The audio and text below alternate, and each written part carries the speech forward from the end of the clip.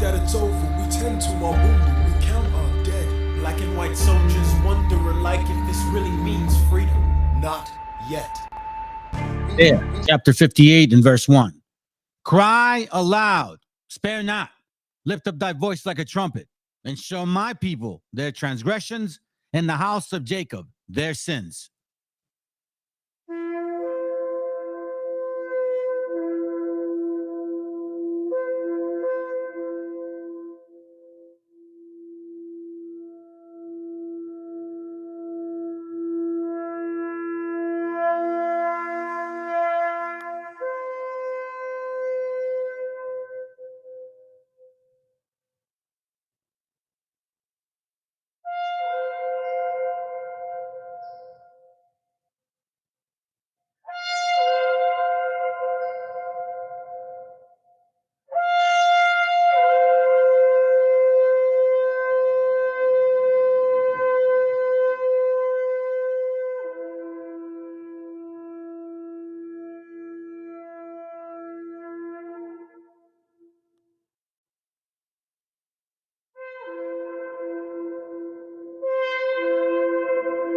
Copyright disclaimer.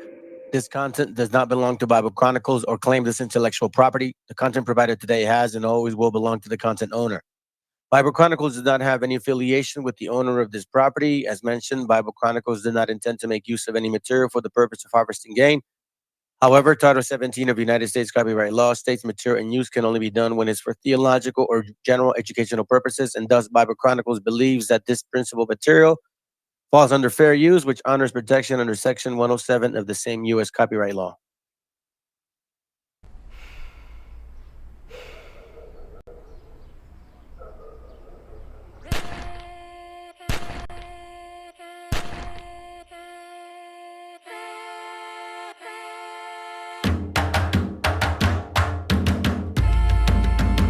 Estamos aquí, oye, que estamos aquí. Mírame, estamos aquí. Desde hace rato, cuando ustedes llegaron, ya estaban las huellas de nuestros zapatos. Se robaron hasta la comida de gato y todavía se están lamiendo el plato. Bien encabronados con estos ingratos. Hoy le doy duro a los tambores hasta que me acusen de maltrato. Si no entiendes el dato, pues te lo tiro en cumbia, bossa nova, tango o vallenato. A lo calaboy y bambú, bien frontú, con sangre caliente como Timbuktu. Estamos dentro del menú. Tupac se llama Tupac por Tupac Amaru del Perú. América no es solo USA, papá. Esto es desde Tierra del Fuego hasta Canadá. Hay que ser bien bruto, bien hueco. Es como decir que África es solo Marruecos. Estos canallas se les olvidó que el calendario que usan se lo inventaron los mayas con la Valdivia precolombina. Desde hace tiempo, este continente camina, pero ni con toda la marina pueden sacar de la vitrina la peste campesina. Esto va para el capataz de la empresa. El machete no es solo para cortar caña, también es para cortar cabeza. Aquí estamos, siempre estamos, no nos fuimos, no nos vamos. Aquí estamos pa' que te recuerdes. Si quieres mi machete te muerde. Aquí estamos, siempre estamos, no nos fuimos, no nos vamos. Aquí estamos pa' que te recuerdes. Si quieres mi machete te muerde. Si quieres mi machete te muerde. Si quieres mi machete te muerde. Si quieres mi machete te muerde. Te muerde, te muerde.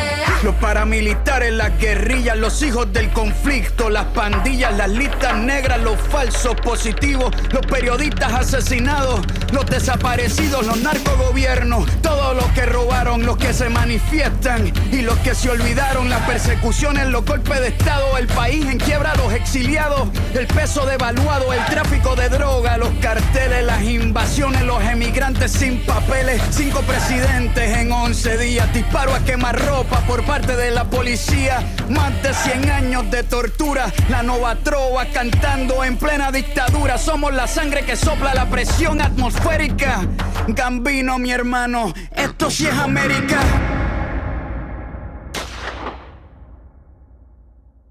Aquí estamos, siempre estamos, no nos fuimos, no nos vamos.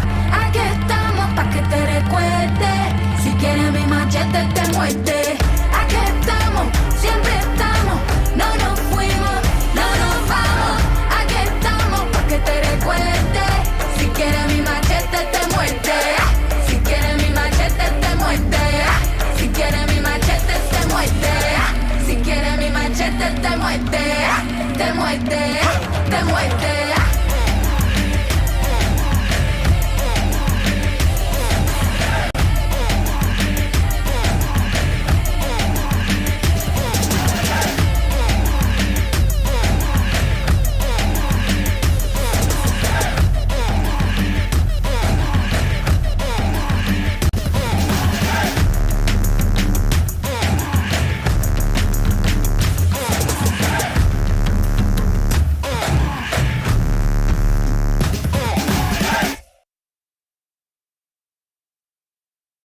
Viene a decirnos con mucha firmeza y gran convencimiento lo mismo que nos decía en el siglo XVIII el barón de Holbach, ¿no? Un filósofo francés de origen alemán. Si nos remontamos al comienzo, entonces hallaremos que la ignorancia y el temor, con mucha firmeza y gran convencimiento, Lo mismo que nos decía en el siglo XVIII el barón de Holbach, ¿no? Un filósofo francés de origen alemán. Si nos remontamos al comienzo, entonces hallaremos que la ignorancia y el temor crearon a los dioses. La fantasía, el entusiasmo o el engaño los adornaron o desfiguraron. La debilidad les rinde culto, la credulidad los conserva, la costumbre los respeta y la tiranía los apoya para que la ceguera de los hombres sirva a sus propios intereses.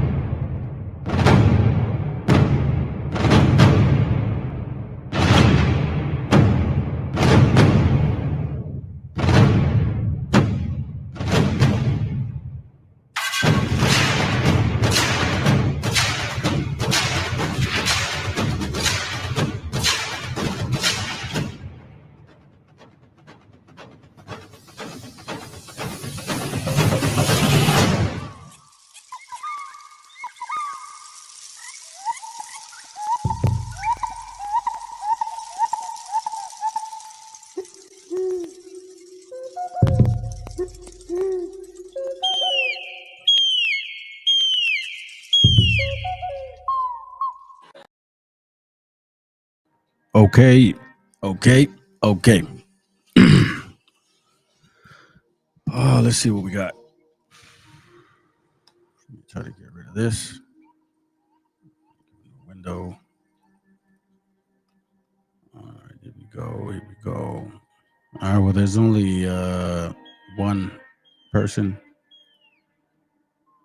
Kind of weird, man. I got more likes than viewers right now.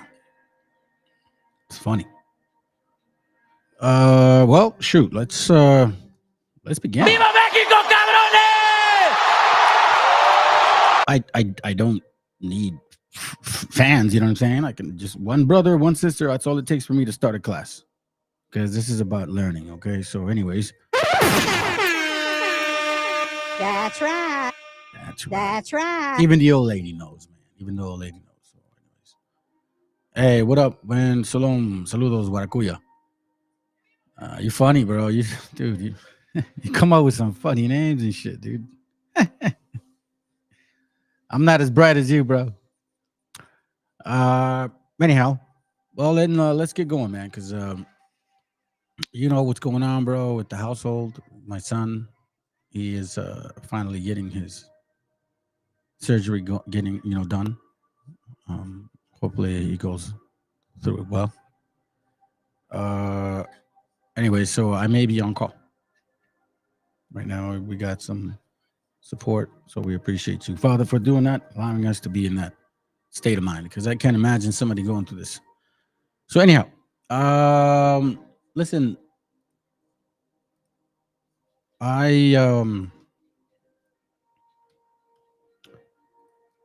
told you, brothers or sisters, that I got a lot to show.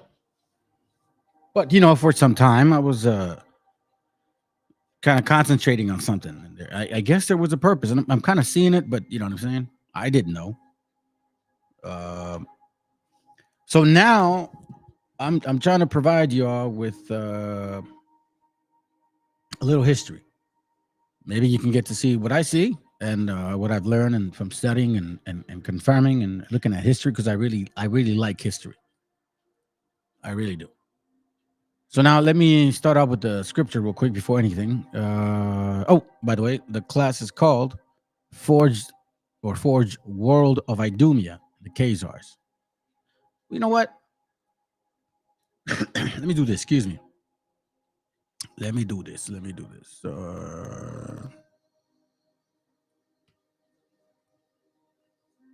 Look up the word forged, okay? So I looked it up. At least we'll know what it means. Several meanings of it. Furnace or hearth. where metals are heated or rot. But it also means this: to make a forgery or counterfeit, to or relating to that which has been fraudulent, imitated. Counterfeit, fake, copy, false, counterfeit, pretend, artificial, mock, pirated. Reproduction, imitation, synthetic, sintético. You guys that are in Puerto Rico know what that means. Bogus, simulated, duplicate, quasi, ish. You know what I'm saying? Ish, so to speak. So that considered. Let me share this with y'all real quick, man. It reads 2 Timothy 2:24, and the servant of the Lord must not strive, but be gentle to all men. And it doesn't mean that kind of gentle like you guys think. Be just, basically.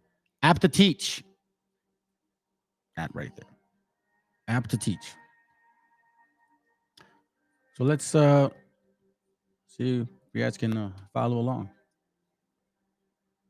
Let's get going. Let's begin, man. Let's get this show on the road. Some of you guys call it a show. Chicloso, hope you're still watching, bro. You're still my brother, man. I know. Well, maybe not. Maybe you did come out of the nutsack of a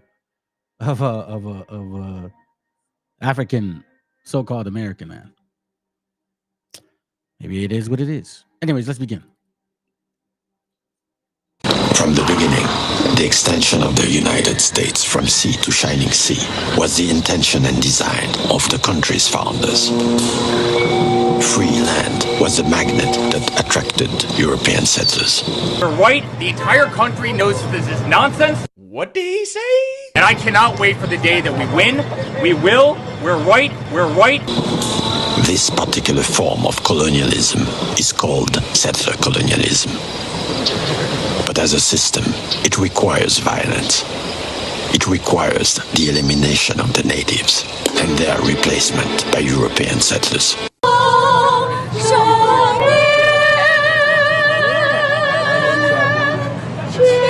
I did not want to spill Seminole blood. Kill Seminole children, Seminole women.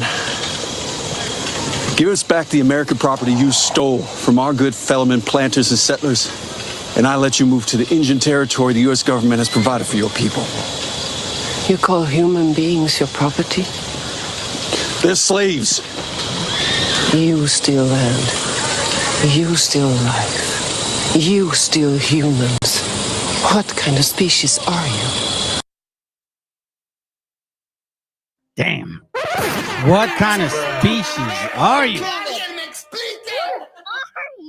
What are you? Harvest, damn it. What kind of crooked tree are you, man? Crooked tree. Crooked tree. It's crazy, isn't it?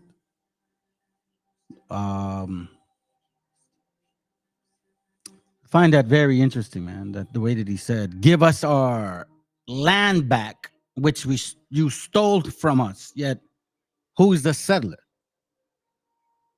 It baffles me that people still walk around with that mindset, crisscross, double sauce type of deal.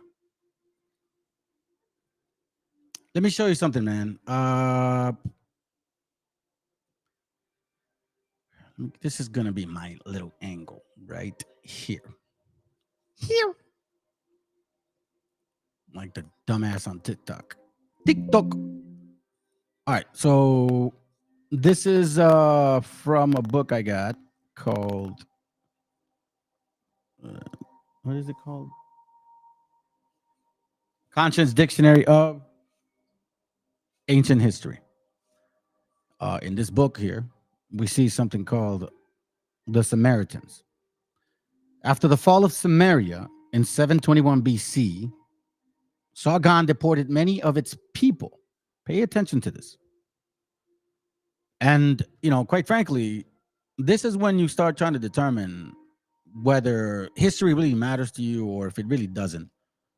Because if you start looking at history and read the Bible and you start cleansing yourself, repenting, actually changing somehow, some way, family. Like the Most High just creates this path for you. We've got instructions from, obviously, the Meshiach. It's time for y'all to take hold of it. So here's my understanding of history. After the fall of Samaria in 721 BC, Sargon deported. Now, we heard this word many times here in America. Get rid of these banners, man. They're over here as illegal. Damn, wetbacks. Matter of fact, they had a name for us. They called us wets. We caught them wets. We called them wets. That's right. That's right. Then it says here, deported many of its people, replacing them. That's another important word. What do we typically know of here in this northern part of the Americas? That we've been deported and we've also been replaced with them, replacing them with captives from Babylon, Syria, and Arabia. Now, in this particular case, it's in that region. But here in America, you could say Babylon is British, Syrians are French, Arabians are Spaniards, pretty much. Aren't we in Rome, Egypt, the whole concept all over again? 10 toes, nations mixing. The same thing that happened then is the same thing that is happening and has happened here since 1492.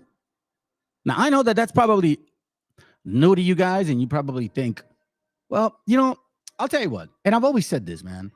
If I wasn't a so-called Hispanic, you guys would actually probably believe me more. But because I'm not blackety black, like a so-called Judite, that you guys think those are the people of the Bible and they're the lions, which honestly, they're just a bunch of meows. And I've said it. Meow. You don't bring no prophecy. Listen, if you create a history, a fake one, manipulate people to believe it, so then it could kind of reflect the Bible, well, then now you can preach prophecy. Well, shit, man, even I could do that. But then when you start bringing out the truth, then you guys get offended. So let's continue once again. After the fall of Samaria, okay, this is regarding the two kingdoms here. I'm trying to give you guys some history. At the same time, to understand how these people are involved in these things. Why do they have what they have, and why do they claim to be who they are? How historical are they in regards to the Bible? Because look, if you guys want to follow a channel that has windows and y'all want to just chit chat like comadres all day, every day, you'll find them. That's everywhere. Every now and then I'll do some little so-called debates. Anyways, let's see. These and later colonists. Hold on, let me read it again. It says, after the fall of Samaria in 721 BC, Sargon deported many of its people, replacing them with captives from Babylon, Syria, and Arabia. These and later colonists mingled with the old Hebrew population that remained. Are you guys paying attention? No, it's probably going over your head. No, I hope not. There's several words that have been used so far. Several words. You have deported, replaced, colonist, mingled. Then they populated with the remaining. And the new mixed race that grew up were known as Samaritans. You see this? So, just like here in America, in the northern part, there are people that claim to be Mexicans and they're not. Or they claim to be Hispanic and they're not. Or they claim to be African and they're not. Or they claim to be white and they're not. Well, first of all of you white folks of America, I know why you stick so hard to the name here and why you want to cling on to this. It's because you guys were a bunch of mutts. You don't know where you're from anymore. So all you have left is to call yourself an American. That's it. It's a sad story, but this is the same thing. Nothing new under the sun. Once again, the new mixed race that grew up were known as the Samaritans. The foreign colonists decided to worship. You see this? The foreign colonists decided to worship. I'm not going to say that name because we know what that means. The Most High, I'll say. The God of the land. But they blended his worship with their own cults. You see what's going on here. This syncretism offended the Jews and accounts for the strife between the Jews and Samaritans. Okay, so now hopefully it makes sense to you. Hopefully it. Hold on a second. What the hell is that? Oh, it's funny. No, man, I didn't want to move it. Okay, there we go. Let's go to 2 Kings. I'm going to show y'all something real quick. I'm going to use this for now. Okay, 2 Kings 17, verse 21. Watch what it says. All right, so let's go. Now, we read what we just read. So we see that the colonists took a lot of the Samaritan Hebrews out of their lands and replaced them with other people, right? Okay, check this out. So it says 2 Kings 17:21. So here we read a little Bible history that relates, that actually confirms, I'm sorry, because technically that says ancient history. For he rent Israel from the house of David and made Jeroboam the son of Nebat king, and Jeroboam drave Israel from following Yahoo and made them sin a great sin. For the children of Israel walked in all the sins of Jeroboam, which he did. They departed not from them, meaning worshiping other gods, until Yahoo removed Israel out of his sight, and he, as he had said by all his servants and prophets, so was Israel carried away out of their own land to Assyria unto this day. You see this? So we just showed you earlier what the Samaritans, what had happened. They were replaced, taken out of that land. These colonists were bringing other people from other lands, and now they were calling themselves Samaritans. Do you understand what's going on? What exactly occurred here? It's the same thing that occurred here, or that's still occurring. They're telling y'all, you guys are illegals, and they're replacing you guys with themselves, just like all over again. Once again, 2 Kings 17:24. And the king of Assyria brought men from Babylon, and from Cuthath, and from Avah, and from Hamath, and from Sepharvaim, and placed them in the cities of Samaria instead of the children of Israel. And they possessed Samaria and dwelt in the cities thereof. We just read a little while ago something very similar to that. Right? Let's check it out again.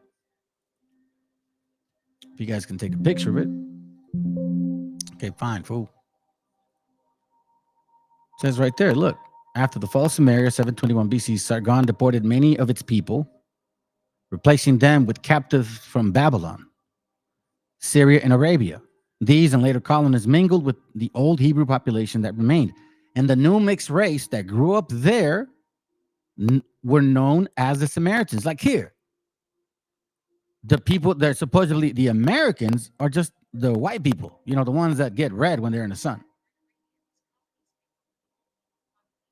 What are you talking about, man? Be quiet. So we see here the foreign colonists decided to worship the Most High, the God of the land, but they blended his worship with their own cult. What, like Christianity, like the same thing here. Jesus loves everybody. The laws are done away with. This syncretism offended the Jews and accounts for the strife between the Jews and Samaritans. See this? Now we see that it's proving it. Like, hey, man, the Bible is not really lying, is it? Verse 25, 2 Kings 17:25, and it says, and so it was at the beginning of their dwelling there that they feared not Yahoo. Therefore, Yahoo sent lions among them, which slew some of them. You see this? Wherefore they spake to the king of Assyria, saying, the nations which thou hast removed and placed in the cities of Samaria. You see this? The nations which thou hast removed and placed in the cities of Samaria know not the manner of the God of the land. Therefore, he hath sent lions among them. So we know, based on what we see, whether it's documentary, YouTube, personal research, the people of this land, the people in power, do not know how to manage this land. They're talking about, excessive heat, dry land, it's not fertile. Well, because you don't know how to manage this land. And we see this again in the Bible. It says, wherefore they spake to the king of Assyria, saying, the nations, the Europeans, or no Africans, for example, or Asians, or Arabs, which thou hast removed, like taking them from there and placed them in the cities of Samaria, know not the manner of the God of the land. Therefore, he had sent lions among them. Why do you think there's so much murder and destruction here in this land? You ever wonder that? Are you? So it says here, let's continue. Therefore, the Lord had sent, Yahweh had sent lions among them, which slew some of them. Wherefore they spake to king. Let me go back. Therefore he had sent lions among them, verse 26, and behold, they slay them because they know not the manner of the God of the land. Then he says, then the king of Assyria, verse 27, commanded, saying, carry thither one of the priests whom ye brought from thence, and let them go and dwell there, and let him teach them the manner of the God of the land. So it's like here, hey, you know what? Just get some pendejo that you know of, put him as a priest. Remember the black padres that we dealt with, or the white ones too? You guys forget? What did they teach you? Of other nations. So other nations who are trying to be acting like Hebrews, Samaritans, are mingled also with the real ones, right? Well, these are the ones that are actually starting to become in power, because we see that the kings at the time were placing certain priests that were not supposed to be priests. So you see how this happens often. We see an example of it today. Verse 28, then one of the priests whom they carried away from Samaria came and dwelt in Bethel and taught them how they should fear Yahweh. Give me a second.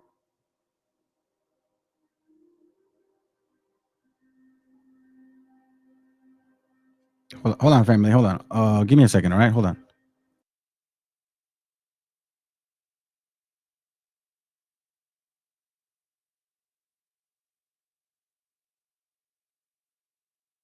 Give me a second. I got a text from my daughter. Hold up.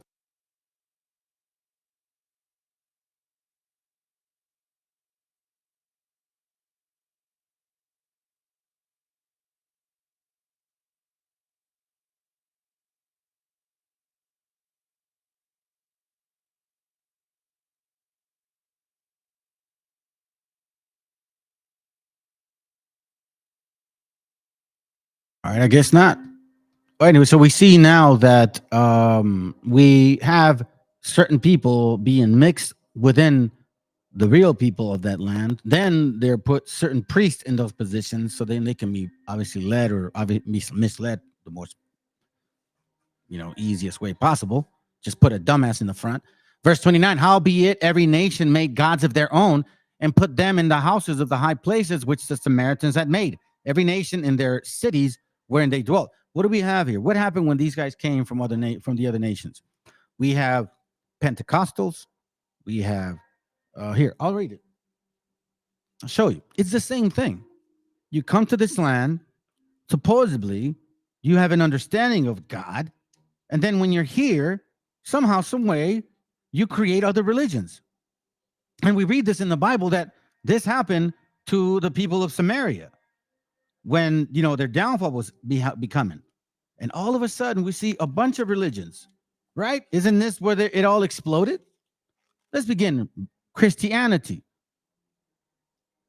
Jehovah's Witness, 1852. Mormonism, 1805. Seventh-day Adventists, 1821. 1792. Unification Church, 1920. Christian Science, 1821. Unity School of Christianity, 1854. New Age, 1934. No One Person Roots, Wicca, 1863. Scientology, 1911. Islam, 570. Comparing Sunni and Shia Islam, 570. Well, that's a little older. Nation of Islam, we know when that started, 1877. Baha'i Faith, 1819.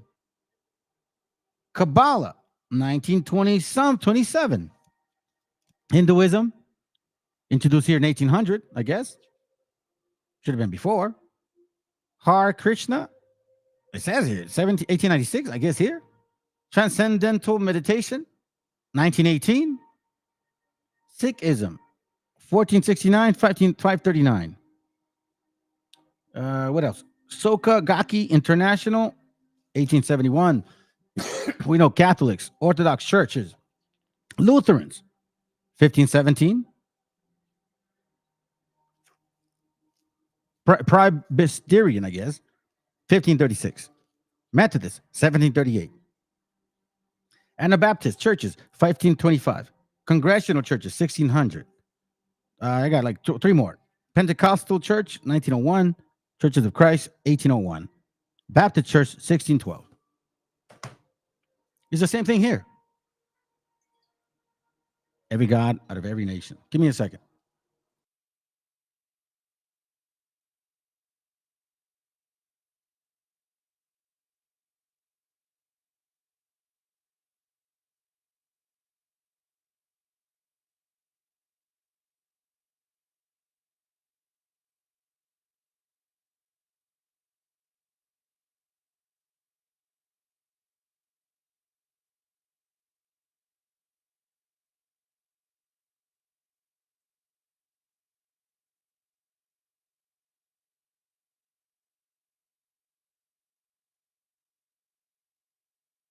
All right, man. My bad. It's just like I said, family. I got some personal stuff going on. And let's see. Okay, so we're at 28, 29. I mean, technically, I think I've made it pretty clear. Here we see that these are people that have already been taken out of taken to scenario, being replaced with the gente right there, right? Okay, sounds good. So we see now these other nations worshiping other gods. So, you know, you got people from Babylon made sackcloth in verse 30. The men of Cuth made Nergal. The men of Hamath made a schema. Avites made Nifbat. Like you can see how they all brought their own damn demons, just like here, or their own gods. Their own gods. Now, remember I said earlier that there were several people here removed out of Israel, right? And these people replaced them with others. Okay. In case you don't realize, that's pretty much the standard here. Building your own. And you know what? I know that this is probably not the most famous cello in the world, man, because a lot of people don't give a shit anyhow. But I'm gonna keep, pushing this truth no matter what. Even though you guys enjoy listening to comadres all the time, apparently that's more entertaining.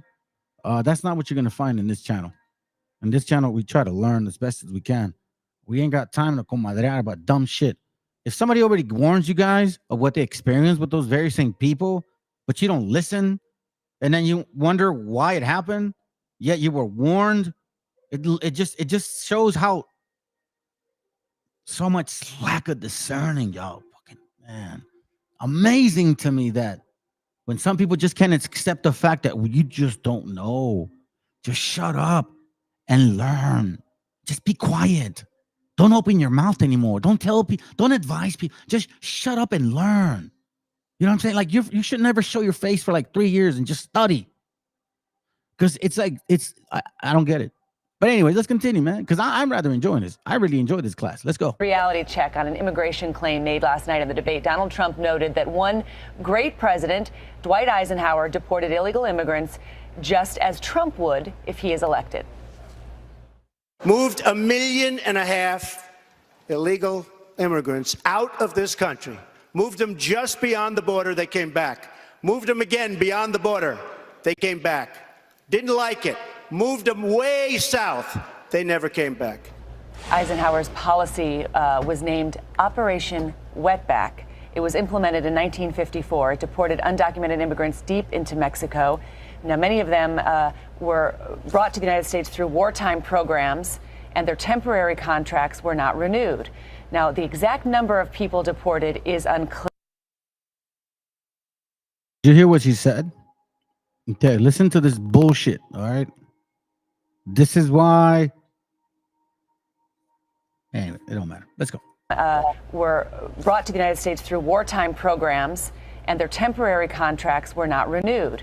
Now, the exact number of people deported is unclear, but one detail Trump left out: the transfer process was widely criticized as inhumane at the time, and later, in fact. Some people were dropped off without resources in the desert. Some people died from heat stroke. Others drowned during transport in overloaded ships. So the CNN reality check, Trump's claim is true, but misleading.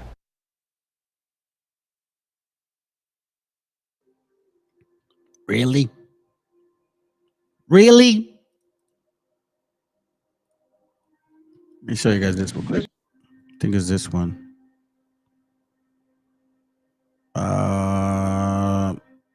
Actually, no, I want to show you this one real quick. In this video I wanted to show you, he mentions wet. Matter of fact, I'll do it for a little bit. I'll do a little bit of it, just so you can see the racism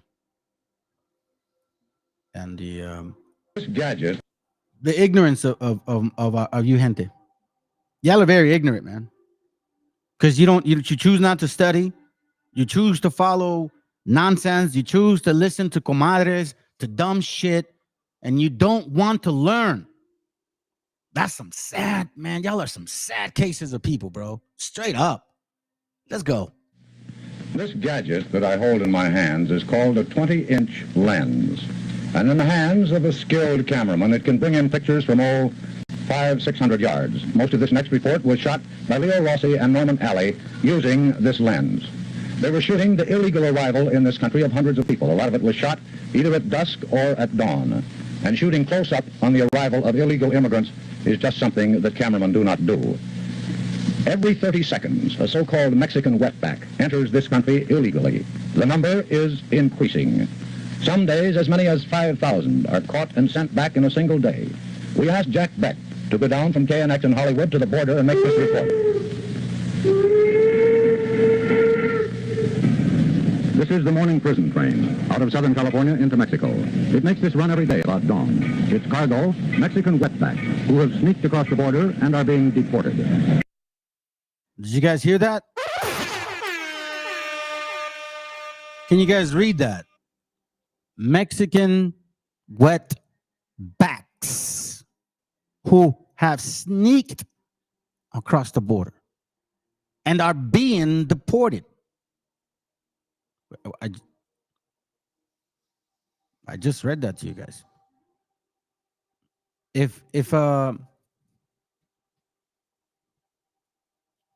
Look, it happened to the Samaritans after the fall of Samaria. Sargon deported many of its people, replacing them with captives from Babylon, Syria, and Arabia, like Europeans, Africans, Chinese, Arabs, all of them. They took your paisas out, all you wetbacks and and spics, got you all out and brought them here. But what do you care, right? It's just a show. It's just a show. Yeah, I don't care. Let's continue. Most of them entered the United States by wading across the Rio Grande in Texas or the New River in California. Thus the term wetback. On an average day, 3,000 wets get across. On an average day, 3,000 wets. Wets. Hold on a second. Wets. That don't burn your spirit, man. I guess it doesn't, because you know what? We're not comadreando, you know what I'm saying? So many of these cross the 1,600-mile border into Texas, Arizona, New Mexico, and California. This report is about the traffic in the Imperial Valley of California. Here alone, the figure is 1,500 per day.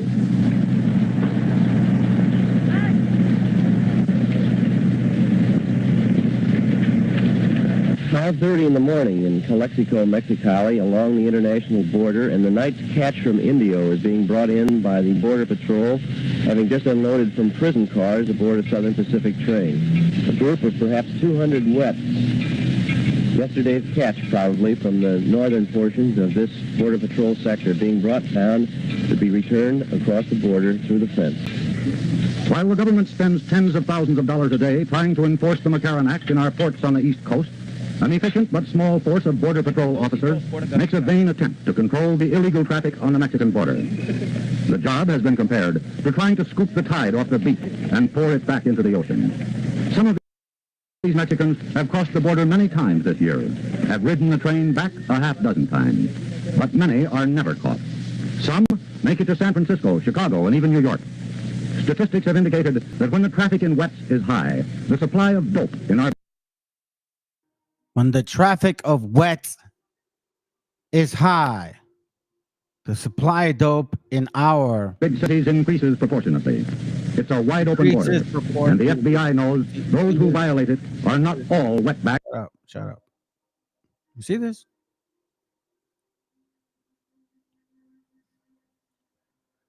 Wetbags, Eisenhower. Every time you hear Eisenhower, you should remember it's Operation Wetback, dummy. Somebody shared this earlier. Appreciate you. In case you guys don't know. This just in June 30th, 2024. 7 shots, including 4 kids, by elderly neighbor who had told them to go back to where they come from.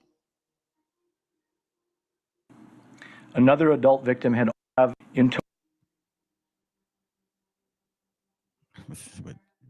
y'all care.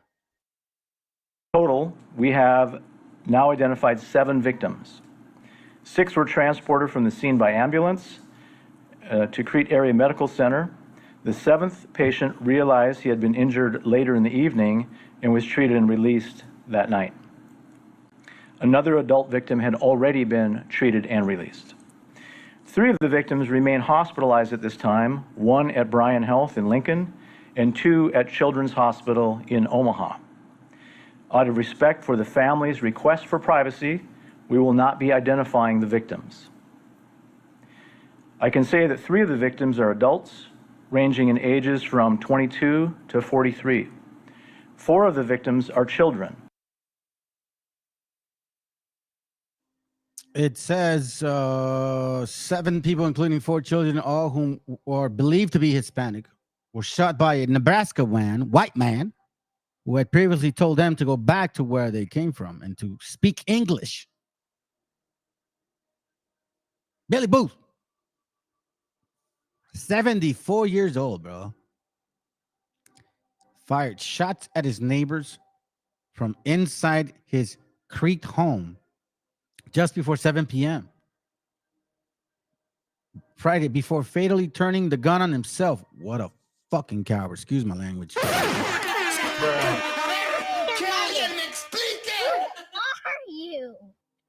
Remember what the native sister said initially? Remember she said, what kind of species are you? There were about 15 people inside and outside the home, though most of the victims were outside when they were shot. 3 of the victims were adults between the ages of 22 and 43, while the 4 were children ranging from 3 to 10.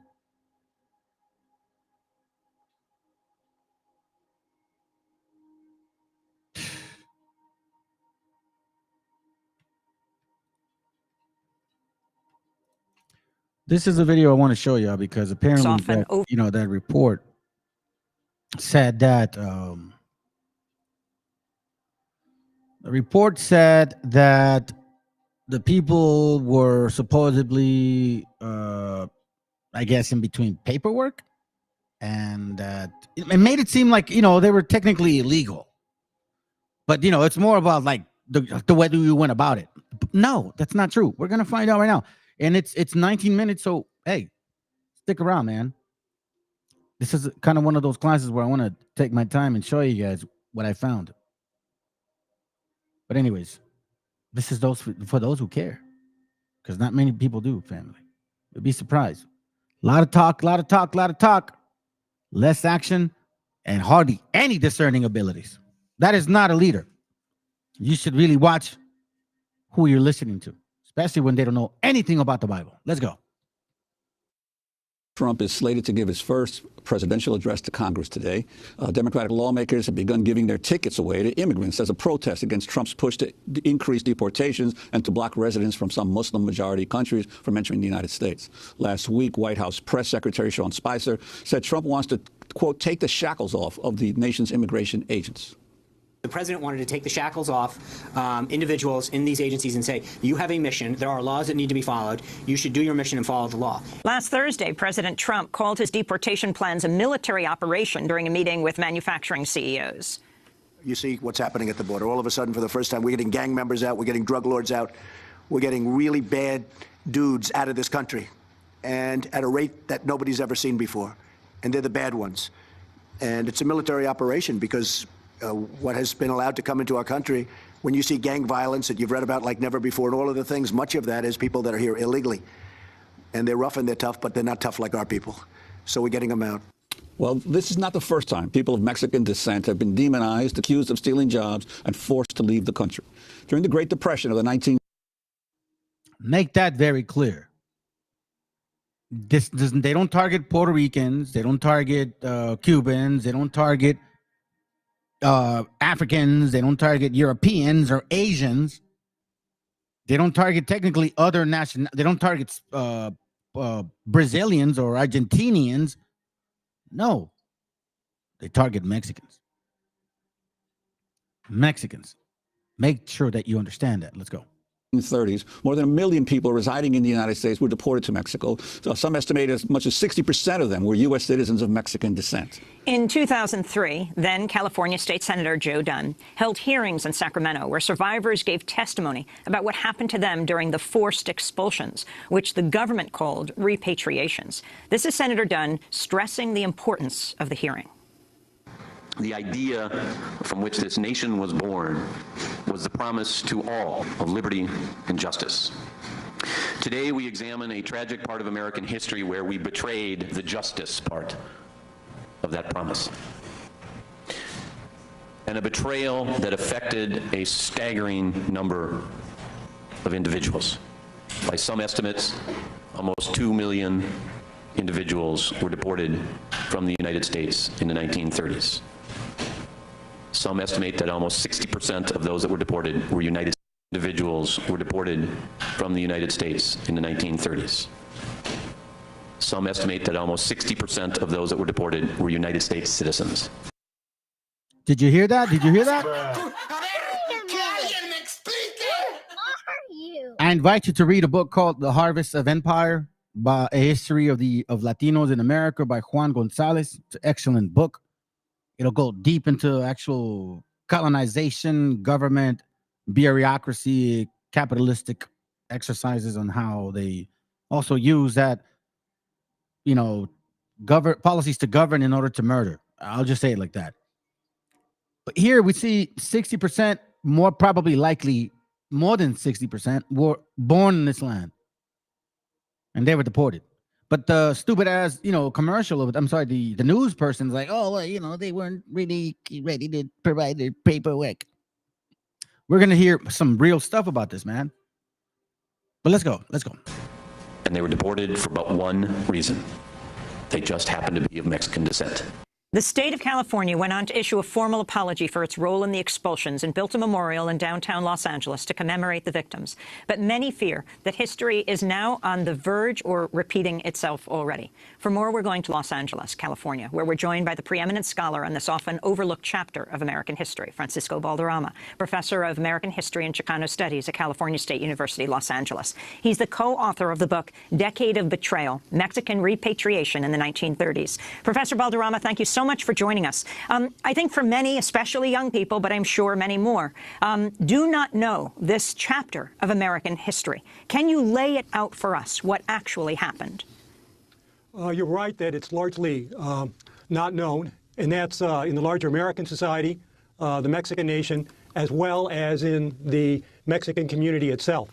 That this occurred during the Great Depression, a period of vast unemployment and underemployment, that at least over 1 million.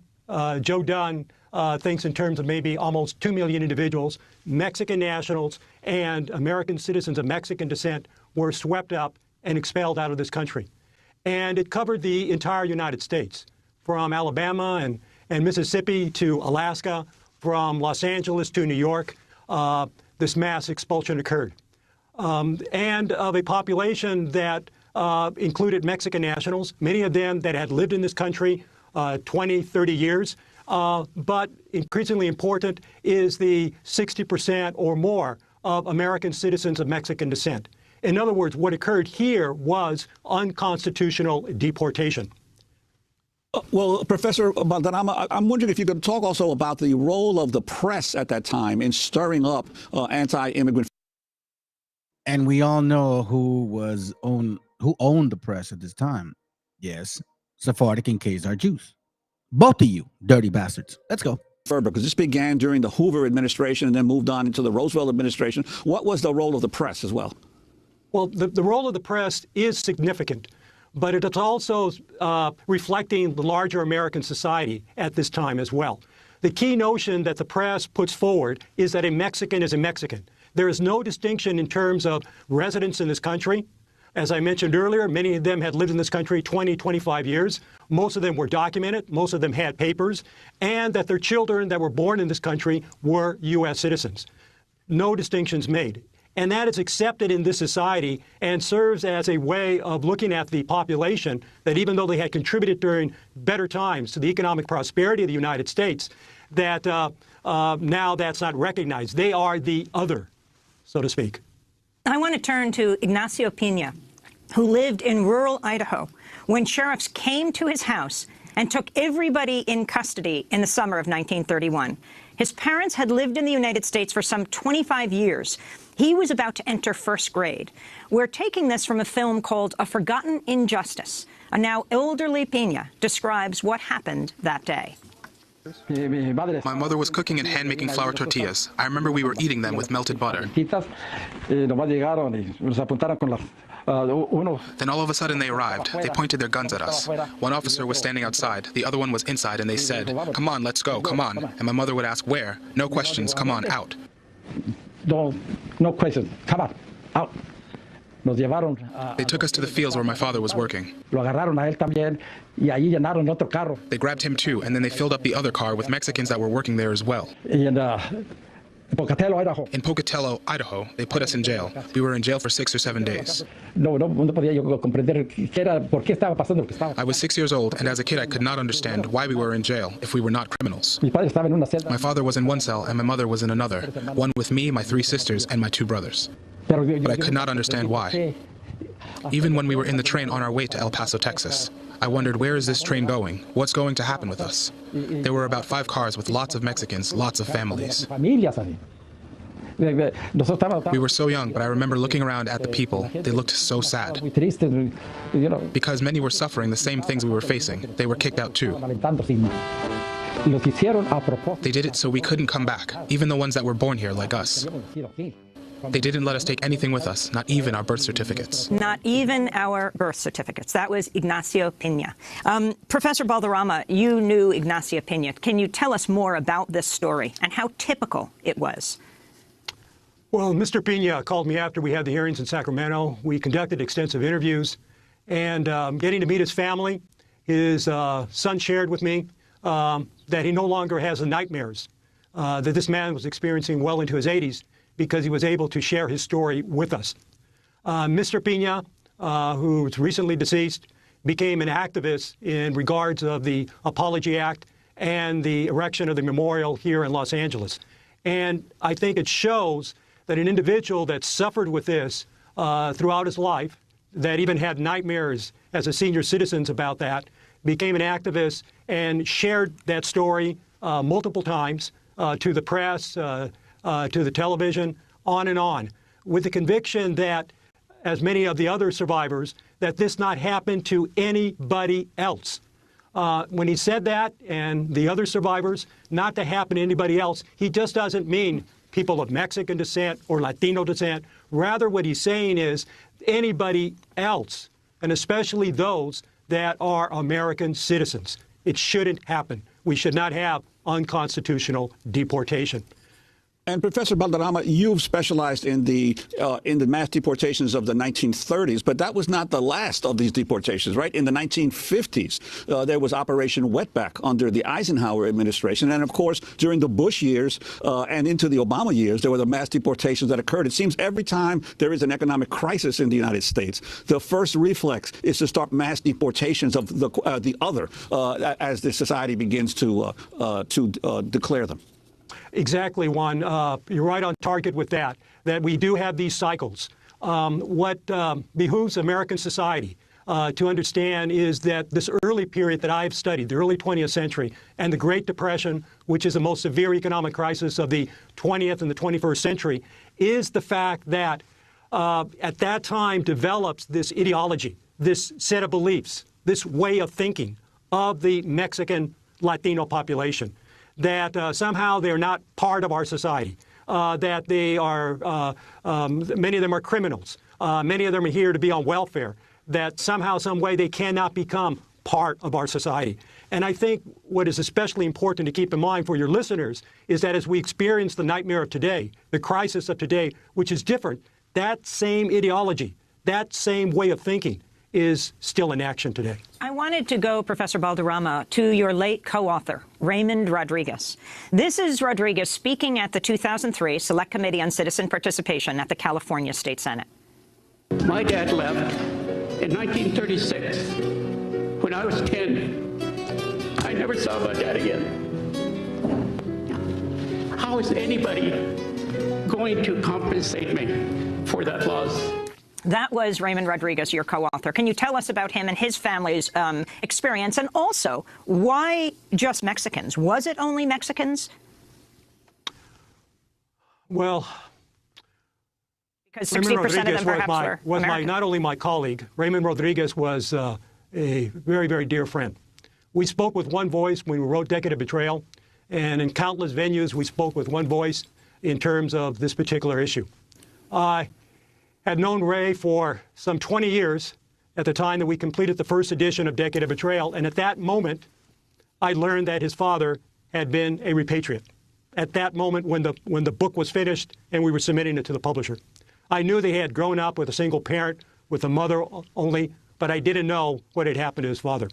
So in a lot of ways, my co-author, my treasured friend, his work together, his scholarship, as well as his activism, was trying to uncover that history, his own family history. And we see that thread among others as well. Many other individuals who, in understanding this issue, from reading Decade of Betrayal, from hearing your radio program, from looking at this and understanding this, have developed a larger understanding. What we have seen happen is that this private history has now become a public history. And many people, as they deal with this trying to become a public history, that even though Ray, in the excerpt that you just played, was the very first time that publicly he announced that his father had been a repatriate. That what had happened had divided his family. His mother and his siblings stayed here in the United States, and his father returned to Mexico, and he never saw his father again.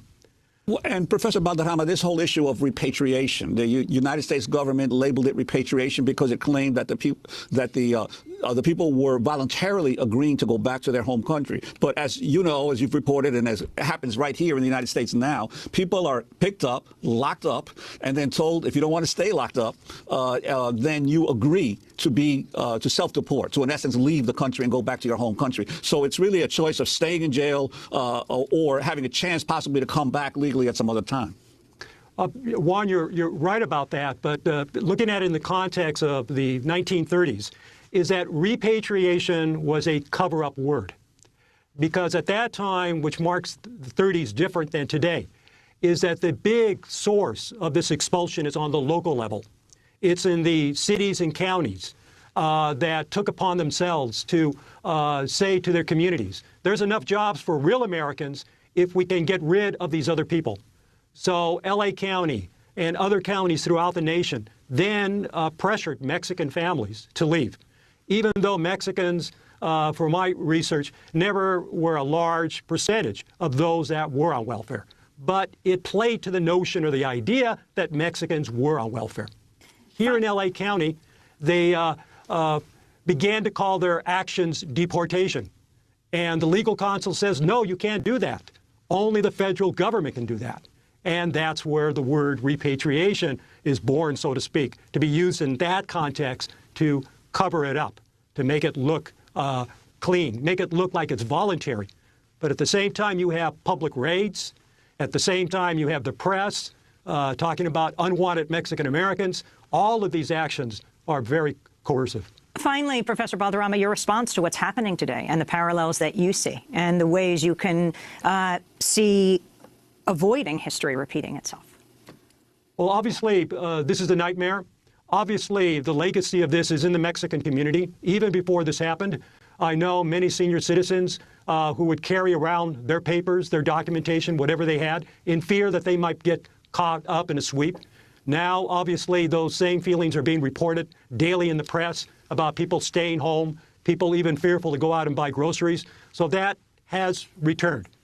But what I think marks the difference between the past and today is the simple fact is that we have in the Mexican community different groups, the Mexican American Legal Defense Fund and Education Fund, MALDEF, other groups, and more importantly, the different cross-ethnic progressive groups together, whether they be Japanese American, whether they be Jewish American. Yeah. Hey, what up, VTC? Yeah, no, it's when you start blending all that stuff again, and then it gets really confusing. And Warakuya, it's true, bro. I'm glad you noticed it because technically that was the point. You know what I'm saying? 2 Kings 17:24, and the king of Assyria brought men from Babylon and from Kuthath and from Abba and from Hamath and from Sepharvaim and replaced them in the cities of Samaria instead of the children of Israel. And they possessed Samaria and dwelt in the cities thereof. Right? We saw that. And then from the Conscious Dictionary of Ancient History, it says that the Samaritans were being replaced and that the new people that were being brought into Samaria were calling themselves now Samaritans, and now they were supposedly believing in the Most High, but with their interpretation of the Bible. We see this once again. So as we're being replaced, what's going on? There's a huge migration, a huge conversion of white people. This is a story they don't want you to know.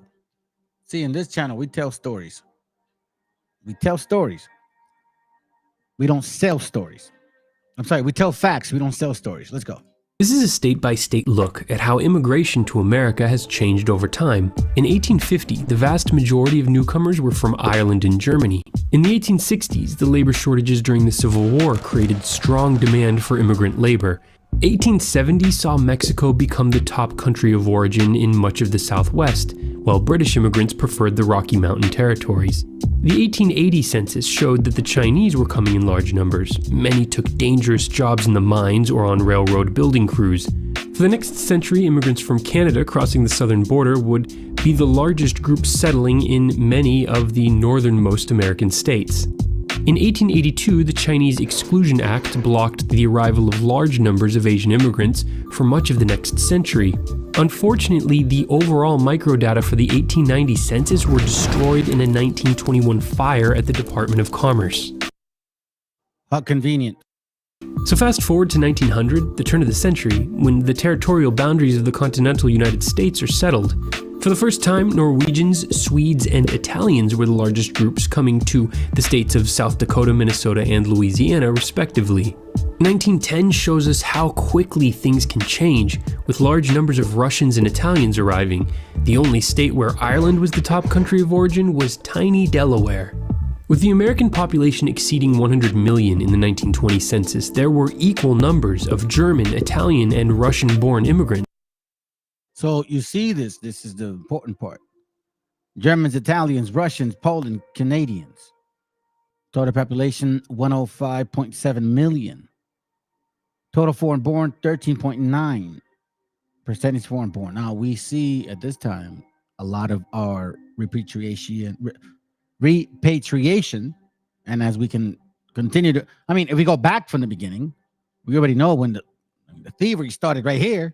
Well, 1492, but anyways, point being it, we start seeing the slow progression of migration, right? Exclusion, just like we read before in the ancient history. Bringing other people from other places, replacing them with the natives of that land. Let's continue. Many had fled Europe to escape the horrors of World War I. By 1930, the Industrial Revolution was in full swing and the country was growing rapidly from within, so the percentage of foreign-born fell. And for the first time since 1850, Mexico is the dominant country of origin for new arrivals to California. By 1940, the quotas and other congressional measures passed in the previous decade to restrict immigration sharply cut the foreign-born population to below 9%. 1950 saw the effects of the repeal of the Chinese Exclusion Act, as Chinese immigrants were. So we get closer, and then now we see 1950. So as you can, if we continue, you're gonna pretty much get an idea. I don't want to waste too much time on that. All right. So now let me show you this real quick. Again, I'm kind of progressing, and in case you guys don't know, like I told you, my son's tended to right now. I'm gonna go as much as I can, and if I gotta go, I may have to go. All right, just letting y'all know. But let's continue. He's pretty mad. All right, so we're gonna see. Let's see what we got. You know what? It's kind of like redundant at this point. Let me give you this right here. Now, I showed you this religion part before, but I do have this page, and I kind of don't want to let it go by.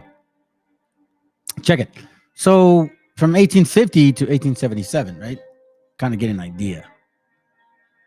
We have religion overview, common bonds and individualisms. Americans in the mid-19th century had a profound sense of religious freedom. According to the First Amendment to the Constitution, Congress could make no law respecting an establishment of religion or prohibiting the free exercise thereof, which is why I don't understand why Republicans are demanding it now. You're going against your federalist concept. It's pretty stupid. But anyways, Protestantism, 1850. Christology, some concept of that. Predestination, mid-19th century. The millennium. Liberal evangelicals. Philosophic inquiries. Spiritualism. Denominationalism. Diversity through expansion. It's weird. Never heard of that one. Look, the frontier also influenced American religious history. The purchase of the Louisiana Territory, 1803, and the lands obtained from Mexico, 1848, added many Native American faith as well as French and Spanish Catholics to the religious population of the U.S. How convenient. Diversity through immigration to migration, the Lutheran experience, the Lutheran spirit, divisiveness. As you can see, they came with a so-called religion, and they did just splice to about 1,000 of them. Why should you give them the right to tell you who you are or what the book says? They can't even make up their own minds. Like, I mean, come on. Like, what's so confusing? Now, one thing I do know, and one thing for a fact that I can relate these actions of Assyria or Babylon, of taking people out and bringing other people in, is because they believe that by doing so, they'll own those lands forever and ever. Again, you have to study your own book, because then you can actually see how they keep doing the same thing over and over again. Psalms 49:6, they that trust in their wealth and boast themselves in multitudes of their riches, manifest destiny. Isn't that what they say? None of them can by any means redeem his brother, which technically we are, nor give to God a ransom for him. For the redemption of their soul, it's precious, and it sees it forever, that he should still live forever and not see corruption. Now it says, for he seeth that a wise man die, likewise a fool and the brutish person perish and leave their wealth to others. So they think that, my legacy is going to be forever. They're not thinking, hey, listen, I'm going to work hard, do something I can for my family, and when the time comes for everybody. No, they're not thinking that. They're not at all. Their thoughts are this. Their inward thought is that their houses shall continue forever, and their dwelling places to all generations. So then they call their lands after their own names. America Vespucci, America, Philadelphia. Like you got cities here that are similar to Europe's name, European city names. You know what I'm saying? It's very clear what these guys had in their consciousness. And that's why when you deal with... This is Democracy Now! Excuse me, sorry. You deal with manifest destiny or Monroe Doctrine. I'm not going to take too long on this one. I'll just give you guys like a 2-3 minutes of it. I want you to understand. Ready? Let's go. War and Peace Report. I'm Amy Goodman with Juan Gonzalez. This year marks 200 years since the United States effectively declared all of Latin America and the Caribbean within its sphere of influence. On December 2nd, 1823, President James Monroe outlined what became known as the Monroe Doctrine. He warned other nations to stay out of the Americas, saying, quote, "We should consider any attempt on their part to extend their system to any portion of this hemisphere as dangerous to our peace and safety," unquote. Over the past 200 years, the Monroe Doctrine has been repeatedly used to justify scores of safety. Now, remember, family, if you've been following this class or this channel, I did a class on the Freemasons that were in power at this time, that were commissioners or representatives of the Anglos, and that they were in cahoots with the Freemason lodges that were being opened in Mexico around this time, 1810, 1818, 1822, 1824, 1827. We read that. So do not be fooled by these things. This is why it's important to know your history. So then when you read this stuff, you're like, I know why now. Because if you don't know, then you just don't know. And now you really sound stupid. Now you really look stupid. You can get some dumbass gringo over here telling you, oh, I'm better than you because we did this and that. And you're like, no, you guys are a fucking bunch of liars. You're very deceiving. And now that we know the Bible, I already know what to expect from you. So now what do you got to do? Learn your history and empower your family. Let's go.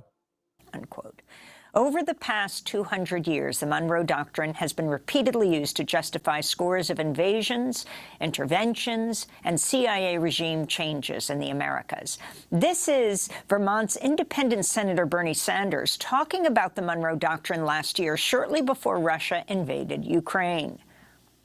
Mr. President, Vladimir Putin may be a liar and a demagogue, but it is hypocritical for the United States to insist that we, as a nation, do not accept the principle of spheres of influence.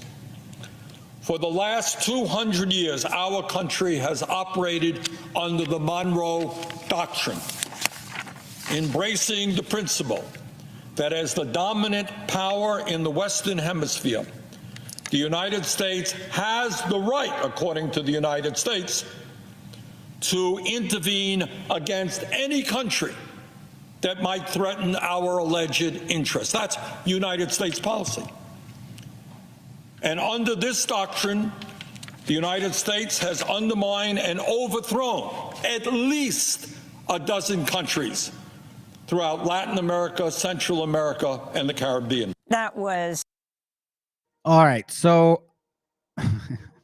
This is going to blow your mind what I'm going to show you. I think it will. I think it will. You know what I'm saying? I usually say that. It blows my mind, shit. Because I actually read this stuff, you know what I mean? And I take it to heart.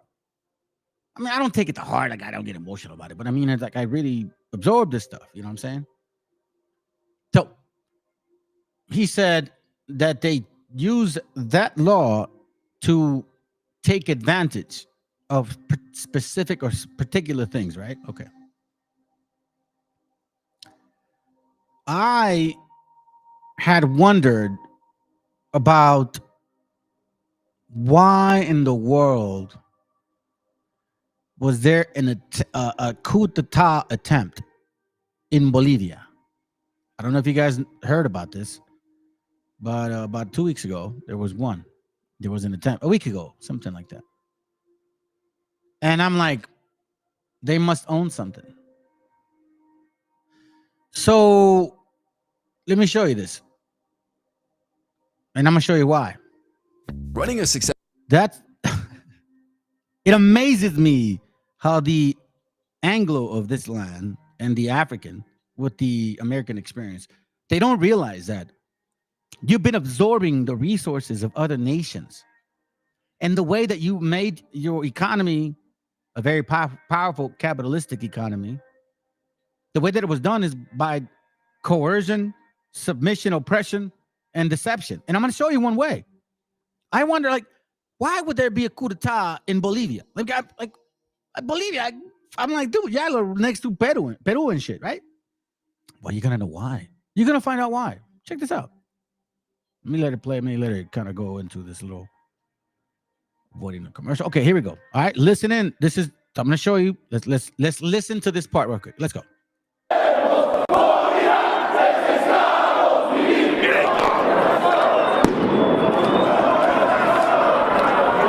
La tanqueta está volviendo nuevamente, está empujando. Acaba de chocar con Plaza Murillo haciendo este reclamo, esta protesta. Necesitamos que el pueblo boliviano se organice y se movilice en contra del golpe de Estado, en favor de la democracia. No podemos permitir que una vez más intentonas golpistas se lleven vidas bolivianas.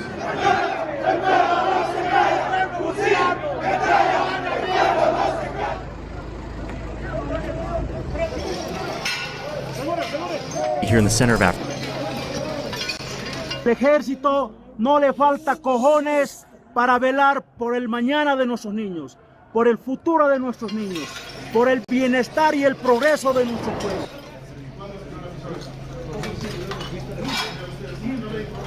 El presidente Arce está ahí, hablando con el general Zúñiga. Muchas gracias, en este momento estamos presenciando. ¡Fuera! ¡Fuera! ¡Aquí va un elemento de nuestra vida! De más coraje para seguir resistiendo cualquier intentona golpista, porque Bolivia merece su democracia que se ha ganado en las calles y con sangre, hermanos. El pueblo no se calla. Sí, batalla. El pueblo no se calla. Well, some of you guys are probably bored because you don't like history, so it doesn't matter. I don't care. But this is the reason why. Here's the reason why. I'm gonna tell you why. Okay. Now we know that America passed a law not too long ago, maybe in the last 15, 20 years, of the demand of electric cars. Yeah. The demand of electric cars. Well, in case you don't know, Bolivia is the #1 provider of lithium. #1 in the world. Now you follow? President Obama visited an area with one of the country's highest unemployment rates today to announce a major investment in clean energy cars. Speaking in Elkhart County, Indiana, he unveiled $2.4 billion in grants from the stimulus package, money to create advanced batteries and electric vehicles, and tens of thousands of jobs. Far from Indiana, there are huge reserves of the main ingredient needed to power that next generation of batteries. So ABC's Jeffrey Kaufman traveled to Bolivia for tonight's Closer Look. Under this vast sea of blinding white, the largest salt flats in the world may be the key to a greener planet. Right now, the only people you find on the remote Uyuni Flats are desperately poor salt gatherers. But there is something much more valuable here: lithium, more than half of the world's known reserves. You've heard of the new generation of electric cars that will soon be on the market? They will run on lithium batteries. There's no way that's going to be supplied without accessing Bolivia's reserves. So Bolivia has the... Whoa, whoa, whoa! He said it himself. Let's go back to this. This is... Again, well, I've said it so many times. I don't have to say it again. Just for you that are listening and studying, bro, and taking notes and really applying, man, all glory to you. Because at least you're really trying to learn this book. Man, I may have to go, though, man. Let's see how far I can go. Because anyway, let's go. Batteries. There's no way that's going to be supplied without accessing Bolivia's reserves. So Bolivia has the potential to be the Saudi Arabia of lithium. The lithium battery is far lighter, more durable, and holds a charge much longer than any other. They've figured out the science, but as the auto industry looks towards the electric car, the challenge is finding a supply, which is why the world is now looking here at the salt flats of Bolivia. And so, in one of the most remote places on Earth, Bolivia has begun building what they hope will ultimately be the largest lithium extraction plant in the world. It's like a lake.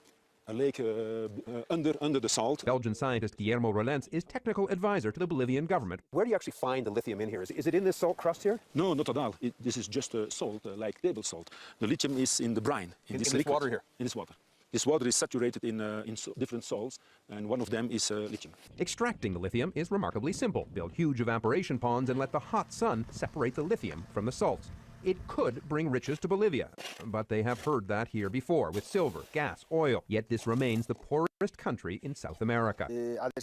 It's different this time, says the plant manager. These profits will stay in the country. See, they say that because not once have they ever profited. So now you know why that coup d'etat was attempted. You know what I'm saying? Hey, look, I don't think I'm going to be able to continue because as you guys know what's going on. Well, you brothers that know what's going on. Now, let me play this so you can get an idea. I'm going to continue with the other part of it. It'll be part 2 regarding IDUMEA because I do have a lot of material on IDUMEA. All right. Anyways, let's go. There's a weapon that powerful countries use to get rid of leaders they don't like, leaders from other countries. It's called a coup. It's a French word that means a punch or a blow, because it kind of means coming in and forcibly punching out a government from power. No elections, no process, just power being seized. Just someone being pushed out and someone being put in. Coups happen in so many different ways, but I want to show you how the coup has been used by the United States of America as a tool to get what they want on the world stage. So let me walk you through some of the major US-led coups over the years to show you that while it sometimes seems like we live in a world full of order and rules, the reality is that the most powerful countries will often get their way by whatever means necessary. Okay, so here's how I'm defining the US-led coups that I'm going to put on our list here. Number 1, they were successful. There's a lot of failed coup attempts. We're leaving those out. Number 2, there must be at least one US government official involved in the coup. And number 3, we need concrete evidence that the US was actually involved, not just speculation. While the US has been involved in tons of regime change efforts around the world, we landed on a much shorter list. These are the coups that I think best exemplify how this tool has been used for how there was not a coup here before. World, we landed on a much shorter list. These are the coups right here. You see how there wasn't a coup in Bolivia because they didn't know that there was lithium there at that time. And you're right, there is lithium in Bolivia. The most lithium in Bolivia. So that's why you need to understand why the coup d'etat tried to happen in Bolivia. Like, where the hell would it happen in Bolivia? Because of the lithium. They passed a law that by 2050, they have to all be electric cars. So whether it's Mexico or Bolivia, listen, family, if you're watching this channel, you should know that I connect history with politics and the Bible. Maybe you haven't noticed, but that's what I do. Let's continue. That I think best exemplify how this tool has been used for international power over the years. Let's start here. If you've ever dreamed of... So we got a glimpse of the coup. The coup. Okay. Now let me... I'm trying to determine this, man. You know what? I'll get into it. I just don't want to start if I'm going to have to leave. All right, so brothers, let me give you an update for you that have prayed for our family. Thank you very much. My son's surgery will be scheduled for Wednesday. We do have to visit tomorrow the clinic. I'm trying to get an update if they're going to get home now. All right, you know what? I think I can continue. All right, let's get it, man. Let's get it. Okay, so now we understand how a certain nation came, took Samaritans, replaced them with other people. Okay, right? Okay, we know that. Now, let's get into this real quick. What is the point of the class? Technically, it was it was this right here.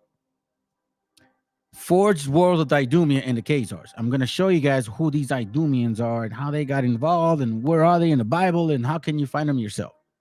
Okay, well, let's go first of all to Daniel chapter 7, verse 1. And it says, in the first year of Belshazzar, king of Babylon, Daniel, had a dream and visions of his head upon his bed. Then he wrote the dream and told the sums of the matters.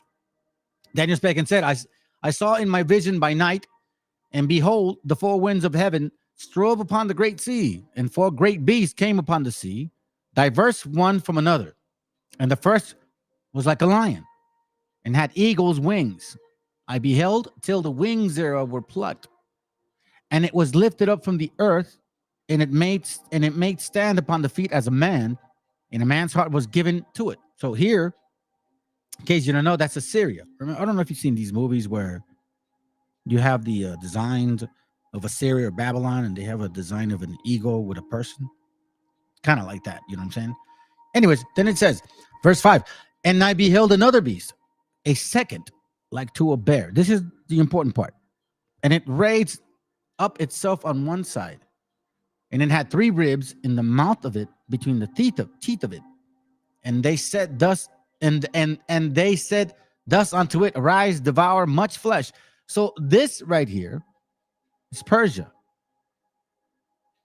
Now, these three ribs, you're talking about the north, the south, and the east, so to speak. Asia Minor, Egypt, part of Ethiopia, as well as all Persia, all that land, Arab land, all of that land, a little bit closer to India. All right. So remember this. After this, I beheld, and lo, another like a leopard, which had upon the back of it four wings of fowl. So a leopard, and he had four wings. This is allegory. And the beast had also four heads, and the dominion was given to it. So here we are talking about, in case you don't know. Well, matter of fact, let's just read it. I'll give you more detail as we continue further, okay? Matter of fact, yeah, let's move on to it. Let's go. Daniel 8. So let's go to it. Let's get some detail now, okay?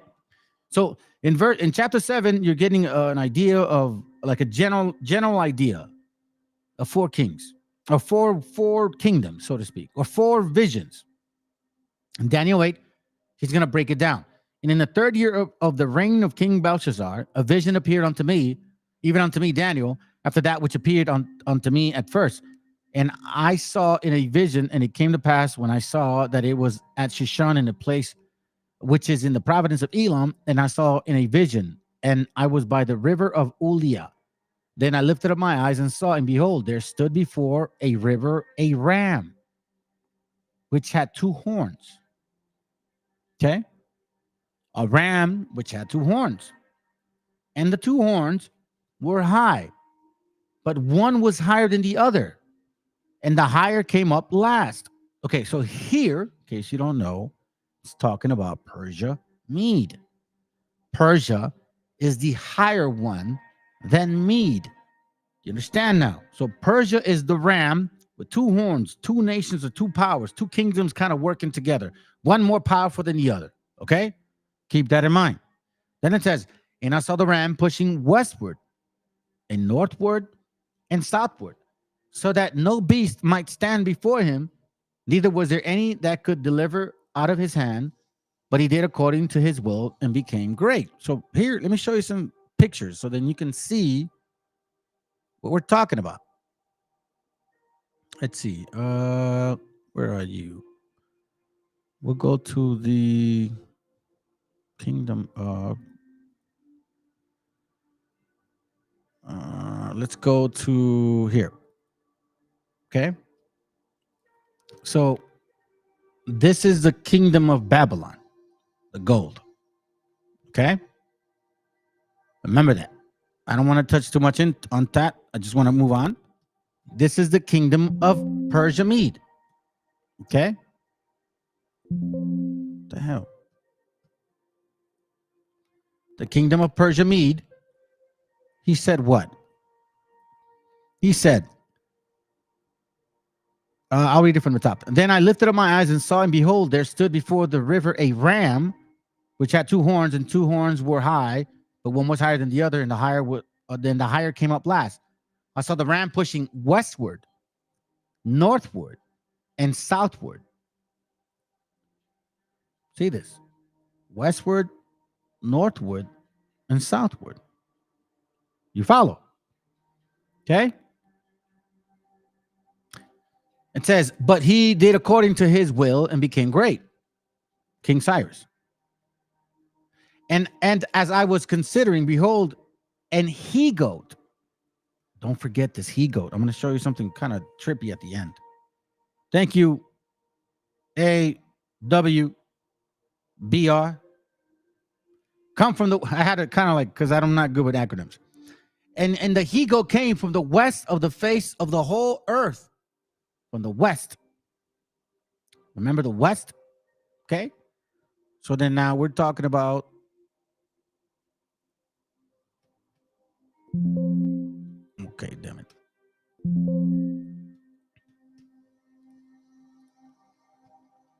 Greece.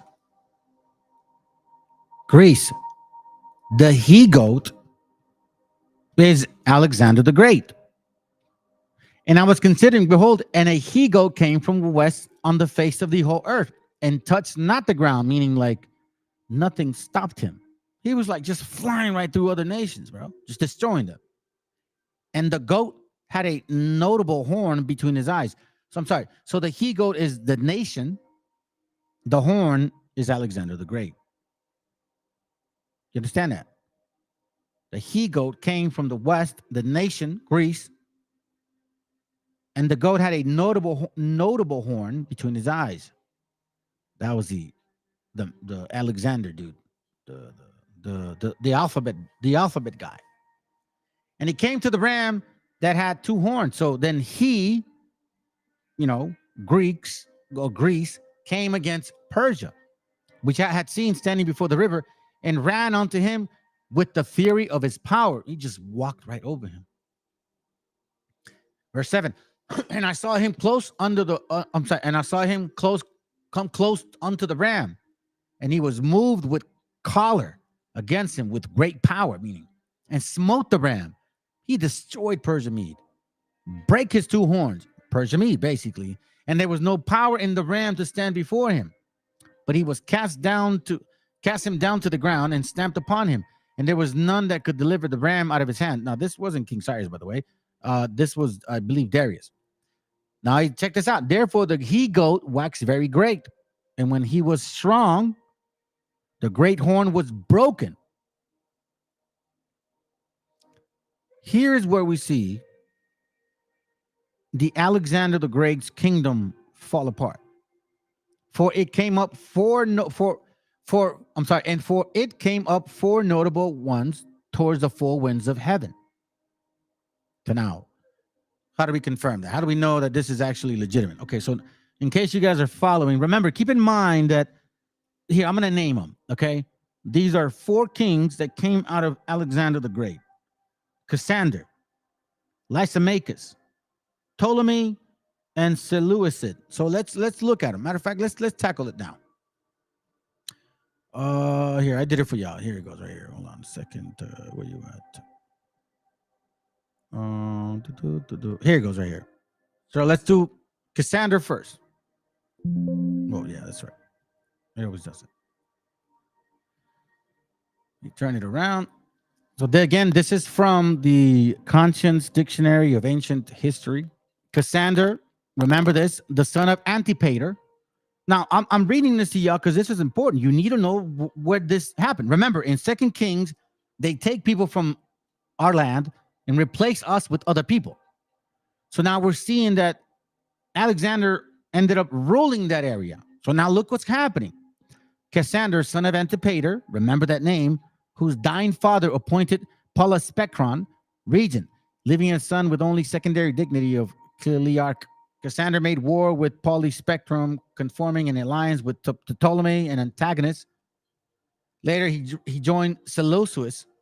I'm sorry, Seleucus. I can't say that. Seleucus, whatever.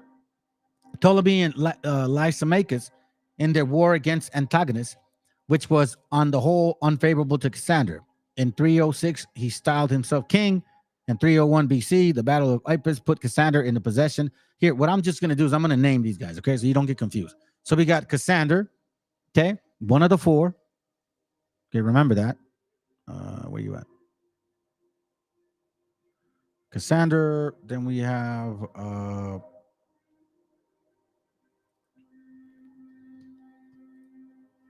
This is the other one. Lysimachus, one of Alexander's generals. Okay. Then we have Ptolemy.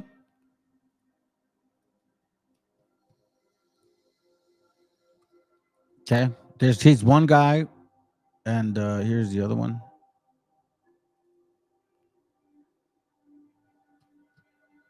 Oh, sorry, my bad.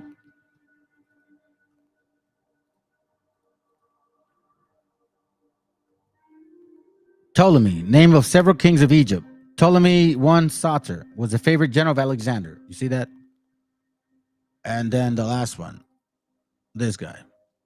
Write these names down and put these notes in your Bible.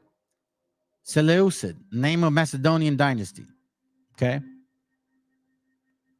So let me show you guys the map on how it's broken down.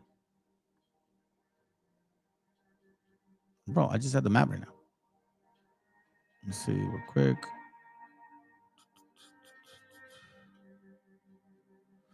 Gotta take our time with this, family. If you don't know, you won't understand. That's why these Christians always want to say the Bible's for everybody. They don't realize what occurred at all. They don't even put mind to it. Anyway, so we got those four. Matter of fact, I'll look for the map later. It's gonna come through. Trust me. I put it in the notes. Okay. So we got that right there. All right. So now let's go to First Maccabees 1:1. So now we're talking about this he-goat. Okay. Okay. Remember, First Maccabees 1:1. And this is how we can prove that the Apocrypha is not that off.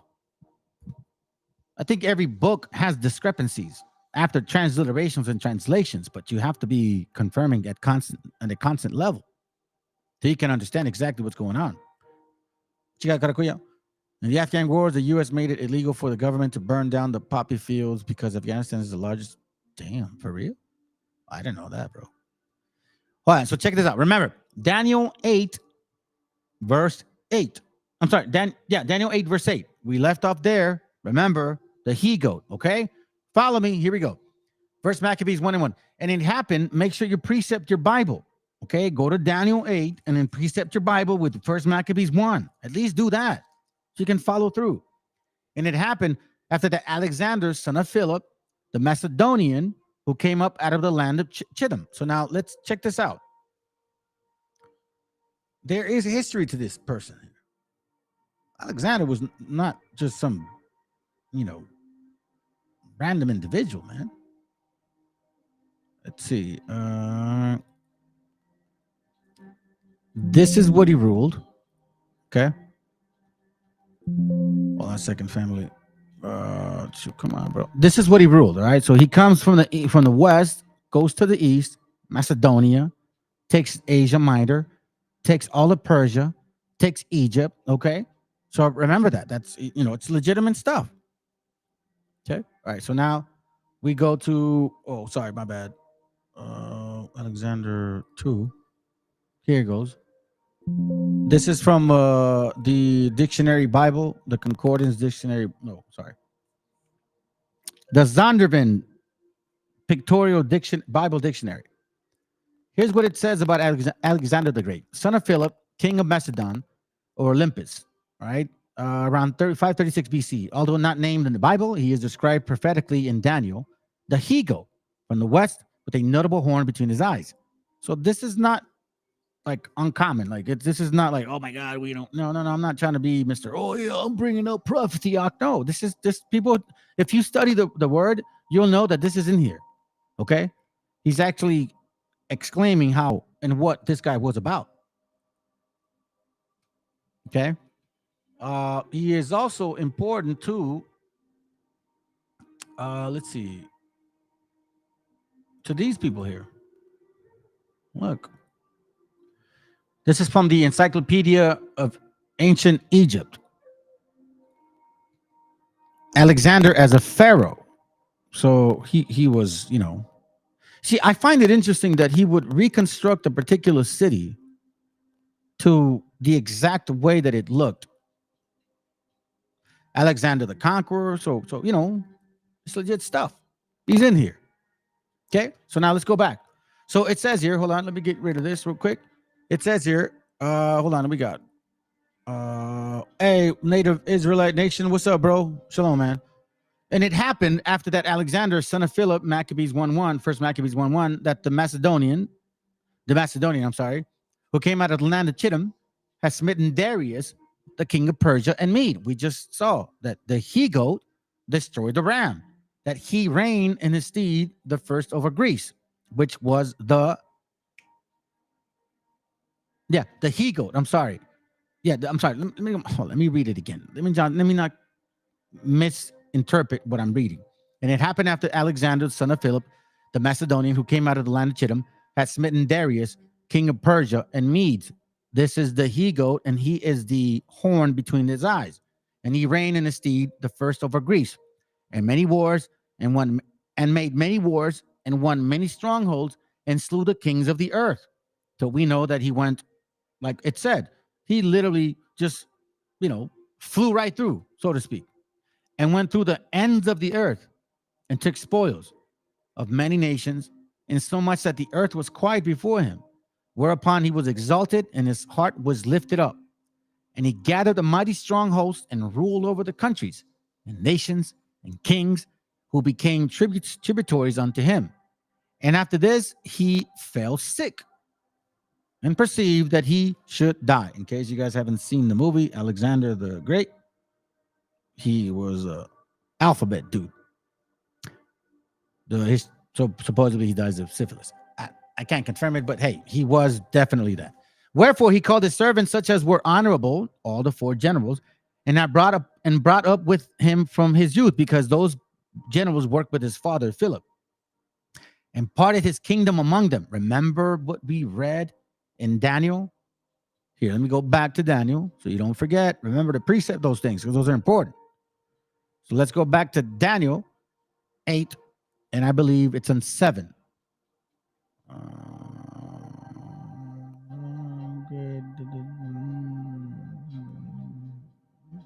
No, actually, you know what? No. Let me go back. We're not there yet. So let's go to verse. Let's see.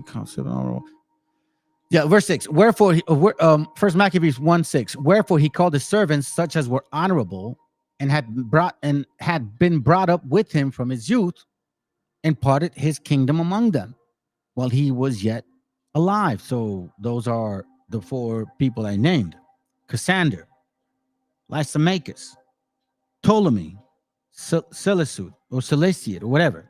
Now, Cassander was the one that was in charge of Greece, Macedonia. Lysimachus was basically in charge of Asia Minor.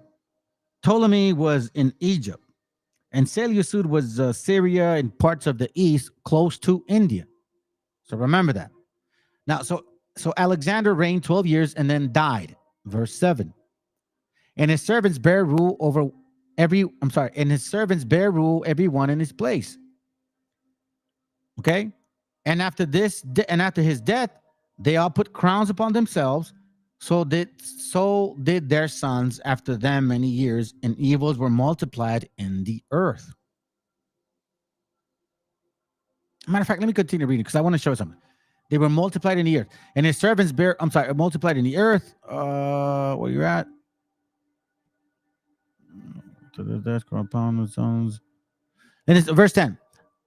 And there came up out of them a wicked brute, Antiochus, surnamed Epiphanes, the son of Antiochus or Antiochus the king, who had been a hostage at Rome, and he reigned in 130 and seventh year of the kingdom of the Greeks.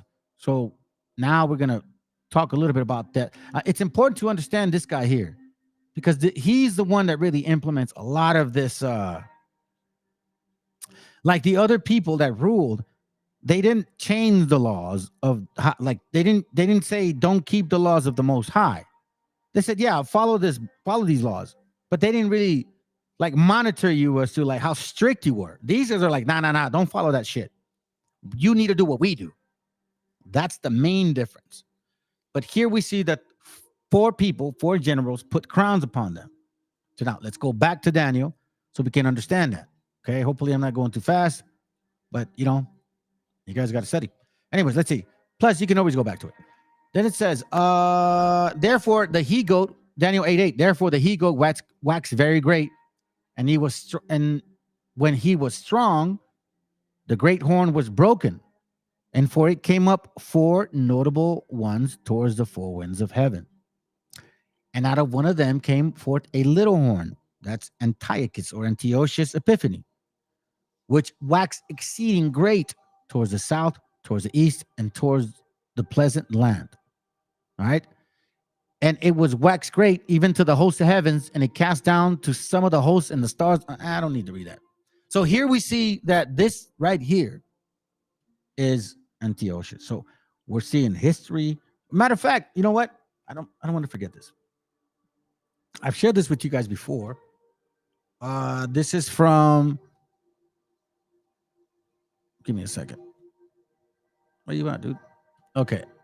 Diodorus Siculus. Come on, man. Come on. Stop.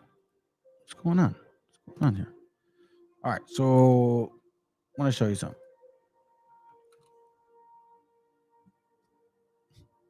For real? Hold on, family.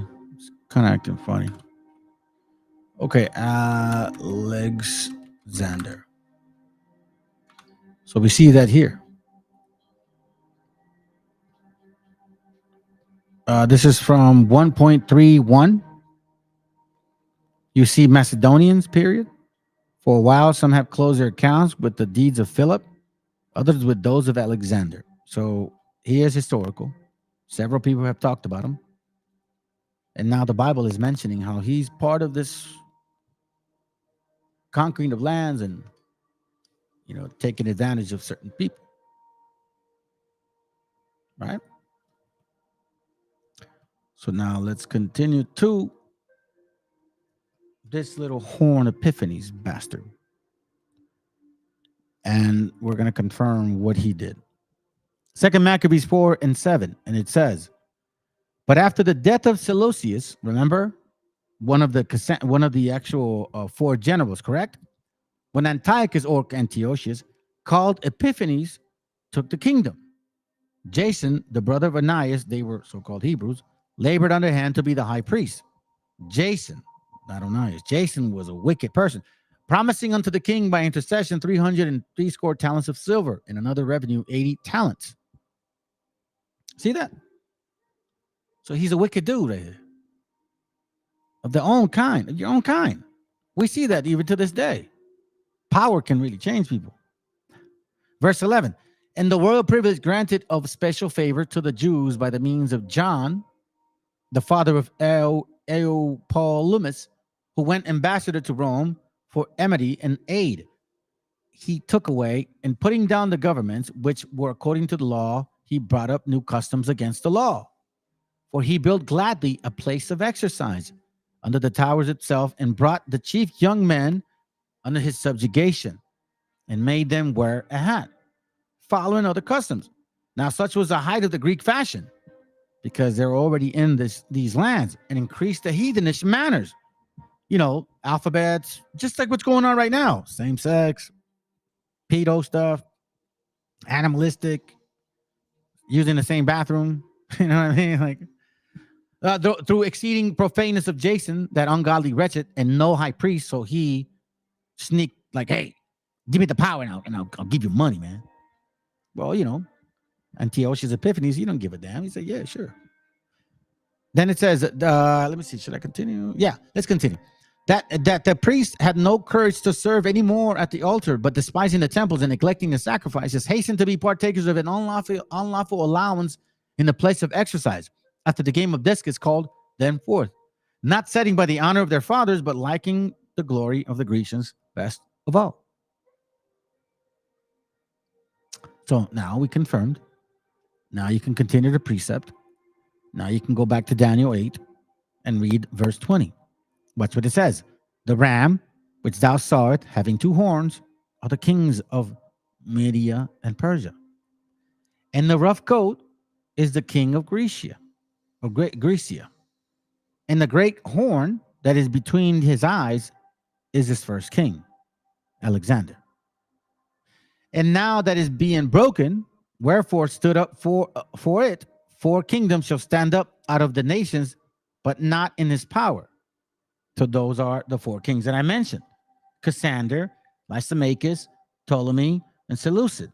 Just like Seleucid is the father of Antiochus Epiphanes, right? Now you can hopefully it starts making some sense. Remember, Cassander ruled Macedonia, Lysimachus was in Asia Minor, but Ptolemy was in Egypt, and Seleucid or Seleucid, whatever you want to say his name, Syria and parts of East. Now, Ptolemy and Seleucid are kind of like 2 main characters that I want to point out.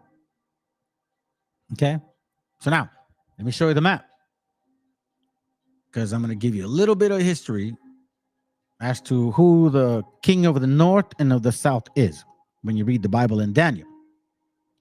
So we see this here: Cassander, okay, Asia Minor, Lysimachus. Cassander had the smallest kingdom. The biggest kingdom was Seleucus,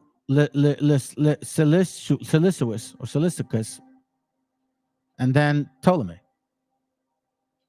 The king of the south, the king of the north. Okay, remember that: the king of the south and the king of the north. So let me just kind of read that real quick, so at least we can get it out the way and not get confused with anything else. All right, so here we see the king of the south and the king of the north. Also, in the first year of Darius the Mede, even I stood to confirm and strengthen him. And now I will show thee the truth. Behold, there shall stand up yet 3 kings in Persia, and the 4th shall be far richer than they all. And by his strength, through his riches, he shall steer up against the realms of Grecia. And then Darius, the last one. A mighty king shall stand up, that shall rule with great dominion and do according to his will. And when he hath stood up, his kingdom shall be broken and shall be divided towards the 4 winds of heaven. And not to this posterity, not to his posterity, meaning not that as great as he was, nor according to his dominion which he ruled. For his kingdom shall be plucked up, even for others besides those. Okay? So now, excuse me, let me continue.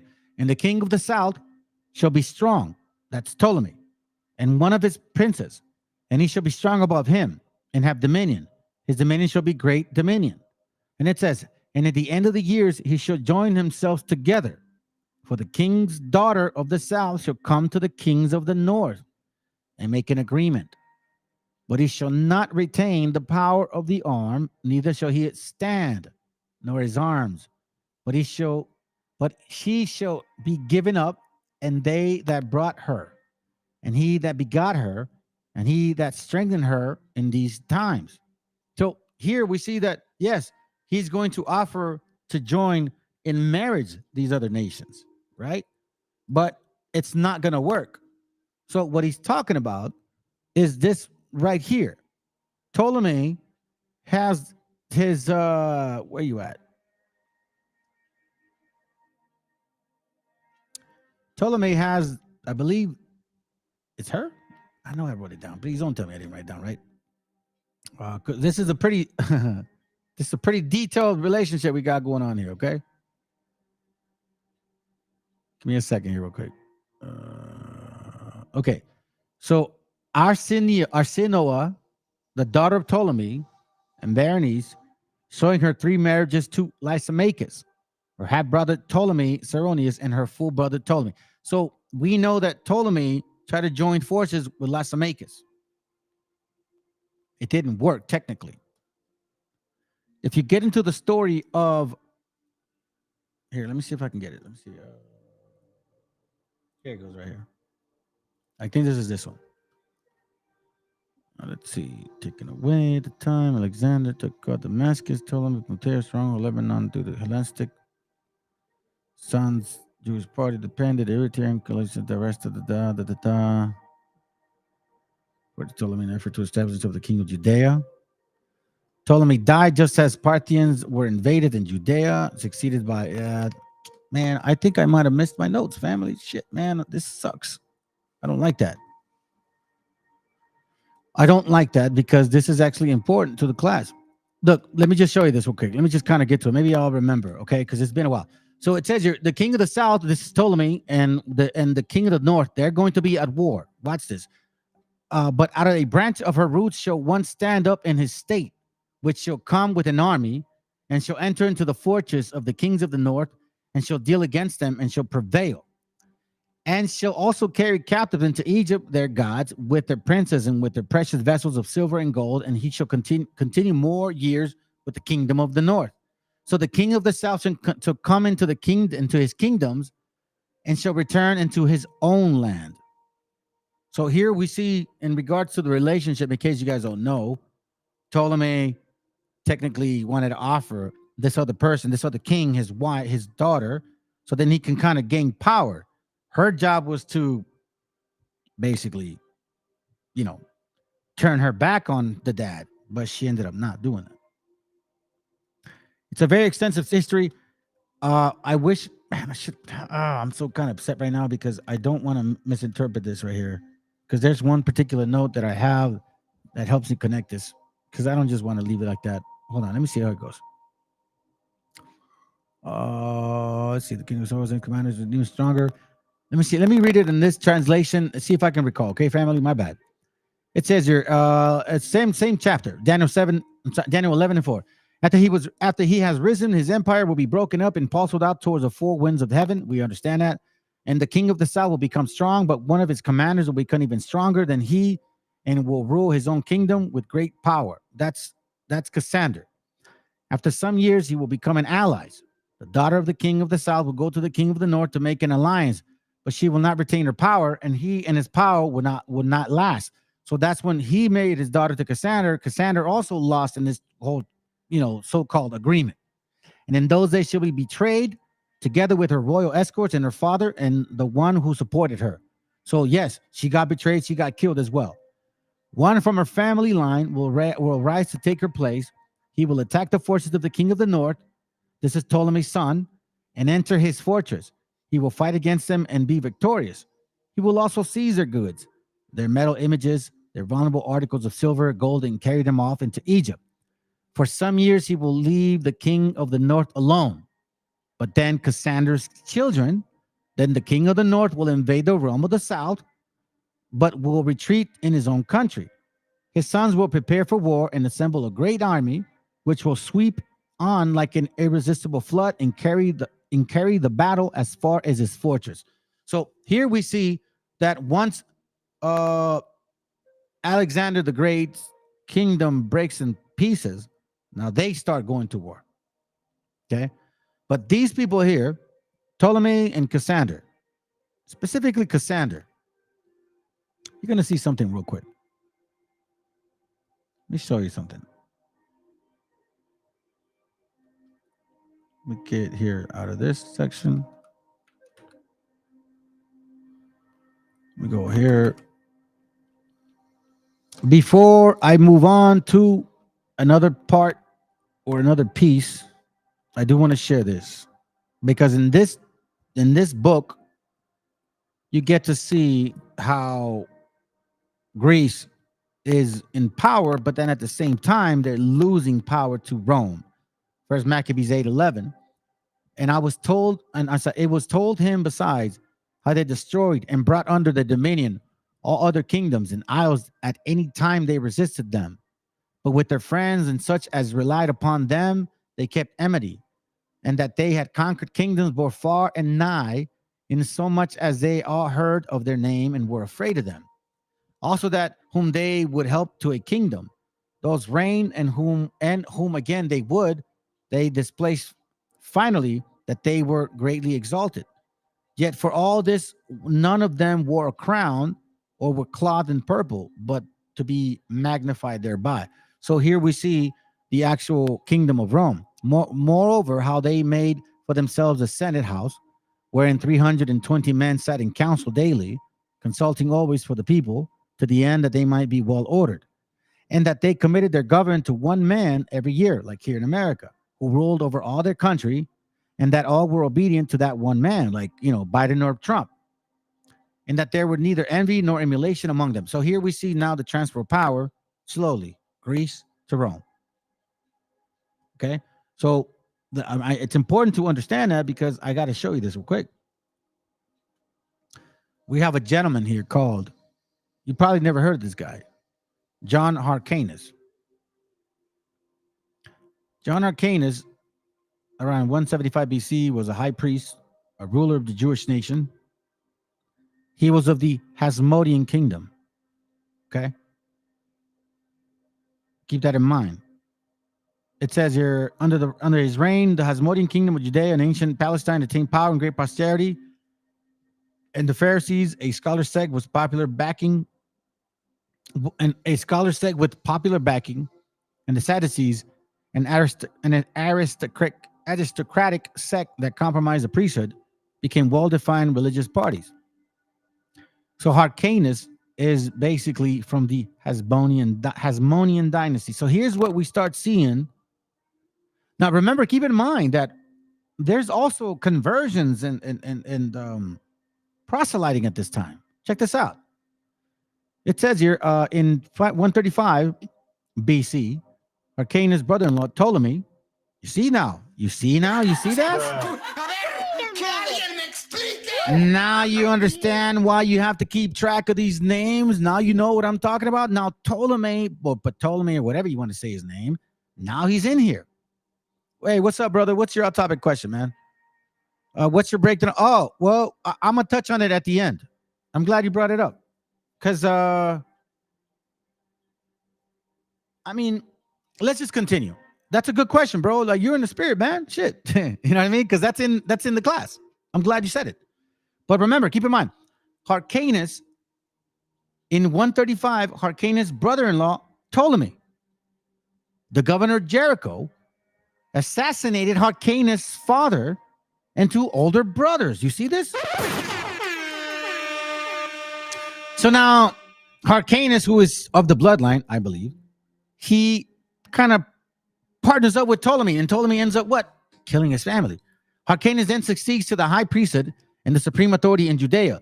The remainder of Hyrcanus' reign was marked by his efforts to punish his enemies, ward off Syrians, and enlarge Judea's boundaries. Although he struggled in vain to destroy Ptolemy, you see, he realized, oh shit, I should have never let him get married with my family.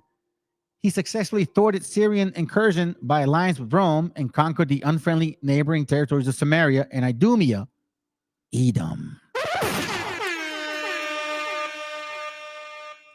The Forge of Edom. The fake history that they created. He forced IDUMEA to convert to Judaism. You see this? No, John Hyrcanus, I don't know why the hell was wrong up. God knows why. Okay, but apparently he thought, hey, let me convert you, follow my laws. And then he's like, well, let me work with the Romans so then, I can gain my power. But then Romans said, well, I'd rather work with IDUMEA because they're more of me, not of you. Upon his death, Hyrcanus was succeeded by his eldest son, Aristobulus. First, Hyrcanus' reign was the last under which Judea was a powerful, united state. But here is the beginnings, several beginnings of a lot of different things. This man, for some reason, thought that he could trust. Remember, the scriptures say, "Never trust thine enemy, for as iron rusted it, so is he." But apparently, he thought it was cool.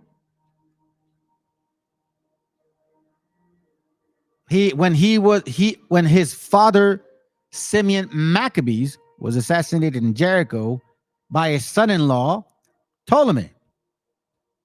Wow. See this? So now we're starting to see why Alexander the Greek, he splits 4 kings, Cassander, Lysimachus, then you have Seleucid, and then Ptolemy. And now Ptolemy is involved with this whole thing. So check this out. Forcibly converts the Edomites. Hyrcanus, who had been confirmed by the Romans in possession of the important seaport of Joppa, subjugated other Syrian towns such as Borea. He marched against the fort of Madaba on the banks of Jordan, which had been hostile to the Hasmoneans, and conquered it after a 6-month siege. Okay, let me see if I can get away. He then proceeded against Samaritans who had always sided with the enemies of the Jews. He conquered Shechem. Let's see what else. Okay, here goes right here. After victoriously ending the war in Samaria, he proceeded to subdue the Edomites, always a menace to the southern parts of his dominion. Oh, you see this? Edomites were always a menace to the southern parts of his dominion. Interesting, right? With funds which he is said to have obtained from David Sepulchre, he hired foreign troops, dismantled Adora and Marissa, the strong places of Edom, and forced the Edomites to accept their Jewish religion and submit to circumcision. This was the first instance of forcible conversion to Jewry history. In this, Hyrcanus allowed his zeal for the Jewish cause to lead him to take a step which later wrought harm. For to the Edomites belonged the family of the Herodians, who were to bring about the ruins of the Hasmodeans. See this now. Now we understand what's going on. So now we're seeing, wait a minute, a transfer of power by other people. Hasmodeans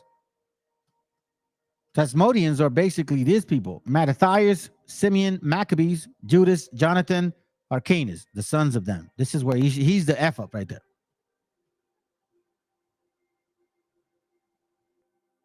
So, again, who are these characters here?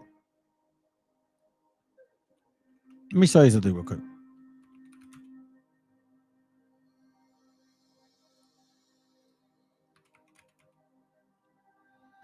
Let's go to page 1. This is Herod. This is from the Bible Dictionary, the Zondervan Pictorial Bible Dictionary. I have one from 1960 or 70, I think. It says, when Pompey organized the East in 62 BC, he appointed Hyrcanus, second of that name, to be the high priestly ruler of the ethnarchy comprising Galilee, Samaria, Judea, and Perea. One, remember, Antipater and Idumean was Hyrcanus' senior officer or advisor. Pompey arrangements were modified by Gabinius in 57 BC. By the reduction of Hyrcanus' authority and the division of the ethnarchy unto the autonomous communities, notable services rendered to Alexandria to Julius Caesar in 48 BC led to the restoration of Hyrcanus' authority and to the appointment of Antipater to the procuratorship of Judea. Antipater had in fact been the leading spirit in the policy which won Caesar's favor, and Antipater, which was an Idumean, used his advantage with his astuteness, which foreshadowed the career of his son. Antipater persuaded now aged Hyrcanus to appoint Phasael, Antipater's eldest son, to the prefecture of Jerusalem, and Herod, his second son, to the governorship of Galilee. When Antipater was murdered in 43 BC, his two sons succeeded his position in Hyrcanus' court. It was the year after Julius Caesar's assassination, and jubilant that Caesar's plan for a decisive campaign on the vulnerable eastern frontier of Rome was shelved. The Parthians and the perennial military problems of the Northeast were restive. It says, in 40 BC, they penetrated Palestine, carried off Hyrcanus, drove Phasael, also a captive, to a death of suicide. Herod eluded both military action and Parthian treachery. He withdrew from Jerusalem, shook off pursuit by clever rear guard, skirmishes near Bethlehem, and escaped to Egypt. Outwitting Cleopatra and reaching Rome through the perils of winter voyaging, Herod set his case before the Octavian and Antony. So you see this here? You see this? This dummy trusted the enemy. It says, trust not the way of the heathen. It says, trust not the enemy. Let me see if I can find it.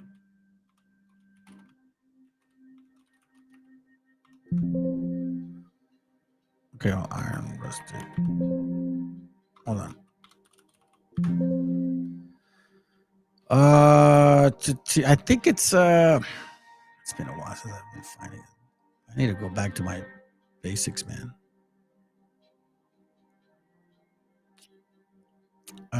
If you guys can help me with that, man, that'd be great, bro. If you guys can remember what that is iron rusted.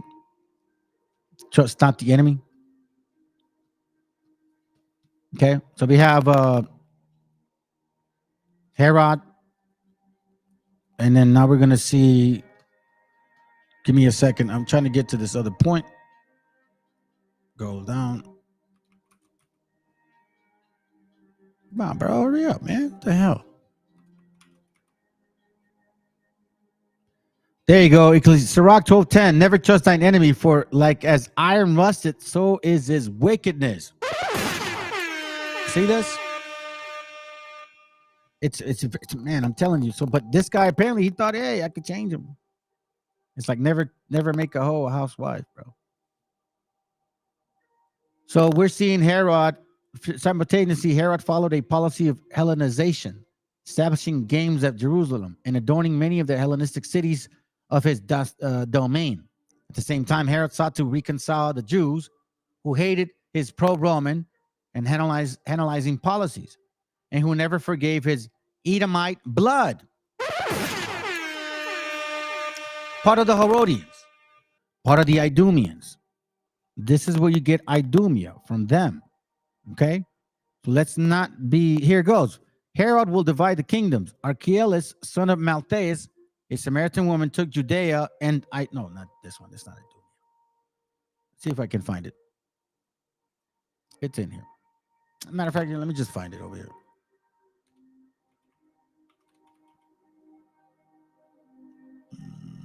Here it goes. Not that one, nerd. Okay, let me see if I can find it. Here it goes.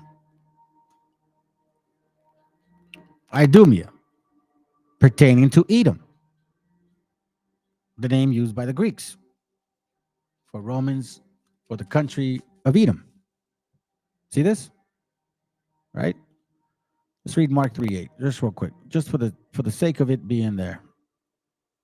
Mark 3:8, it says, and from Jerusalem and from Idumea and from beyond Jordan, and they about Tyre and Zidon, a great multitude, when they had heard what great things he did, came unto him. Idumea. See this real quick?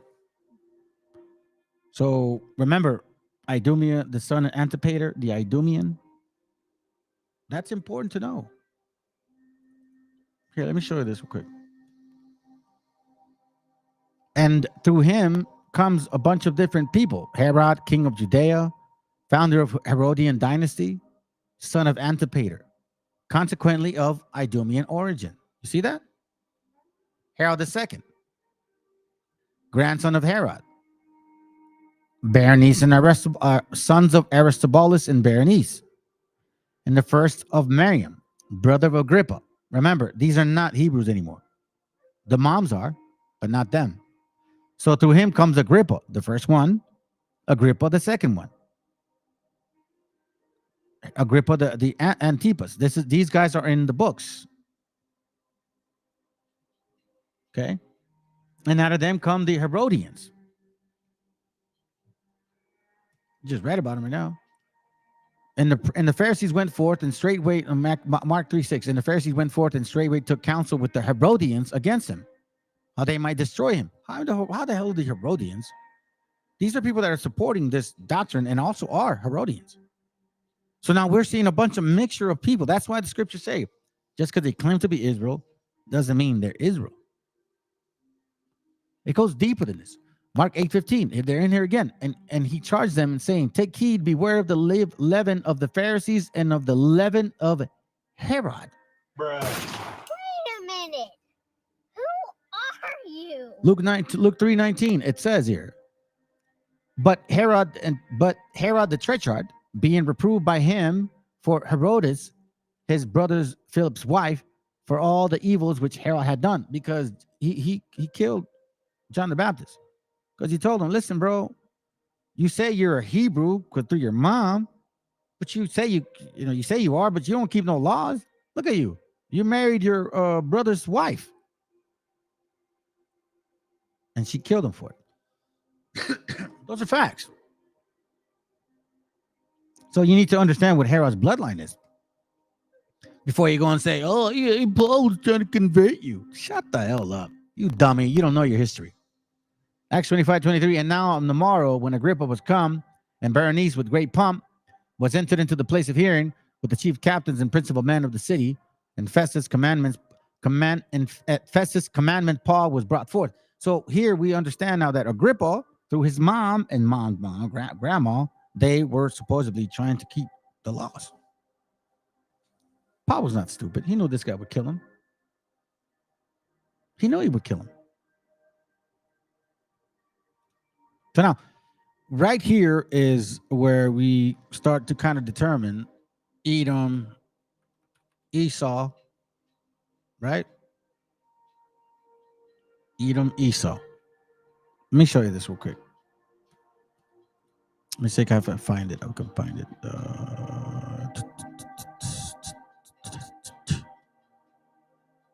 Edom, Esau. Are you in here?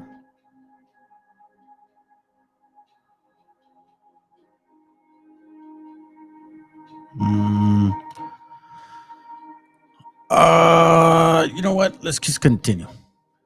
I'll continue here. I'll find it right now. Matter of fact, here I'll show you guys because it's not just in the new one. Check this out. Isaiah 34:5. For my sword shall be bathed in heaven. Behold, it shall come down upon IDUMEA, upon the people of my curse, to judgment. The sword of the Lord is filled with blood. It is made fat with fatness, and with the blood of lambs and goats, and with the fat of kidneys of rams. For the Lord had sacrificed in Basra in a great slaughter in the land of Idumea. There's a reason why this is going to happen to them. Because we see what they're doing today. They can try to act like they're not. They want to blame other people. Kind of like this right here. Let me see if I can find it. Let me see. I think it's this one. In the Zohar Kadosh, listen to it. You will find there an extraordinary information. There will be two big buildings in the land of Edom, which today we relate the word Edom to America. And those are the biggest, the tallest buildings in the world. And they will be brought down completely. And that will be the sign of the beginning of tremendous wars that will end only in the coming of the Mashiach. 1 week before, one of the great rabbis in Israel, a Hasidic rabbi, he came with some people, some of his disciples in the car, and they were coming towards the evening. He didn't want to lose the time of Mincha. Right there. Quand l'Italie disparaît, je vous ai dit tout à l'heure, ça Rome, c'est un jour de vengeance pour l'Éternel, une année de représailles pour la cause de Tzion. Tout ça c'est marqué dans le prophète Ishaïa. Et ce sera le monde juif qui va grandir et grandir, et que ce sera la nation qui elle va gérer le monde. La terre d'Israël, Akadosh Baruch Hu, il va l'attirer, le monde entier, ça sera Israël, et Israël, ça sera Yerushalayim. To wipe out from among all the descendants of Esav, descendants of Amalek, male and female, young and old. And that is why Amalek is so terrible, and it has to be totally uprooted. Therefore, God tells us we should erase their memory, and we should eradicate them from the face of the earth. Who is Amalek? Amalek comes from Esav. Esav was a brother. All right, so he says, who's Amalek? Amalek come from Ethan. Ethan, brother. Shut your stupid ass, fake ass, Khazarian, wannabe Jewish face. I'm going to show you who Esau is. Show you who Esau is, bro. Thank you, bro, for showing us. Check this out. So they say that, Esau, right? Esau and shit. They're worshipers of the Kabbalah. They love the Kabbalah stuff. Check this out. In Kabbalah, Samael is described as the severity of God and is listed as the fifth of the archangel of the world in Bria. Among his portions are Esau.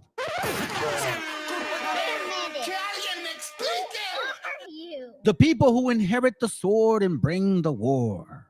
Who is out there right now destroying lives that do not deserve to die? The he-goats. Make you wonder, huh? Demons, the destroyers of angels. Although both Samael and Lilith are major demons in early Jewish tradition, they do not appear paired until the second half of the 13th century, when they are introduced together. Lilith is a demon created alongside Adam, originally created for the role of Eve, who then becomes Samuel's bride. With her, Samuel created a host of demons, yada, yada, yada, yada. In the Kabbalistic world, the treaties of the left emanation, Samuel is part of the Klipot, prince of all demons, and spouse of Lilith. Asmodeus is also mentioned to be the subservient of Samael and married a younger, lesser, whatever. But you see what I'm saying, family? Who is related to Kabbalah? Esau. Who is related to Kabbalah? Esau. Who practices Kabbalah? Sephardics. Who practices Kabbalah? Ashkenazis. Who practices Kabbalah? Khazars. Come on, bro.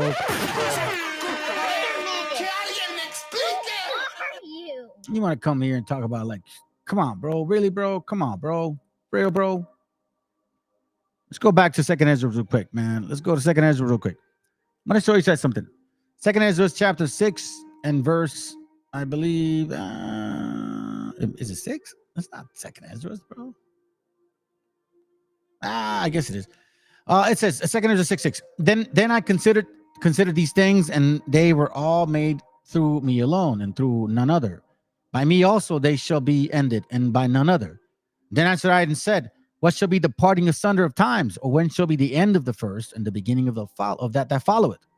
And he said unto me, Father Abram, unto Isaac, when Jacob and Esau were first born of him, Jacob held first the heel of Esau. For Esau is the end of the world, and Jacob is the beginning it that followeth. Now, which is why, when you start collecting all these dots and we start seeing, like, okay, who is this history? Who are these people? Why are they so involved? They're the ones that are teaching these other doctrines. Revelation 12:7 kind of gives you a hint. And there was a war in heaven. Michael and his angels fought against the dragon, and the dragon fought his angels and prevailed not. Neither was there any place found in any more in heaven. And the great dragon was cast out, that old serpent called the devil and Satan, which deceived the whole world. Remember, devil, the serpent, the old serpent, he was cast out into the earth, and his angels were cast out with him. Remember the old serpent. Remember the old serpent, family. Don't want you to forget that. To deceive the whole world, right? Revelation 13:1. And I stood upon the sand of the sea, and I saw a beast out of the sea, having 7 heads and 10 horns. Now, as you know, these are there's 2, 3 sometimes understandings in the scripture. You can say these are nations, right? The 10 common markets, the 7 financial institutions, right? All that stuff. But follow me here. Having 7 heads and 10 horns, and upon his horns 10 crowns, and upon his head the name of blasphemy. Now we know that the Sephiroth has 10 concepts, and each concept has 10 horns, and on top of its name, it's called Tetragrammaton, the Insaf, Baphomet, the Enlightened One, the goat, having 7 heads with their 7 chakras, the 7 Jacob's ladder. You need to really understand what this means, because it's not as clear as you once thought it was. Romans 9:6, that's what it says here. Not as though the word of God had taken on effect, for they are not all Israel, which are of Israel. Neither because they are the seed of Abraham, because a lot of us came out of the seed of Abraham. They are all the children. They are all children. But in Isaac shall thy seed be called. See this? That's why Paul was saying this at that time. He understood what was going on. That is, they which are the children of the flesh, these are not the children of God, but the children of the promise are counted for the seed. Because a lot of these people that were telling our gente, you're not, like right now, Fopies, like dumbass Africans, want to be Hebrews, you know what I'm saying? They're telling you you're not a Hebrew. And they're the ones that are completely wrong. It says here, these are not the children of God, but the children of the promise are counted for the seed. For this is the word of promise. At this time will I come, and Sarah shall have a son. And not only this, but when Rebekah also had conceived by our father Isaac, the children, being not yet born, having neither done any good or evil, for the purpose of God according to the election might stand, not of works, but of him that calleth. That's why it's important for you guys to understand that you guys are the children of the Most High. And it was said unto her, the elder shall serve the younger, as it is written, Jacob have I loved, but Esau have I hated. Those that project are usually the ones that are the ones. Remember, Khazars are always saying Esau, Edom, right? Negros are always saying Esau, Edom. But yet there's Revelation 2:9 and 3:9. And everybody in this current society is embracing the white ones to be the real Jews and the black ones to be the real Jews. But here it says not all of them that are claiming to be Israel are Israel. And it says, once again, I know a lot of you Christians and the person that, I saw what you said, bro. That's fake ass shit. Because you want to know something? Your dumbass belief in Christianity has led you to live with a wicked ass person just because you don't want to let go because you think all people are the same. Black, white, brown, we're all the same. God loves everybody. And you want to say I'm deceiving people? You're deceiving people by believing in Christianity. You're gonna celebrate Christmas. You're gonna watch the fireworks and kick back and say, Happy 4th of July, and thoroughly enjoy it. And you know who I'm talking about. 2 Ezra 6:55. All this have I spoken before thee, O Lord, because thou madest the world for our sakes. The children of the promise. Our sakes. The children of the promise. Our sakes. Romans 9:4. Who are Israelites, to whom pertaineth the adoption and the glory and the covenants and the giving of the law and the services of God and the promises. That's why they kept telling y'all, listen, don't let these fools convince you or confuse you. Stick to what we teach you. They're not even Hebrews.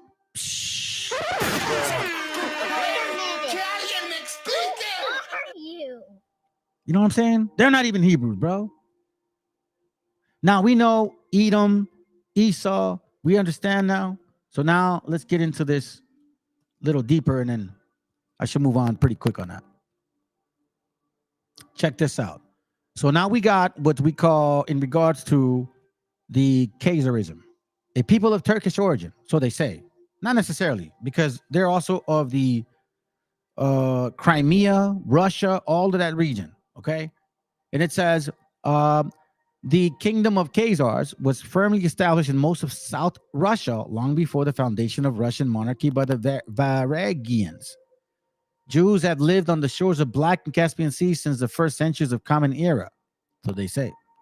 Historical evidence points to the region of the Ural as the home of Khazars.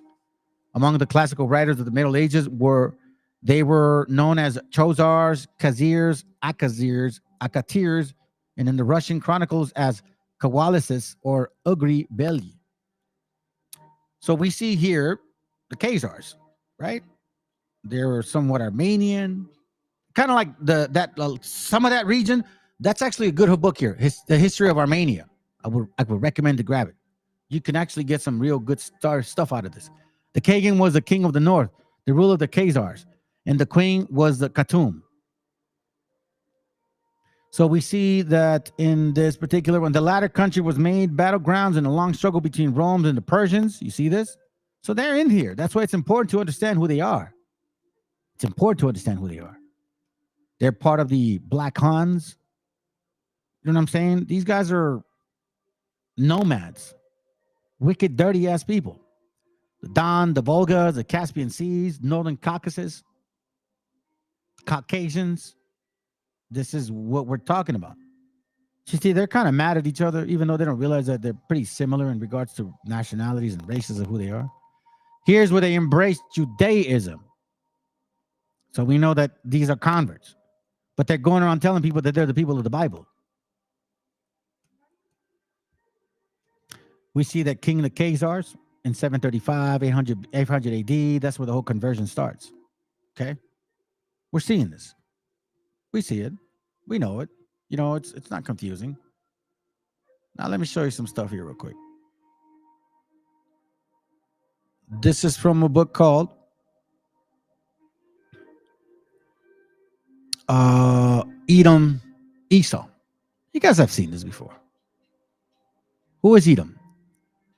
Hasdian ibn Sarprut was foreign minister to Abdan al-Raham, Sultan of Cordoba, in his letter to King Joseph of Khazars. Speaks to the tradition according to which the Khazars once dwelt near Seir Mountains.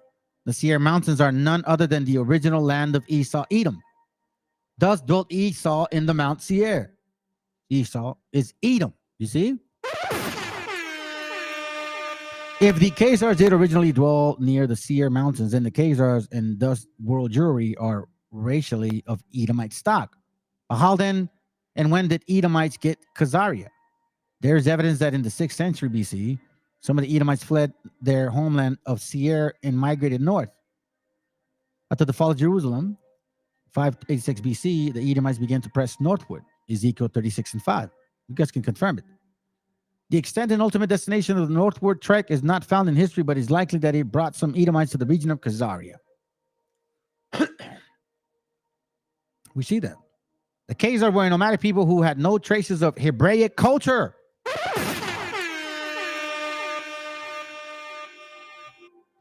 No traces of Hebraic culture. Interesting, huh?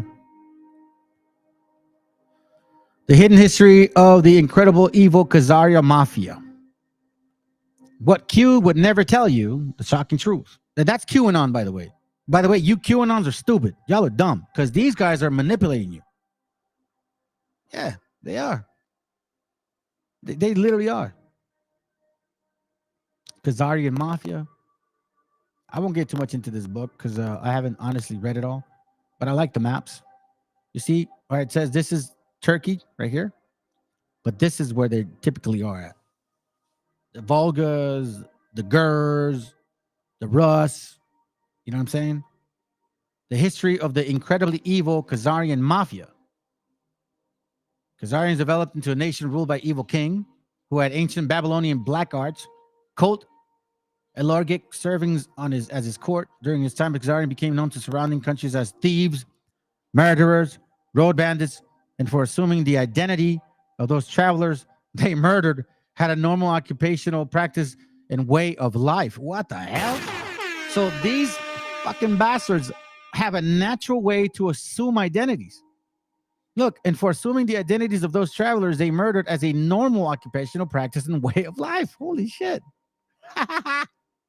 Yeah. Hey, man, listen, man. Once a crooked tree, bro, you just never change. You know what I'm saying? Some Ashkenazis still have Khazar names like Robert Kagan. Yeah. Robert Cagon. Robert Cagon. In order to fool the Confederacy of Nations led by Russia that were watching Khazaria, the Khazarian king melted his Luciferian black magic practice with Judaism. You see, melted this Luciferian black magic practice with Judaism, created a secret satanic hybrid religion known as Babylonian Talmudism.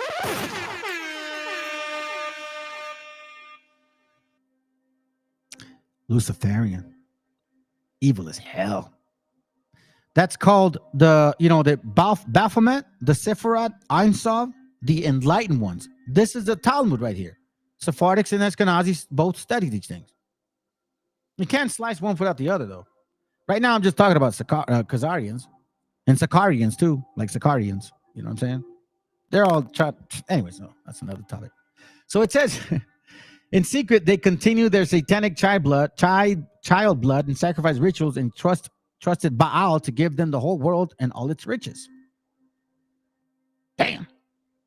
Look, I'll tell you what. For the sake of time, y'all can enjoy the book. I mean, well, you know the names, okay? So I don't think you can actually get the link because it's a PDF for me. But you know the names. So let me show you this real quick because this is actually another one. Excuse me. Hold on a second here real quick. Oh, hold on a second. Remember how it was talking about black magic? Right? They do black magic, right? Where is it at?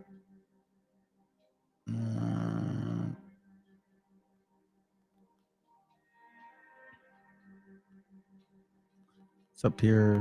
There it goes right here. Melted in Luciferian black magic, right? Okay, remember? Okay. Well, remember not too long ago, I showed you this book by this black Hebrew Israelite, wannabe Hebrew. Matthews, the devil worshiper, the Negro Satan. That's my next class coming up. Y'all gonna get some fire on that one.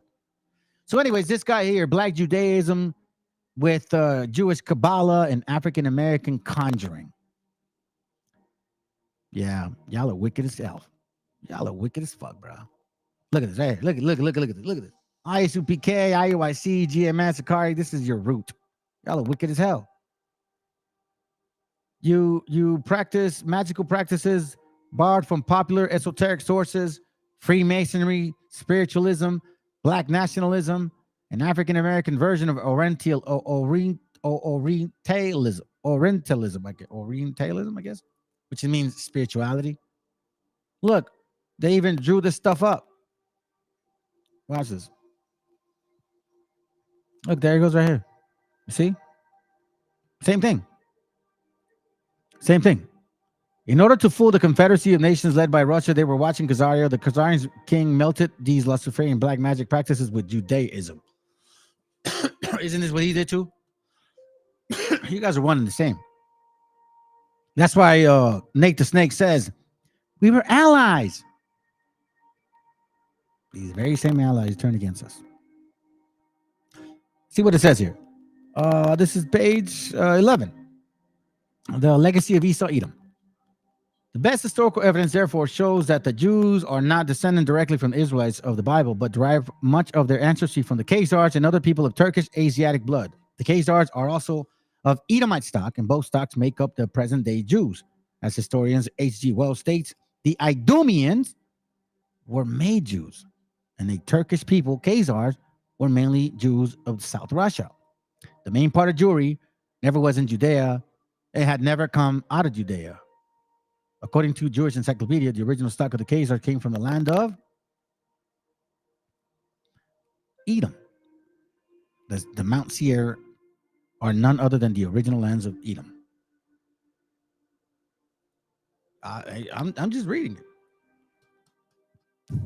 Watch this real quick. This book is very interesting. It's just called here. I've had this for several years. Just slowly read it. But you're going to see something real quick here. Hold on. Page 54 on the bottom. It says, like the Armenians, the Khazars were identified with Gog and Magog. Oh, Sharif.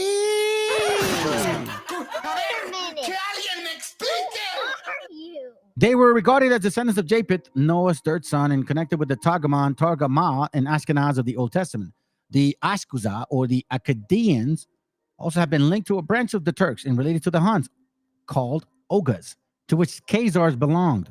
The Khazars were descendants of the Scythians. The word Ashkenaz is thought to have originally implied to the Scythians, Ishkas, who were called Ashkuza in Assyrian inscription.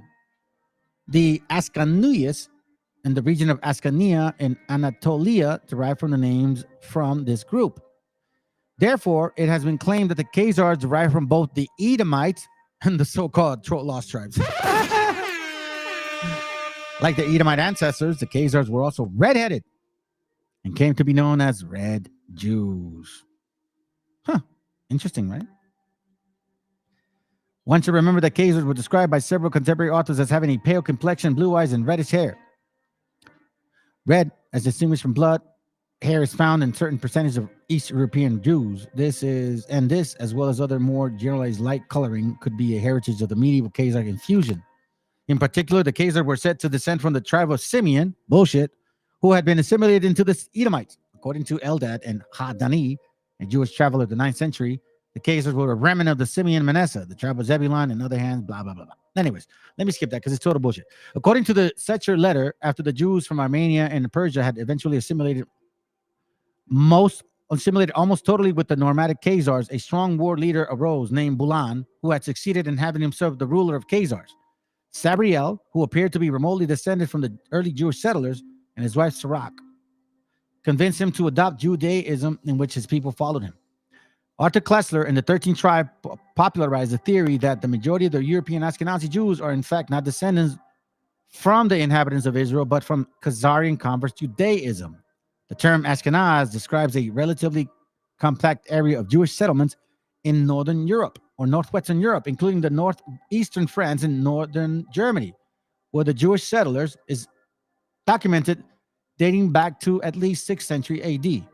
The traditional explanation of East European origins was the most Ashkenaz Jews reached Poland, Russia, and from Germany, and Germany from France. Now check this. Modern genetic studies, however, have proven Koestler's theory incorrect.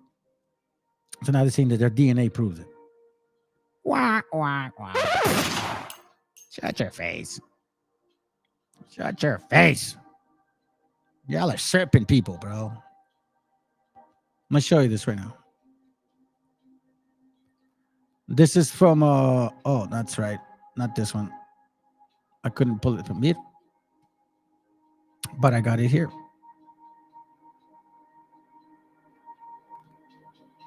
Yep. Remember the scripture said about a snake?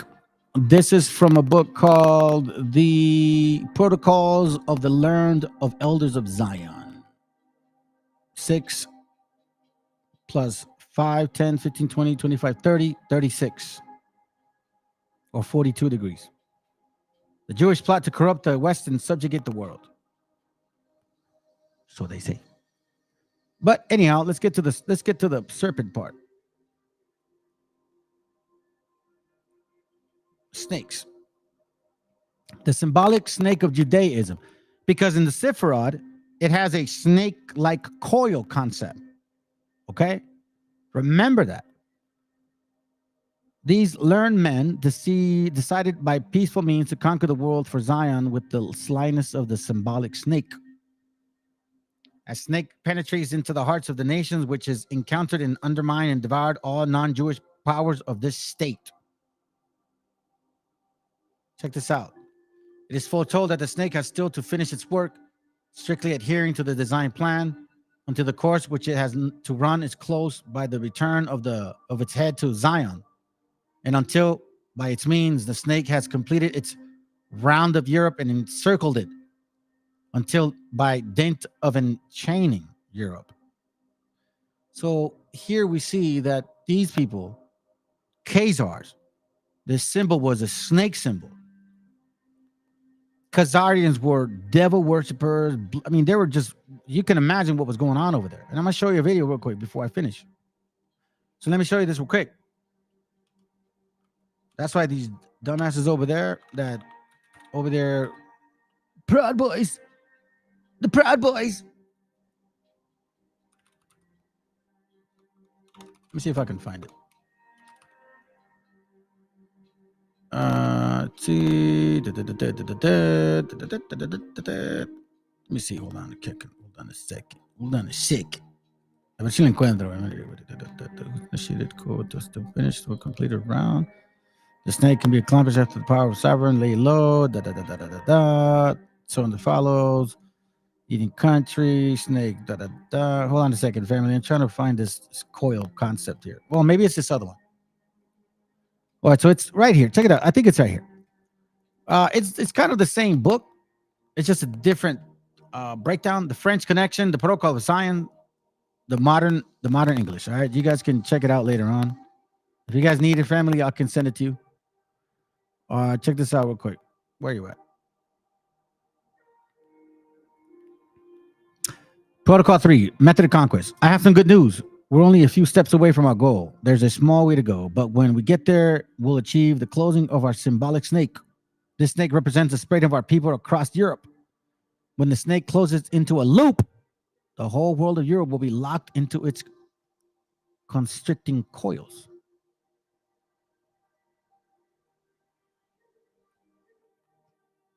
You see what I mean? Don't threat on me. This is white power. White power right here.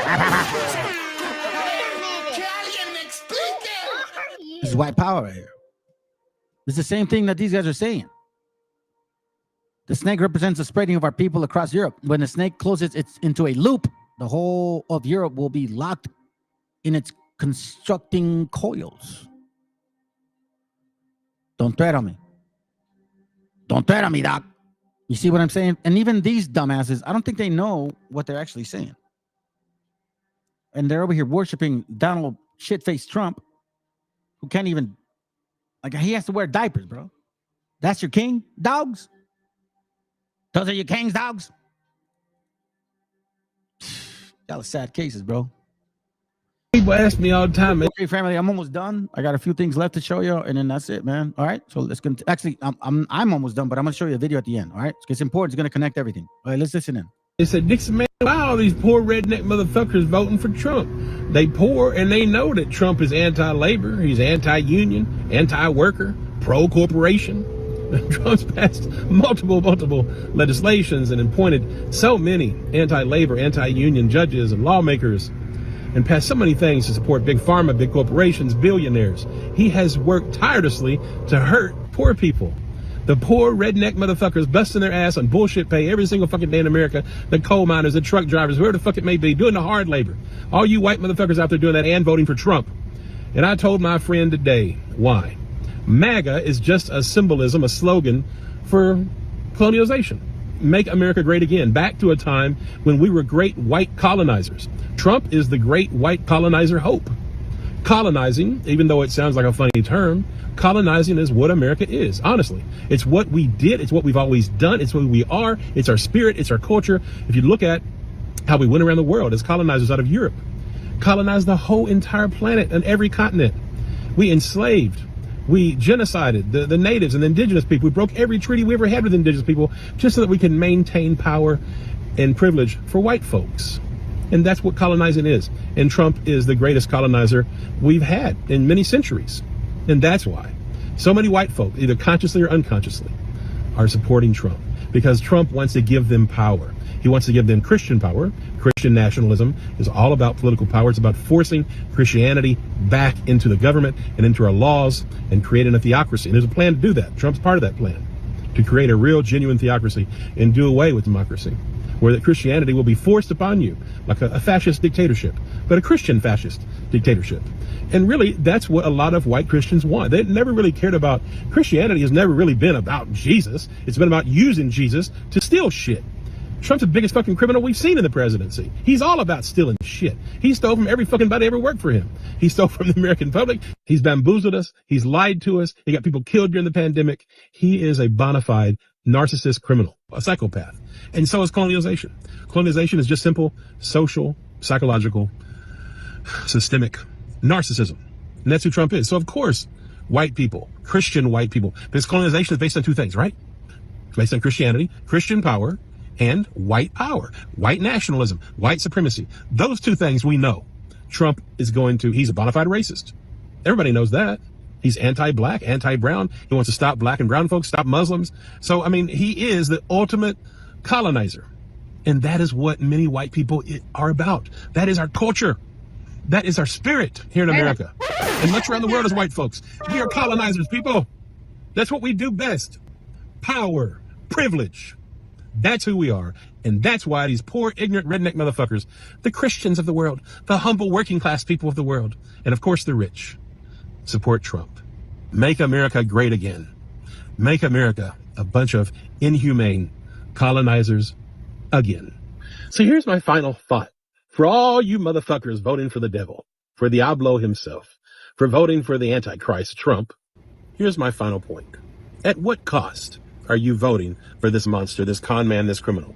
this malignant narcissist psychopath. At what cost? You fuck yourself in the ass. You're anti-justice, anti-social justice, anti-economic justice, anti-racial justice. You're against your brothers and sisters because they're not white, because they're not straight, and because they're not Christian. You're against poor folks. You're against basic humanity. You're against everything that is right, fair, and just. You're against democracy. You're for theocracy. You're for white supremacy. These are the things that you are for when you vote for Trump. These are facts. This is his agenda, and you know goddamn well. And the only thing that's making you vote for him is your personal greed.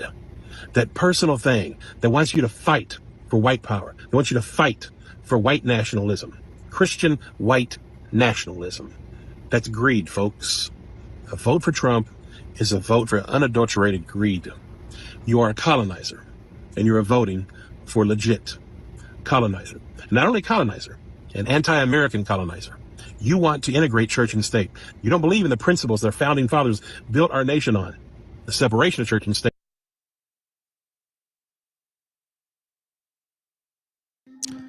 Yeah, but I don't want to show all that.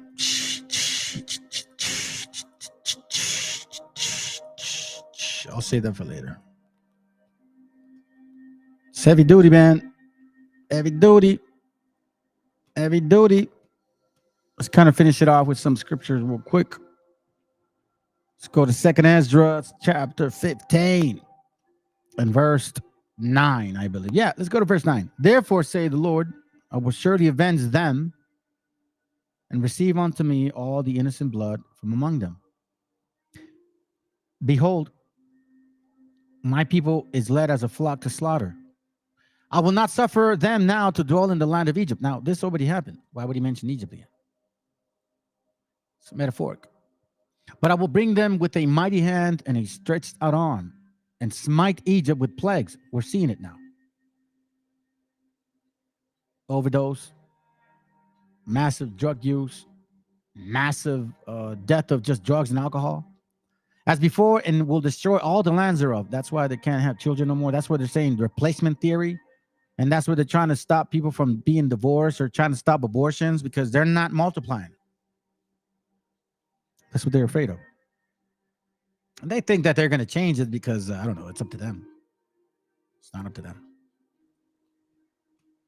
Ezekiel 38:1, and the word of the Lord came unto me, saying, Son of man, set thy face against Gog and the land of Magog, the chief prince of Meshech and Tubal, and prophesy against them, and say, Thus say the Lord God, behold, I'm against thee, O Gog, the chief prince of Meshech and Tubal. Check this out. Look how far he goes. And I will turn my back to thee, and put hooks into thy jaws. And I will bring thee forth, and all thine armies, horses and horsemen, all them clothed with all sorts of armor, even a great company, with bucklers, shields, and all them handling swords. Persia, Ethiopia, Libya, with them, all of them with shields and helmets. Gomer, and all his bands in the house of Torgamah, all the north quarters, all his bands, and many people of these. Now, the brother asked me earlier what I think. I think that's what's going on right now in that land. It is a mixture of Edomites and these guys here.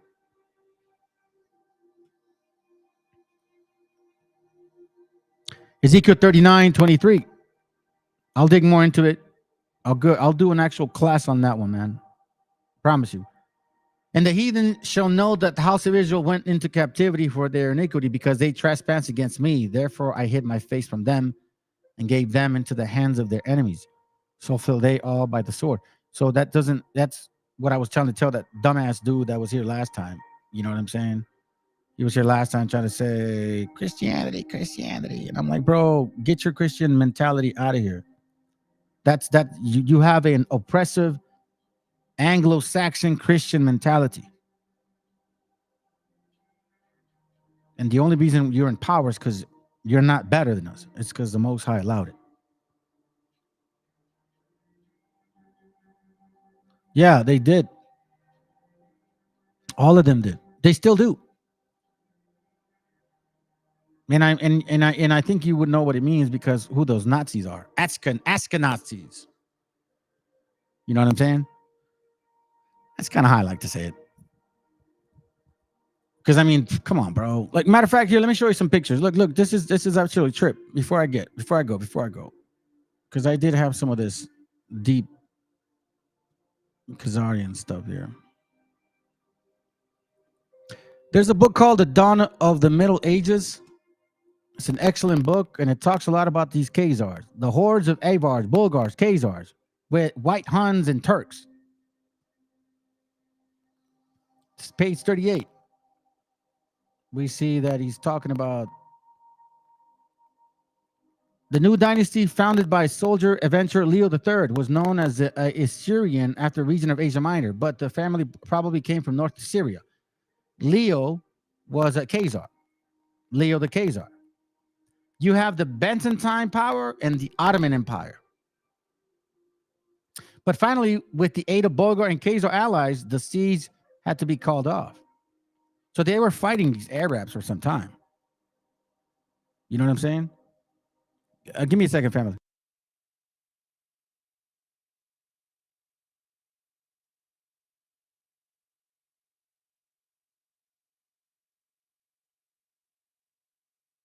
Okay, and all praises, man. My son's coming home. Oh, man, thank you, Father. All right, let's continue because I'm almost done. I got to get home. It says here, so we see that the Arabs, the Khazars, the Bulgars, they were fighting. The Byzantine and the Ottoman. Keep in mind that these guys are involved in this. It says here, watch this. At the further extremities of Asia Minor, Leo III was now able to establish a stable frontier, which a combination of forces and diplomacy kept intact for the next 200 years. And I believe Leo, the Khazar, married, I think he married a Christian woman. Freed from the immediate menace of the Arabs, Constantine V was able to adopt an aggressive demeanor towards them. Okay, so let's continue. Let's not forget. Let me just kind of move on real quick. Here we see the Khazars. We start seeing the conversion. The Jews in Asia and in Europe. You see? Check this out. In this age of great migration, the Jewish diaspora or dispersion represents a unique experience. As minorities, wherever they went, literate or peaceable, amid so much violence, they mustered no armies and conquered no territories, except in Russia, where the Khazar kingdom became Jewish. They sought and made few converts, thereby differing from Christians and Muslims of the time. Look, pay attention. They sought and made few converts. So even though they were taught these laws, they made sure not to teach other people. Don't they do that now? Right? They do that right now. They do it right now. Let's continue. We're almost done. I got to get home soon. Now, here's a quick. You see this right here? Look at that. That's what I was saying, bro. That whole Nazi stuff, you know what I mean? I think you mentioned it. Where you at? Let's see. Hold on. I think you said this right here.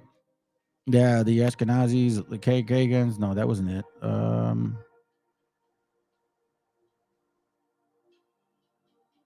This one. Nazis, right? That's why I said Ashkenazis. Because look, they have the Nazi sign there with that shit too. It was all what do you call it? A gimmick, bro. It was all planned. It was all part of the plot. Remember, he who has the story tells it best. So as you can see, I mean, this is a heavy book. It's called The Dawn of the Middle Ages. Okay. There's a lot of material on this. Lots of it. I could go on and on this. Let me see if I can just find one important one. I think it's this one here. Check this out. The Khazar state, controlling a number of the Slavic tribal groups, stood at crossroads for many cultures. Together with the Byzantines, they provided a bulwark against the rising tide of Islam in the south, protecting the empire's northern borderlands and dependencies from the Arab armies. For the 9th century onward, the Khazars also had to confront a new and formidable enemy in the Russians. In 965, a war against Slavics, I believe.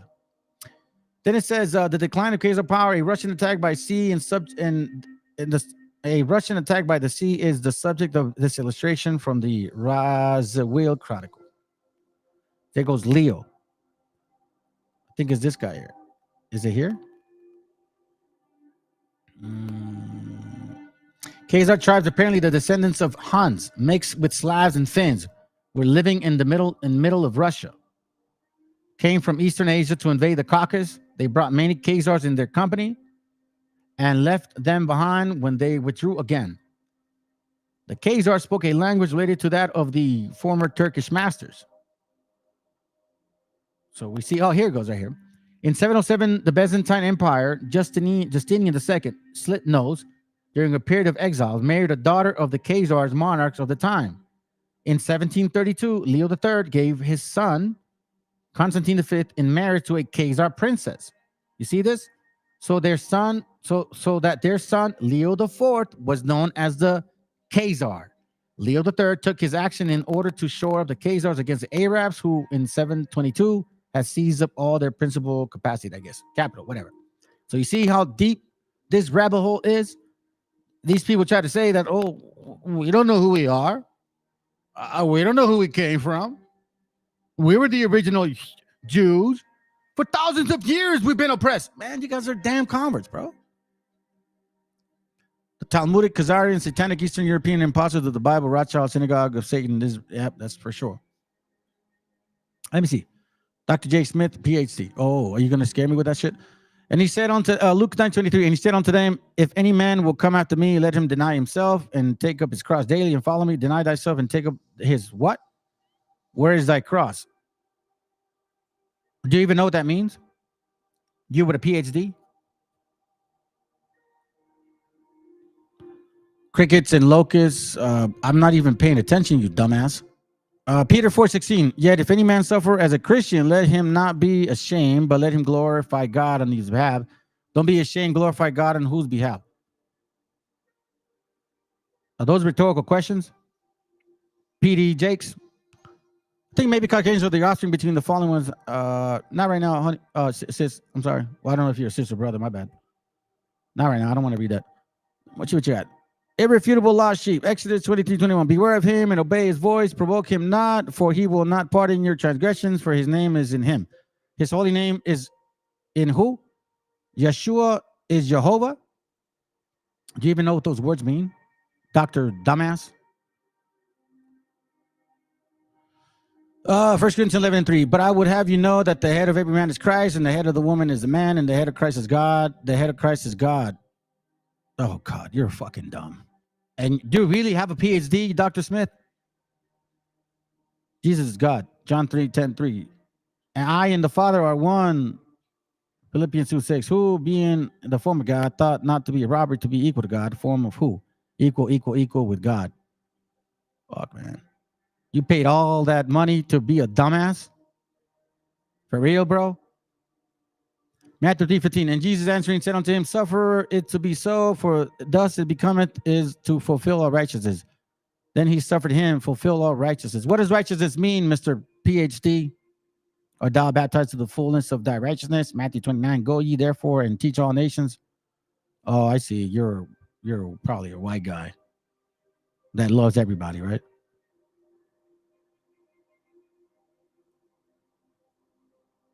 And Matthew 1:21, and he shall bring forth a son, and thou shalt call his name Jesus, or he shall save his people. You're not his people. Let's see. He's just going through scriptures. Luke 1:31, and behold, thou shalt conceive in thy womb and bring forth a son, and shall call his name Jesus. Don't give me that etymology bullshit. Sure is a feminine ancient Hebrew word. Yeah, it is. Refute the verse, you cowardly cunt. Here. I bet más puto. Come on. You refute it with your stupid ass text messaging. Come on. Hit the link. You got a PhD. Hit the link. You refute me. You tell me that your Jesus is God, and I'll break that shit down in pieces for you. Kaboom. Stupid. You see, family? This is Dr. J. Smithers, PhD, for pretty heathenish and dumb. Here you go. Here's another dumbass shit. Romans 9:10. Romans 10:9. that if thou shalt confess with thy mouth the Lord Jesus and shalt believe in thine heart that God hath raised him from the dead, thou shalt be saved. What nations have mouths? Hey, see, family, this is what I'm telling you, man. Do not waste your money on this dumbass education. Then hit the link, bro. Hit the link. If you give me light mirrors, go ahead. Come on, hit the link. I'd love for you to come on board because I'm pretty much done. Come on, hit the link. Hurry up. Let's do it. Let's do it, Mr. PhD. What PhD you got? Because so you believe in the Trinity is what you're saying. That's what you believe in. Right? Is that what you believe? Okay, here we go. Genesis 1:27. So God created man in his own image, and the image of God created he, male, he created he. Then God created man in his own image. So God has an image. Jesus is God. Oh, dear Jesus. Bro, hit the link. You don't hit the link, bro. They love to talk all this shit. And like, oh God. White supremacists, whitewash, Jesus, Borgia, son of the Pope. Hey, look, he goes, you are malfunctioning kid. Oh, so now I'm a kid. Do you know how old I am?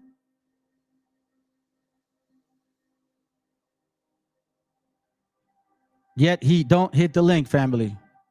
He's, what do you call those people that laugh at their own jokes? Genesis 32:30. And Jacob called the name of the place Peniel, for I have seen God to face, and my life is preserved. I have seen God face to face. So God has his face. Jesus is God. Oh God. Hit the link.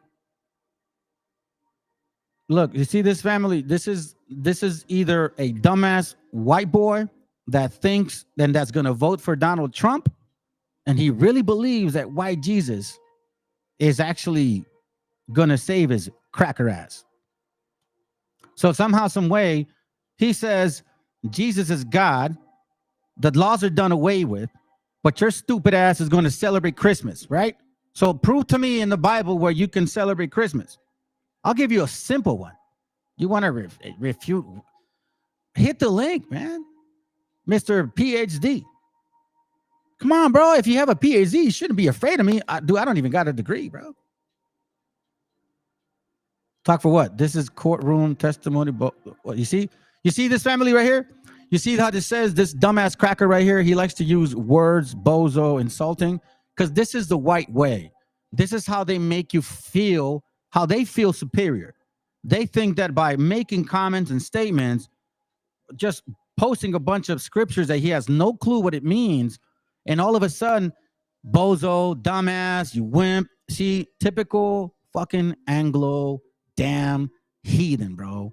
You guys have no representation because you're over here coming here trying to talk about Jesus and you're insulting me, but yet you're a Christian.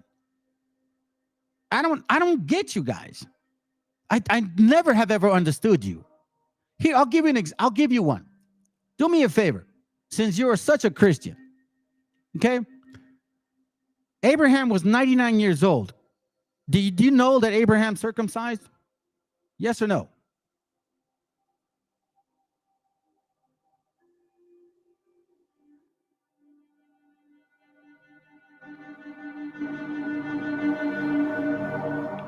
Oh, you mean he looked like a white?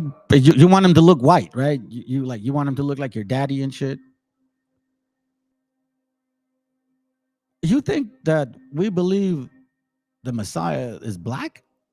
Bro, you got yourself a wrong channel. Here, let me show you something. Let me educate you, you dumbass cracker. Let me show you something, dumbass fucking white boy. This is what I dislike about you guys. You guys think you're so fucking smart, but you sure don't hit the link. You want to tape a bunch of dumbass shit. You don't even know nothing about this channel. So let me educate your stupid ass before you go and open your mouth and you embarrass yourself even more. So Matt, do me a favor, okay? See, since you don't know how to read, white boy, look at this right here. This is not a BHI channel, okay? This is not a BHI channel. This is not a dumbass 12 chart camp. This is not a Hispanic only channel. And this is not your stupid ass Christmas Christian channel for sure, which is what you do. I'm almost done. And this channel, we tease that Negroes and white people like you together came as conquistadors. along with Arabs, white, black, Moors, fake Jews, all Khazars, Sephardics, and all these nations work together to destroy our indigenous heritage. You believe in manifest destiny. You believe in the whole concept of the, what do you call it? The Monroe Doctrine, or the doctrine of discovery, which is what you Christians believe, right? You believe that. That's why you come in here with that attitude as if you're superior than us, trying to teach me something about the Bible, and you make no sense. My sword is extremely sharp. Okay, sounds good, PhD man. Hit the link then. If you're so, why are you scared, bro? Why are you scared? You come to this channel. You came to this channel. I didn't invite you. Hit the link. Come on, since you're so sharp. So if you're that sharp, then I will slice like a cheese, man. But you know what I mean? You know what happens, bro, with people like you, very typical, is that you guys think you're smart, and then you're just afraid that I'm going to catch your ass real quick. You know that for a fact. Once again, Ezekiel 3:8, behold, I have made thy face strong against thy face, and thy forehead against thy forehead. See, in this channel, what we do is we simply destroy a bunch of dumb bullshit. What are you talking about? He's tall and what? He's tall and his shoulders are a little dropped. His visage is thin. Dude, you gay, bro. You gay. Okay, family, nothing to see here. This guy's gay.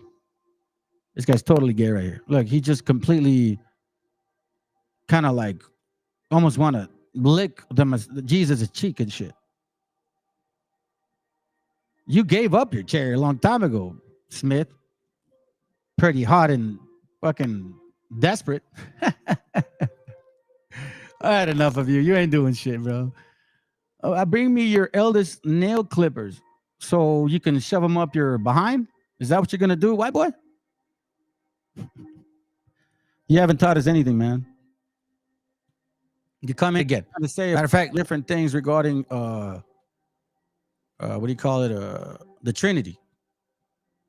That Jesus is God. So what you're saying is that a virgin came from the, I'm sorry, that an angel came from the sky, had sex with Mary, and then the Messiah came. You see, there he goes, family. You see that? This is how I know that this guy's a white boy right here. 4 words that he used: dumb, stupid, moron, typical. But yet, talk about the fucking little bitch that don't hit the link. Because listen, you can play around all you want, homie. But if you're just typing stuff up, it doesn't matter. It doesn't matter what you say, bro. He's a pork chop. Yeah, he is a pork chop, bro. You see, there goes, Jesus is God, and I and my Father are one. Oh my God. Here, I'll give you a simple one, dude. I'll give you a simple one.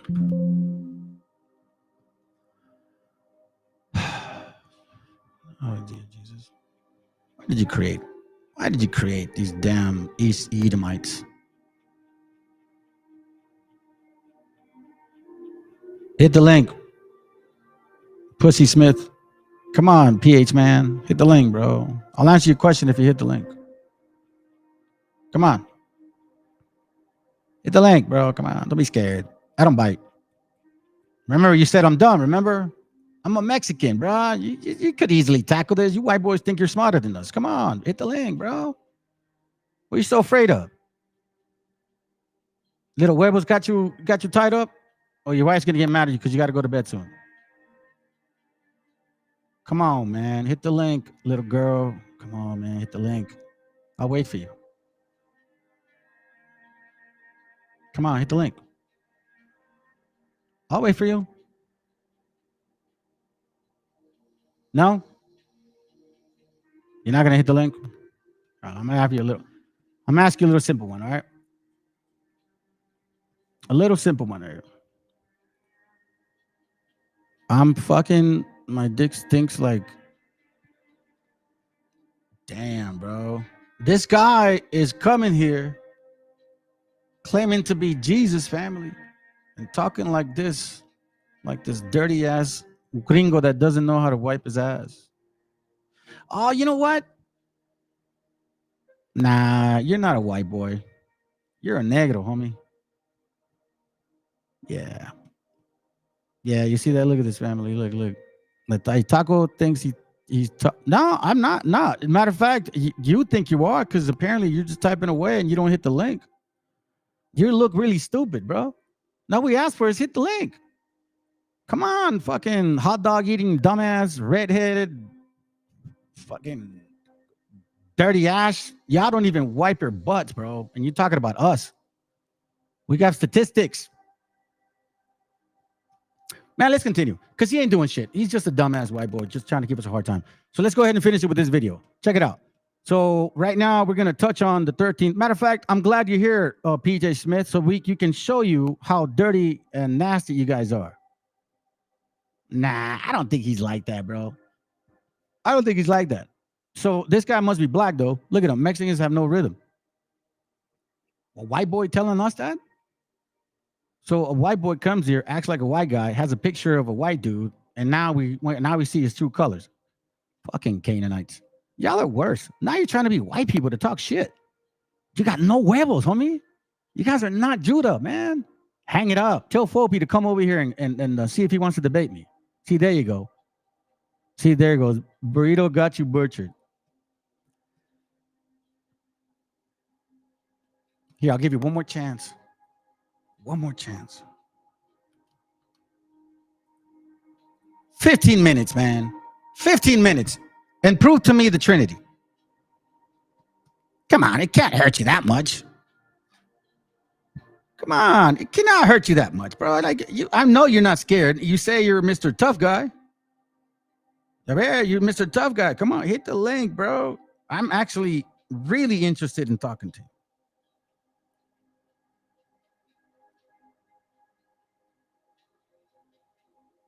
So, you gonna hit the link, or are you gonna be dumb?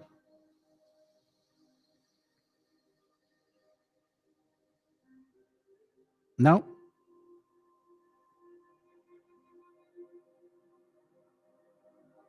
Anyone?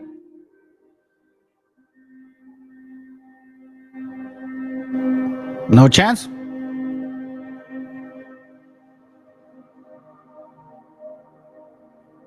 No? Man, here I thought you were ballsy, bro. Wow.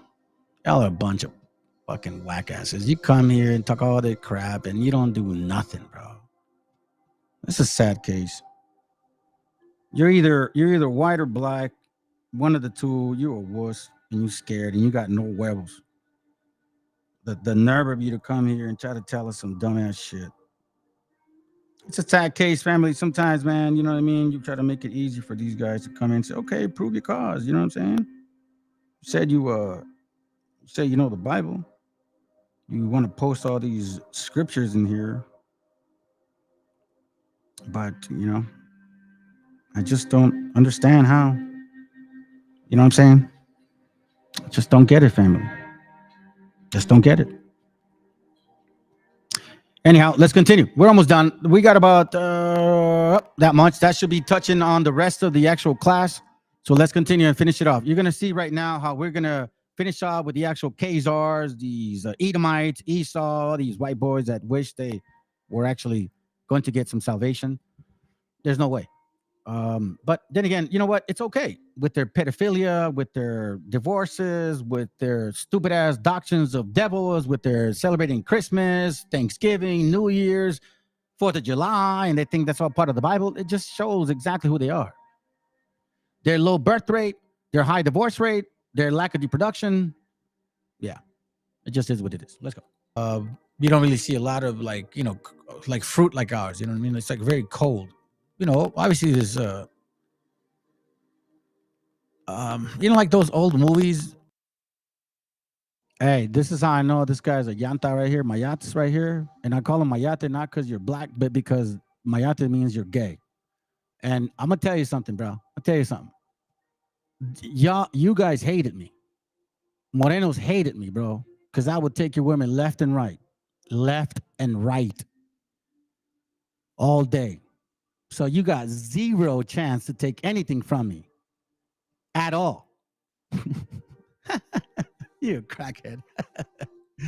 Hey, let him judge the class, bro. You know what it is? It's another Canaanite that wants to smell the boots in his face. Let's go. Lord of the Ring type. Like that kind of weather. Very humid. I mean, very damp, I guess, cold, whatever, moist, not colorful, you know. So anyways, in this book, he starts identifying his search. Now, I find it interesting because in this book, he points this guy out. Page 35. And it reads, it says, this is the book of Ahmad. Hold on, I'm sorry, family.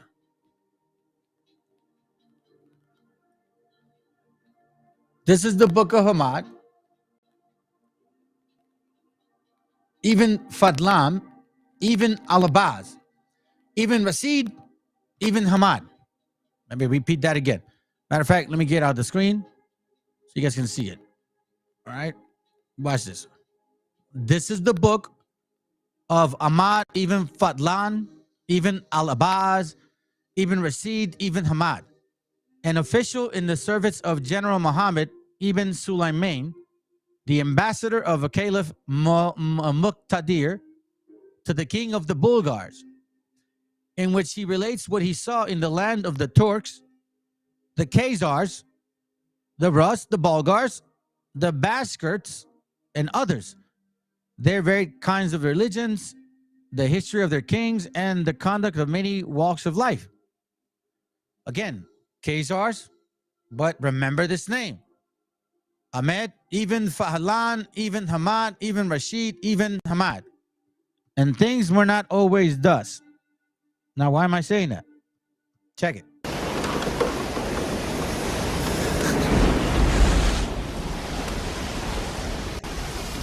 I am Ahmed ibn Fahlan, ibn Al-Abbas, ibn Rashid, ibn Hamad. And things were not always thus. I am Ahmed ibn Fahlan, ibn Al-Abbas, ibn Rashid, ibn Hamad. And things were not always thus. Okay, you see that? You see that right there, family? Woo!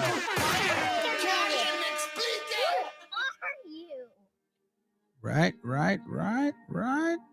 So you're like, wait a minute, that's the same thing that book said. Yeah.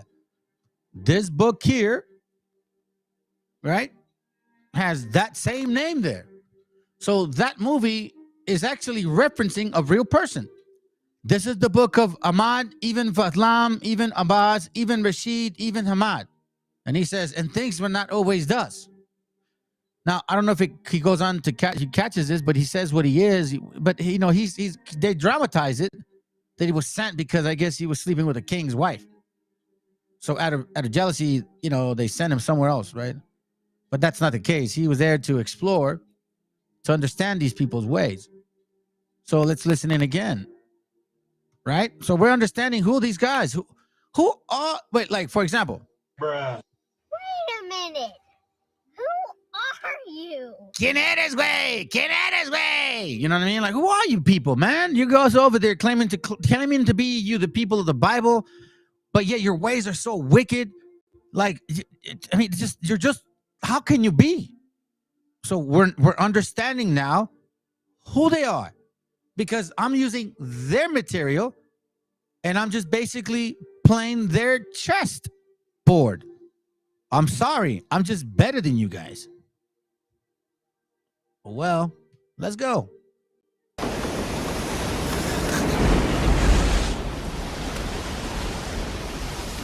I am Ahmed ibn Fahlan, ibn Al-Abbas, ibn Rashid, ibn Hamad. And things were not always thus. At one time, I was a poet in the greatest city in the world. Life was easy, and I lived without care. The land of the Tosub lad, a country. Now we see there that it changes. So again, that's important to understand. Like, why are you showing me this, man? Why are you showing me this? Just follow, okay? Just be patient. So now, this particular movie has these people in here, okay? These guys are the Venlum or something like that. These are the people that he's going to encounter. people that live in the caves,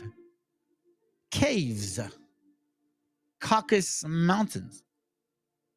Okay, I'm only showing y'all.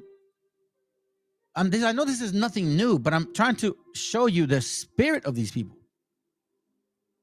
Okay, like why would they do that? So now, let's go to the. So we saw that particular part, right? That's page 35. Now, let's learn a little bit about these people here. Their ways, very disgusting. Page 37. They are, sorry, my bad, fam, my bad. Hold on a second. Get out the way, dude. Come on. All right, here goes. Page 37. They are, in respect of their language and constitution, the most repulsive of men. These are the, remember, the Khazars, the Bulgars, all them people up there, okay? They're not separate from this analysis, from this diagnosis, from this psychological, opinion. Their language is like the chatter of starlings. Like,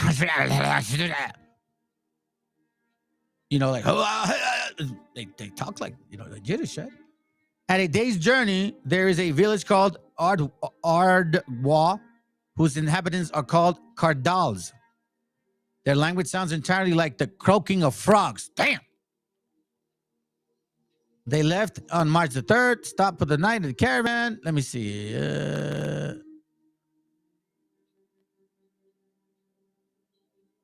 Okay, during one of the frequent snowstorms, even Fahlan, even Rashid, even Hamad, right? Oh, that goes. And things when that always does, yeah. Even Fatlan rode next to a Turk who complained, "What does the ruler want from us? He is killing us with cold. If we knew what he wants, we would give it to him." Even Fahlan says, all he wants is that you people should say, "There is no God save Allah, except Allah." The Turk laughed. If we knew that it is so, we should say so. There are many such incidents where even Fadlan reports without appreciating the independence of the mind which they reflect. Nor did the envoy the Baghdad court appreciate the nomadic tribesmen's fundamentals contempt for authority.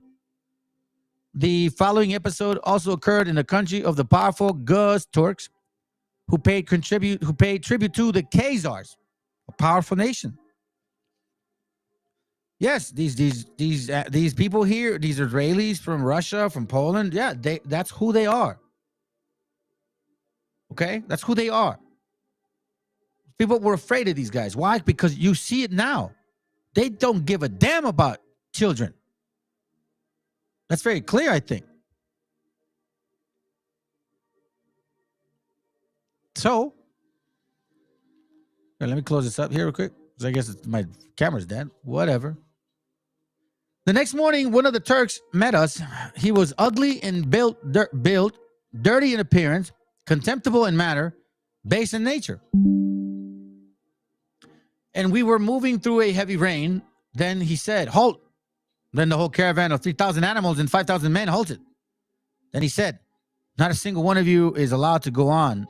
We halted, then obeying his orders. Then we said to him, "We are friends of the Kudar king, viceroy."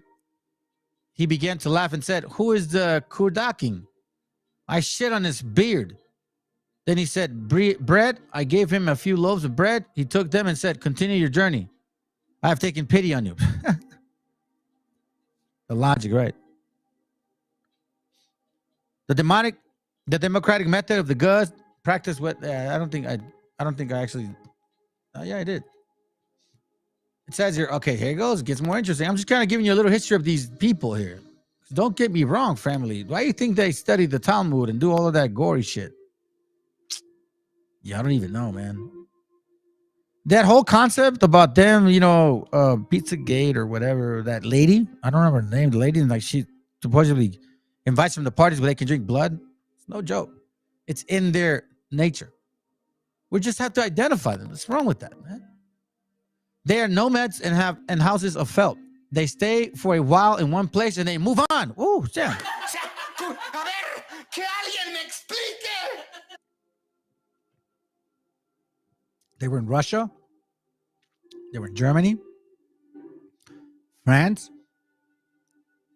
They were big. They go everywhere they go. They get kicked out. One can see their tents dispersed here and there all over the place according to nomadic customs. Now, you would think that they went back to Jerusalem and that they would actually improve the homes, right? They're like, man, yes, we got all the technology, but we're just going to improve the homes. They look like shit. Although they led a hard life, they behave like donkeys that have lost their ways. You see, family, why don't call yourself stupid Issachar? It's actually insulting. It's not a compliment. The way that they teach it is definitely not a compliment. It's an insulting with an insulting undertone. They have no religion which would link them to God, nor are they guided by reason. They do not worship anything. This is the Khazars, okay? These converts. Instead, they call their headmen lords. When one of them consults a chieftain, he's asked, "Oh Lord, what shall I do in this or matter?" The course of action they adopt is decided by the taking counsel among themselves. But when they have decided on a measure and are ready to carry it through, even the humblest and lowest among them can come and disrupt that decision. Check this out. The sexual mores of the Guz and other tribes were a remarkable mixture of liberalism and savagery. Why do you think they have those books that say you can have sex with children, family? I think this is a joke. It's the spirit of them. Their women wear no veils in the presence of their men or strangers. Nor do the women cover any part of their bodies in the presence of people. One day, we stayed at the place of a Guz and were sitting around. His wife was also present. As we conversed, the woman uncovered her private parts and scratched them. Can you believe that? Imagine sitting there with your neighbor. Hey, how you doing, sir? Yeah, da da da da. Or you go visit somebody. You're trying to I don't know. You're trying to sell blades or like knives or some shit. And you're over there conveying to the man, like, yes, sir, you know what I mean? And this knife and cuts and this and that. And this lady just goes, hey, how you doing? Okay, great. And she just sits there, opens her legs, shows her hairy ass crotch and starts scratching it. Damn.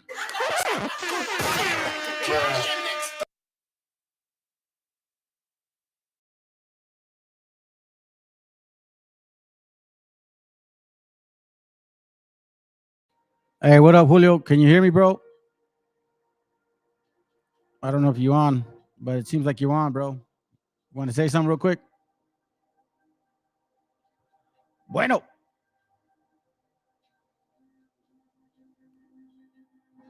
Anybody? All right, well, I see you there, bro. Let me continue with the class, all right? Hey, look at this fool right here. Look at this guy, Mr. Christian and shit. Now he's going around the whole time since you've been here, by the way. Smithers, PH. You say you're Latino, you speak Spanish, and I know the word you use, so you must be a Puerto Rican. You're like a dirty one. You know what I'm saying? So you feel superior because your Commonwealth Island just didn't get demands for illegal papers, right? That's why you feel superior. So you love the white man. That's kind of the concept. Now, and I'm starting to see exactly what you are about. I can see why you said, "Oh, white is great." You love the güero. So for people like you, I mean, I don't know what to do. Look, listen, you're invited to hit the link. Quite frankly, if you say you're like Mr. So-called huevos and shit, you're Billy Badass, bro, hit the link. I better represent your Puerto Rican people, bro, because you're embarrassing yourself right now. You're making Puerto Ricans look bad. You're showing how weak you guys are. So you're gonna represent your people, or you're gonna be like blackity black or whitey as cracker goes. Oh, so you look, listen. You call me a burrito, you call me a taco, and now he says I'm racist, family. This is great. Let's continue.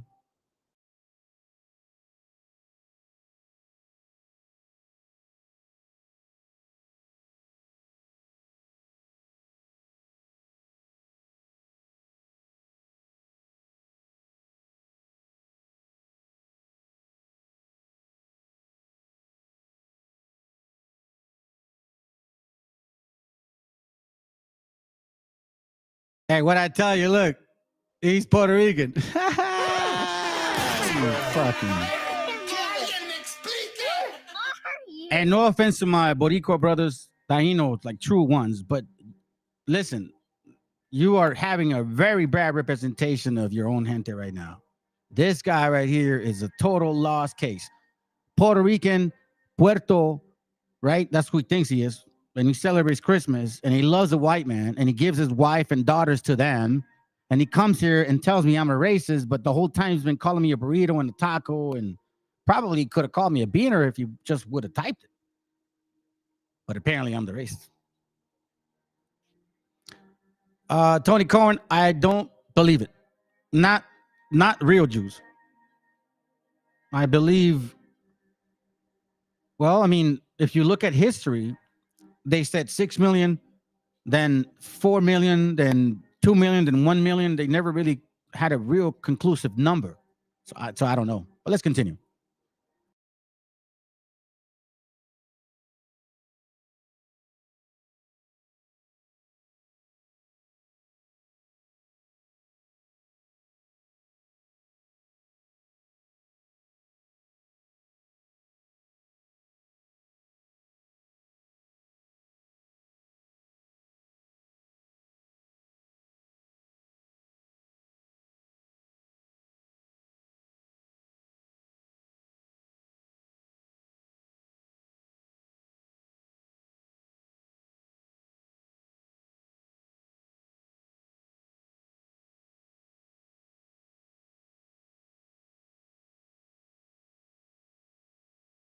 Papa frito de Puerto Rico, chico.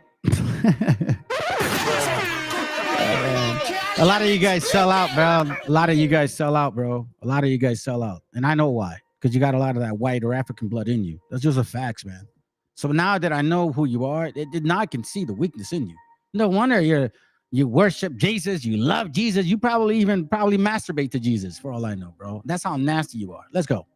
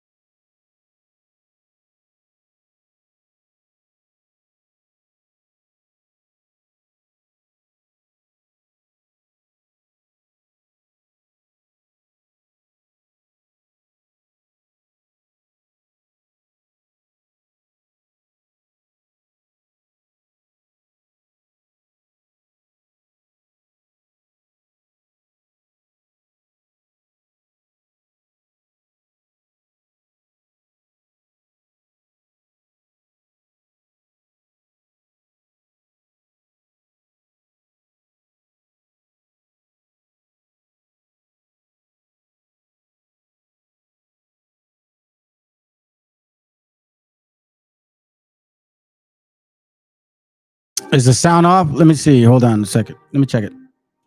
It shouldn't be off. Oh, let's see what's going on.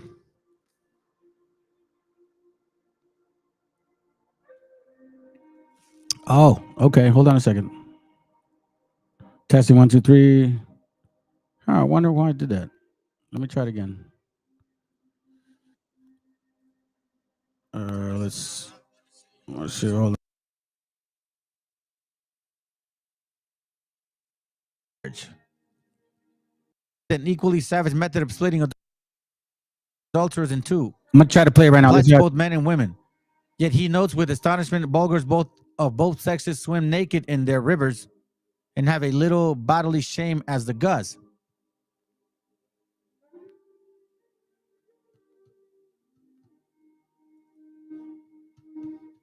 I'm not saying that he said it. Check this out. As for homosexuality, you know how they say that the rabbis bite that thing off in the circumcision?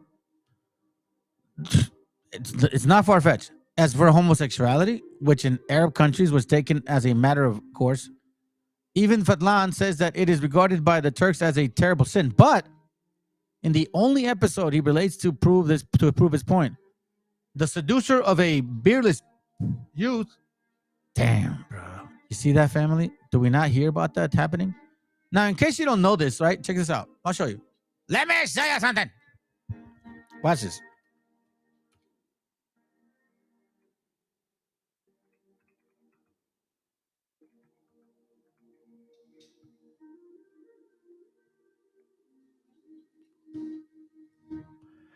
Diaspora pedophile increasingly use Israel as a haven activist charge. The message came in Hebrew English, a warning to the citizens of Israel that monitor child abuse has received credible information that Redacted has plans to return to Israel in early November. Basically, he's saying that a lot of people who are pedophiles, they go to Israel. Really? So it says, but only episode he relates to prove his point. The seducer of a beardless youth gets away with a fine of 400 sheep. Accustomed to the splendid baths of Baghdad, our traveler could not get over the dirtiness of the Turks. The Gus do not wash themselves after defecating. Ugh. So they don't clean their ass. Or urinating. Ugh. Nor do they bathe after seminal pollution. Oh, hell, man. Oh, my God, family. They're walking around smelling like pescado, homeboy. Damn. Oof. For God's sake, man. Somebody died down there. They refuse to have anything to do with water, particularly in winter. Didn't we know the story about Spaniards having the same shit? And what have we learned about Spaniards being who? You don't get away from me. When the Gus commander-in-chief took his luxurious coat of brocade to don a new coat the mission had brought him, right? They saw that his underclothes were fraying apart from dirt. For it is their custom never, I repeat, never to take off the garment they wear close to their bodies until it is disintegrated.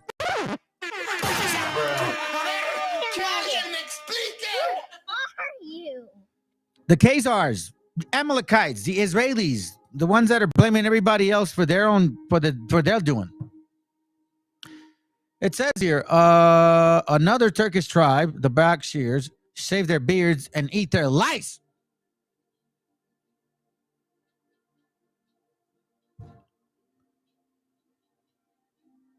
Bakshirs shave their beards and eat their lice. They search the folds of their undergarments. You mean they even dig in their underwear too?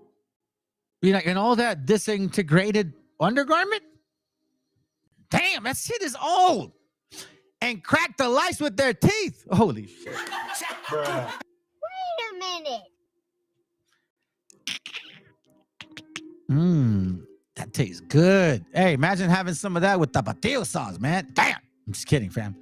When even Fadlan watched a Baskir do this, the latter remarked to him, Delicioso!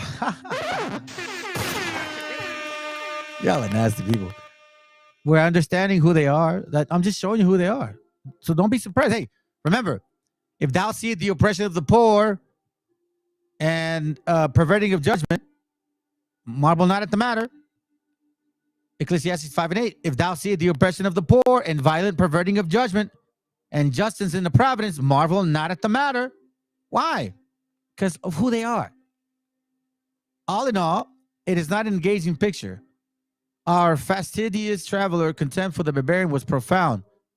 It was only aroused by their uncleanliness and what he considered as indecent exposure of the body. The savagery of their punishments and sacrificial rites leave him quite indifferent. Thus, he describes the bogus punishment for manslaughtering, which detached interest without his otherwise frequent expression of indignation. Let's see. Is there anything important here? Let's see. Hold on. Let me see here. About pagan religion, he has little to say, but the Bakshir's Felis cult aroused his interest, for he asked through his interpreter, one of his native, the reasons for his worshiping a wooden penis.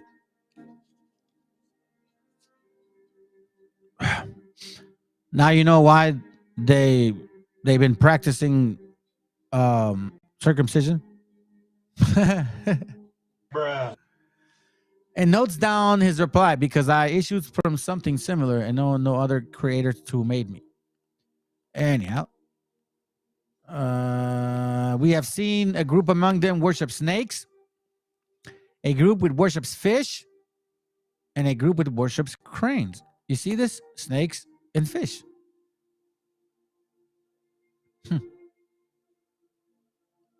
They worship all kinds of things.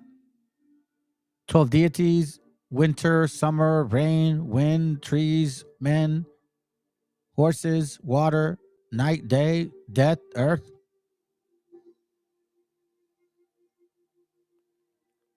Among the Volga burghers, even Falan found a strange custom.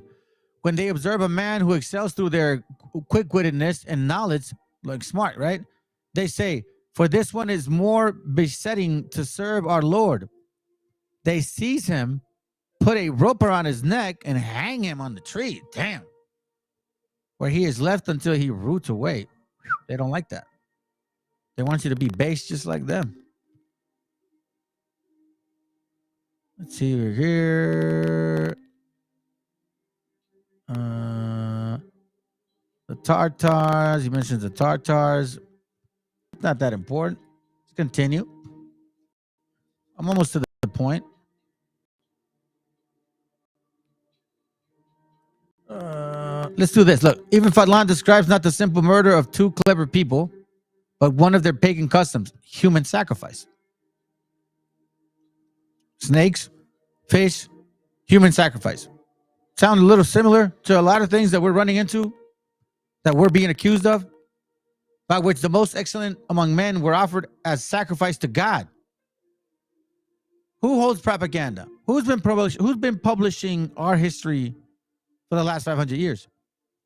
This ceremony was probably not carried out by common Bulgars, but by their tabibs.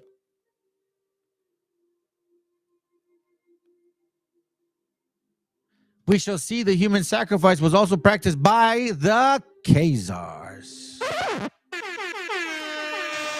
Gotcha, bitch. One more time. Gotcha, bitch. Including the ritual killing of the king at the end of his reign. You see that? You're going to see something right now. We may assume that many other similarities existed between the customs of the tribes described by Ibn Fadlan and those Khazars. So this is interesting because what I'm going to show you right now, the video, it actually shows including the ritual killing of the king at the end of his reign. It says here, unfortunately, we have debarred from visiting the Khazar capital and had to rely on information collected in territories under Khazar dominion, and particularly the Bulgar court. They're feared. Khazars and Caucasus. Khazar Sea, the Caspian Sea.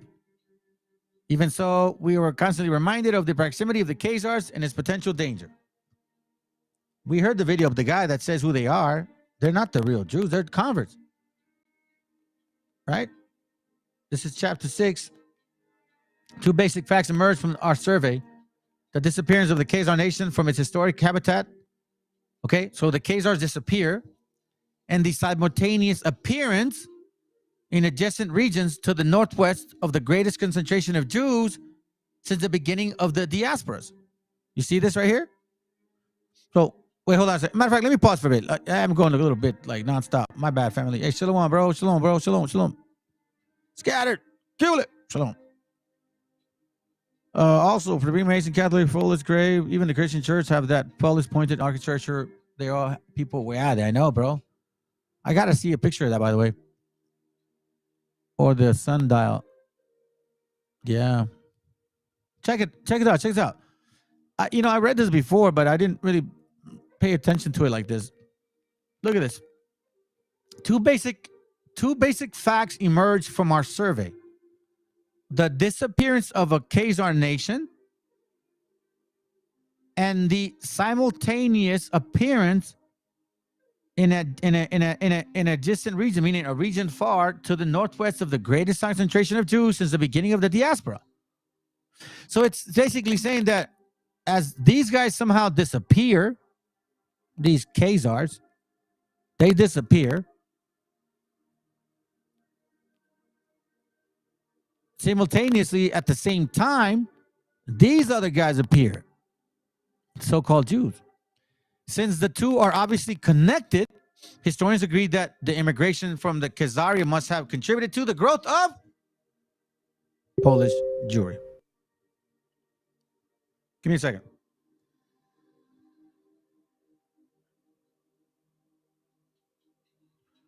Oh, let me see what you sent me, bro.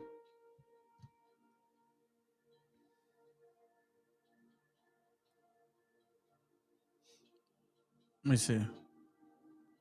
So, but okay, you know what? Let's watch it.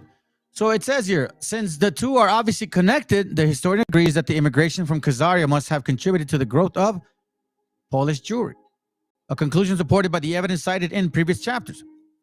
But they feel less certain about the extent of the contribution since the size of Khazar immigration compared with the influx of Western Jews and their respective share in the genetic makeup of the modern Jewish community. You see that? Khazars have a very similar, almost 100% genetic makeup to today's so-called Jews. In other words, the fact that Khazars immigrated in substantial numbers into Poland is established beyond dispute. The question is whether they provided the bulk of the new settlement or only its hardcore, meaning its root. As it were, to find an answer to this question, we must get some idea of the size of immigration of real Jews from the West. Okay? So now, we're pointing this out. Again, I'm showing you who these guys are. The following passage on the rulers occurs just before this account of the Khazars, quoted earlier on. Okay? So check this out. Remember, family, they're trying to tell you who they are. Matter of fact, before I read that, I don't want to forget. Thank you, bro. Let's listen to this real quick. You know, they themselves are Gentiles. That's the funny part. They don't know it.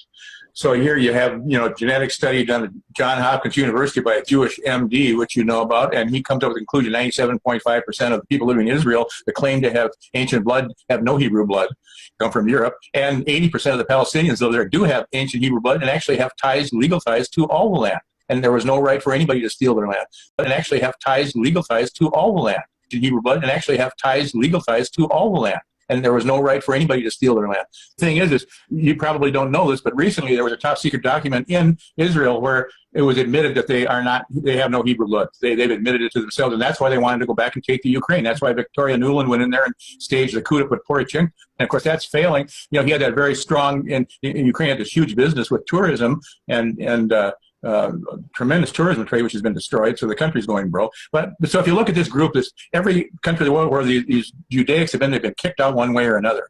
And there's a whole lot of secret history about World War II. None of it is the way we've been told, as you know.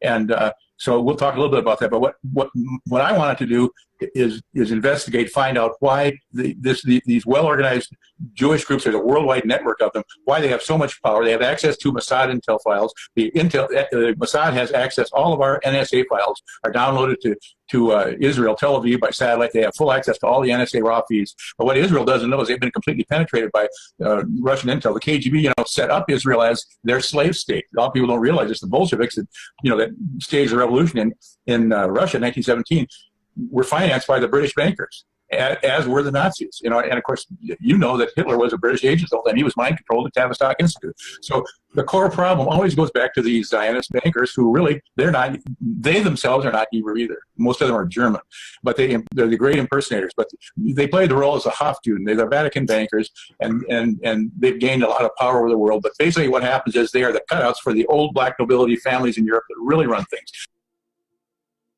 Did you guys hear that? Did you guys hear that? Families in Europe that really run things. These are the unspeakable families. Basically what happens is they are the cutouts for the old black nobility, the old black nobility families in Europe that really run things. These are the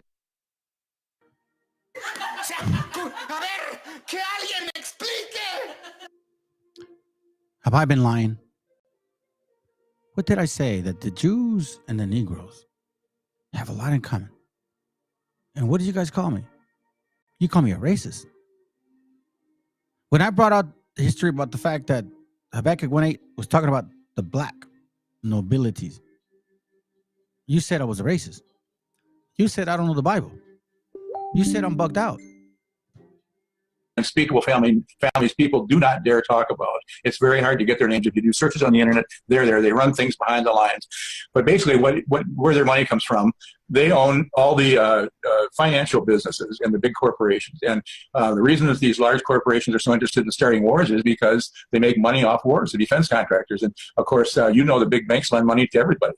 And if you look at what empowers the Zionists are nothing but cutouts. They're empowered by the private central bankers, the Rothschild banking system. The United States is a franchisee of it. The Federal Reserve is nothing but a franchise of it. People in the United States are being completely defrauded financially. In 1913, they passed the Federal Reserve Act, which is completely illegal, completely unconstitutional, Jim. And we're in a situation where they created real money, which is silver and gold-backed certificates, and they got rid of those bit by bit. 1971, Henry Kissinger, who's part of So as you can see, these guys are very well involved. Check this out. The following passage on the Russ occurred just before his account of the Khazars. They are the filthiest creatures of the Lord. In the morning, a servant girl brings a basin full of water to the masters of the house. Hold. He rinses his face and hair in it, and spits and blows his nose into the basin, which the girl then hands on to the next person. What the? Who are you? So the girl then hands it over to the next person, who does likewise, until all who are in the house have used the basin to blow their noses, spit, and wash their faces and hair in it. Black nobility, Canaanites, with the Khazars working together. They just trying to blame Khazars, but black Canaanites were there as well, right? Yes. Remember this right here, and it's gonna all make sense. That's why, family, when I heard this effeminate Nate the Snake, yes, I'm gonna call him that, because we got you, bro. We got you with nails painted. Gad. Got him with nails. You believe that, man? Nate the Snake with nails painted. Hold on a second. Where is it at? Here it goes, right here. Listen.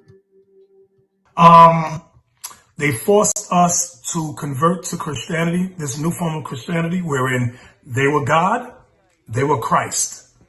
Okay? The angels were white, and that the Jews who had converted, the white man who had converted to being a Jew, they also had to, they were on top of us. This white man that we had used from the Caucasus Mountains to help us in our military, they also turned against us. Never trust your enemies, brothers and sisters. We said, these are our allies. We said, these are our allies. We said, these are our allies. These are our allies. These are our allies. These are our allies. These are our allies. And the very same allies turned against us. So again, out of the abundance of the heart, the mouth speaketh. Again, it says here that this girl, going back to the story, spits, blows his nose into the basin, which the girl then hands over to the next person, who does likewise until all who are in the house have used the basin to blow their nose and spit and wash their face and hair in it. Pretty disgusting. Right? Pretty freaking disgusting, family. Page, what is it? Page 91? Right? Page 91. Check this out. So we got now. I'm trying to show you who these guys are. I'm giving you a history of who they are. Listen, do you want to try to say who we are? Well, I'm going to actually show who you are, because I actually do homework. And I'm not. Hey, check it. This guy right here. Look at that. You're on all fours. All you've been saying is some gay shit, Jay Smith, whatever the fuck your name is. You've been saying some just gay shit the entire time. You came in with Jesus. This is why we don't teach that white Jesus shit. Look how gay you are. You keep saying gay shit. Get on fours. What else did you say? You said crawl like a snail, argue like a bitch, chalupa, Hyman Cherry. Like you've been to jail and you got somebody that shoved that shit up your nalgas, cabron. And you want to project as if you're this tough guy and talking like, oh yeah, you're bro. All that shows is how weak you are. Look, this whole time for like an hour, you've been here and you say you're smart and your doctrine is gonna destroy, but I keep posting the link and you don't hit it. Yet you're here and you keep saying gay shit. I don't understand why, family. Why in the world? Well, actually, no, you know, it's perfect. This is why you got to judge people for the way that they are in regards to nations. Because this right here, this is an African spirit right here. This is a Canaanite spirit right here. A Canaanite that loves a white man. And I don't know why you keep saying gay shit, bro. Ain't nobody here gay, man. And I keep telling you, hit the link so we could talk. I'll talk to you. I don't got to cut you off or put you on mute. I'll deal with you because I got questions for you. You threw a bunch of dumbass scriptures that I've been familiar with all my life, what Christians tell me. But it's like, okay, fine. Hit the link. We'll talk about it. But you're at a distance, like typing away like a little girl, and you're tough, and you're this, and you're that, and you keep calling me these names, like I don't know. It don't bother me, bro. Like it don't bother me at all, man. I'm just trying to understand your psychology, and the only conclusion is that you're a fucking fag, bro. And the sad part is that you're not embarrassing nobody. See, like, look, here go. He did it again. Look. You said that faggot shit first, so now I embarrass you in front of all your bend over. See, he did it again.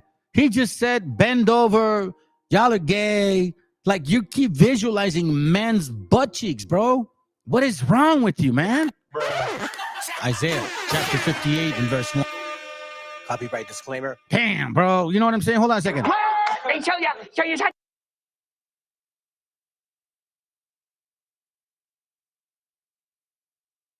Yeah, that's right. I'm old school, bro. I'm actually old. I'm more likely older than you because I can tell by the way that your brain works as you're a fucking child. And you know, it's unfortunate, family, that this man has children. And it would be even unfortunate if he has boys because more likely they're just queer like him because you give the glimpse of it, man. Look, you keep saying, look, I refuted you. Nothing. You cry like a bitch over one verse. You put like, what do you mean? You posted like 10 of them. What are you talking about? This is why I'm like, bro, what is wrong with this society? What is wrong with you negros? What is wrong with you gringos? Like, what is wrong with you guys? For real, you know what I'm saying? And then he goes, look, I keep envisionizing Jesus' white dick. Whoa, damn. Wow, bro. That's a sad shit. And you're 57? You're more like 5 or 7 years old. You don't get no respect of that here, man. I'm 48 years old. And I am so disappointed with your funky old ass. You come with Jesus shit and you talk like you're a gangster. And then you make like comments or statements like you've been to jail and you got prepped that way because that's how they talk to you. So now all you can relate is how to talk like that because that happened to you. But see, here's the thing. You didn't come with refuting. You came and posted some shit. You've never seen this channel. You call yourself the PhD. And then at the end of the day, you didn't hit the link. So it don't matter how much PhD shit you have. You just look so fake. You're a 57 dumbass rabo verde homosexual, cabrón. Like, en serio, way. You got to really examine yourself, Mr. 57-year-old, because you got some real shit. And look, here he goes. Look. Oh, you a new age wimp. See, here we go. But yet he didn't hit the link. You see what I'm saying, 50C? He's 57, homie. And he's over here calling me a wimp, calling all those kinds of names, but yet he cannot even hit the link. And he says, now, are you pregnant? See, so I know now, bro, that you've been done dirty in jail. You've been raped. You've been abused by a man. Maybe your dad did it. Maybe your uncle did it. But you need to really look at how you talk, man. Out of the abundance of the heart, the mouth speaks. That's a scripture. So it don't matter whatever answers you want. You are just exposing your child abuse that you went through. Your dad, your uncle, your brother, somebody put their finger in you, man. And now you're just projecting. And that's the sad part, because you're 57 years old. You supposedly are Latino. You love the white man. And you sound so ridiculous. So you see what I mean? Family, here's a prime example of why it's important to really study your shit. Because you got idiots like him who are very insecure, got probably little peepees and shit, and they got abused, and their mama is never in their life. They don't pay their bills. They don't work. They probably get EBT, right? And that's why they're sour. He tries to say that this is my room. If he only knew. If he only knew. But hey, you know what? Let him go, fam. Let him go. Look, listen. Again. Okay, I'll give you one. I'll give you one. I'll tell you what. I'll give you one, bro. Yeah, matter of fact, you know, since you're talking all this shit, I'll give you one. Because I don't really waste my time with you Christians, man. You guys are stupid and you guys are dumb and you don't ever answer any questions. And you get emotional and then you just want to type away and you say you're tough, but you don't ever get online. And only one Christian guy actually, no, two guys. Listen, let me read this to you, dumbass. Let's see what you got to say. Matthew 19:16. And behold, one came and said unto him, Good master, what good things shall I do that I may have eternal life? And he said unto him, Why calleth thou me good? There's none but one, that is God. But if thou will enter into life, keep the commandments. So what is the Messiah a fucking schizo now? Why would he say there's nobody good, only one, that's God? Oh, but he's God. So but right now I'm not God because, you know, I'm a schizo. So I'm Jesus, but there's a God. So when I'm back up there after I rape Mary, you know what I'm saying? Like, you have to honor me that way. That's how stupid you sound. So answer that. This Christian has you shitting blood. Really? Okay, answer that, bro. Then come on. He says here, Why calleth me thou good? There is none good but one, that is God. That doesn't sound like him. No, I'm just starting. I'm just starting. So you're just gonna laugh, and that's it. See, look, fam, look, check this out. So for several posts, he has said, "Oh, bitch, gay, dudes, bend over, whatever." And look, you see this here? Almost every post now, he's like showing his smiles and laughing. You know what I'm saying? And he's like constantly getting all girlish. Like, what does the scriptures say about people like him? What do they say? The countenance, the gayness of a man really shows who he truly is. Look, constant. Just making comments and laughing. Look, man, listen, I'm helping people discern who you are. Because you are a very good example of why we don't believe in dumbass white Christianity. Because look at you. Look how effeminate you seem, bro. Fight back here. They're just constantly laughing, all like girlish, just like always expect. See, there you go. Oh, now you want to bring scripture. There you go. See, there he goes right here. Look, see. Which one? What did you read? What are you talking about? Can Enoch walk with God? He was not. For God took him. God walks. Really? Do you not know about how the Most High represents himself through actual spirits? So you keep going back to the Old Testament, right? But yet you can't answer the actual New Testament scripture that I just put you. I'm still waiting for you to actually preach it right here. Come on. Explain to me how this works then, bro. If you're saying that Jesus is God, why does he say, why call me good? There's only one good, and that is God. Why does he separate himself from this person that you say he is?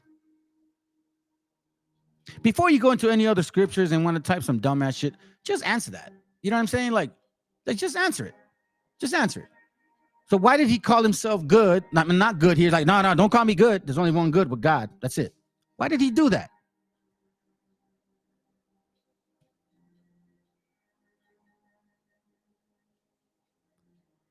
Listen, bro, I know that works with chicks. You know what I'm saying? Like, you like to say, oh, if he were just with me. And then they find out how fucking whack you are. Because we're finding out how whack you are. I mean, you're all talk. You're all talk. The entire time, you just been posting shit. And it amazes me how, why would you even waste your energy like that? You know what I'm saying?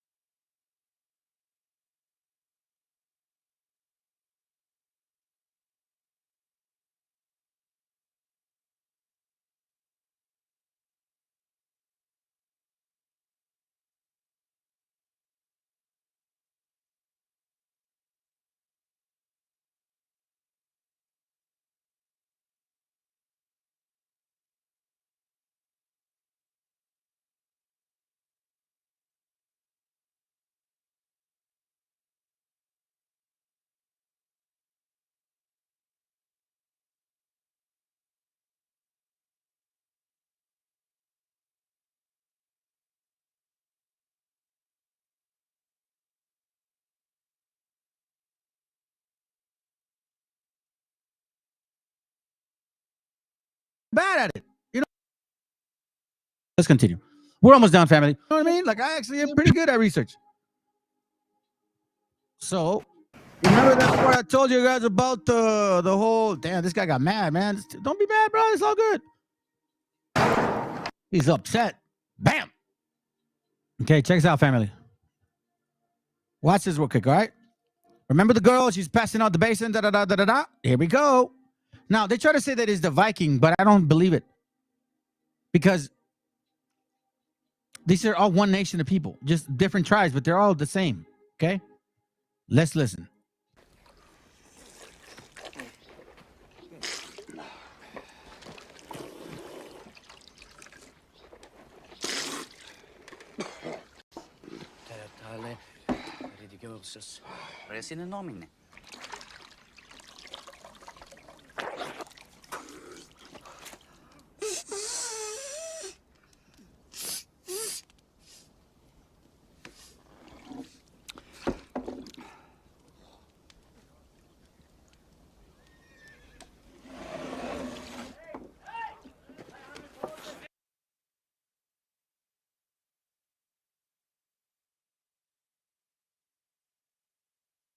It says here, they are the filthiest creatures of the Lord. In the morning, the serving girl brings a basin full of water to the master's house. He rinses his face and hair and in it, spits and blows his nose into the basin, which the girl then hands on to the next person, who does likewise. Excuse me. Until all who are in the house have used the basin to blow their noses, spits and washes their face and hair in it. This is the book of Ahmad, Ibn Fahlan, Ibn Al-Abbas, Ibn Rashid, Ibn Hamad. And things were not always thus.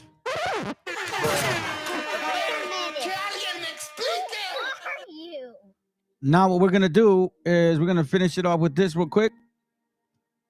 Not that. Not that. This right here, man. This right here. Have you guys seen this book? The Chosen People of from the Caucasus. Apparently, these guys Modern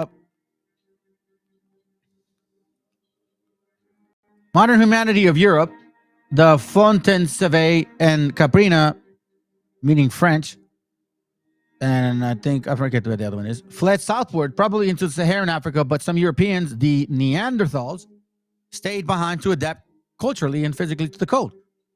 The origin of the Neanderthals are naturally in the dispute. Some anthropologists lean towards the theory that they're a uniquely European development. So Neanderthals. Page 57, that was page 56. I'm just going to kind of go over it real quick. There's some scientific history 100,000 years ago, whatever. No, not really. The Neanderthals coexisted with modern-looking people presented by the Fontaine-Chevy and the Caprina. The Iceman inheritance discusses the various theories of Neanderthals' origin and the details. Psychology. The basic facts about Neanderthals is that they were a cold-adapted kind of man, and their physical adaptation became more extreme as the Arctic conditions of the worm. Why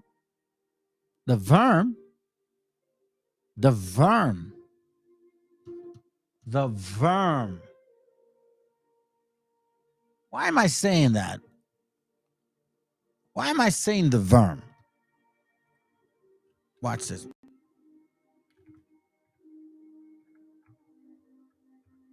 Give me a second.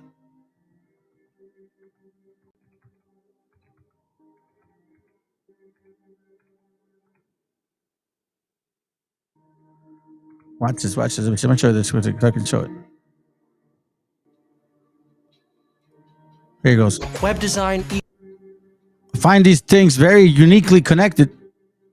The conditions of the worm. They use these names, but it's hints. And I just cannot get over it.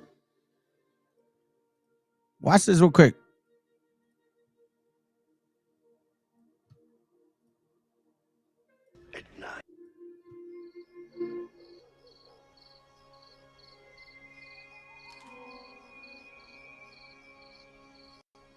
What are the settlements to the north and upcountry? It was burnt 2 years. 2 years ago. No. And of the others, we had no word, not for some months. At night, with a drink on them. You do not drink tonight. No, we don't drink tonight.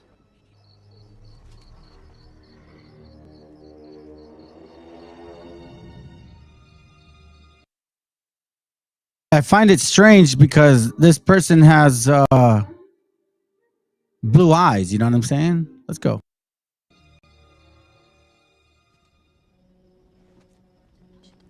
Bring me my armor!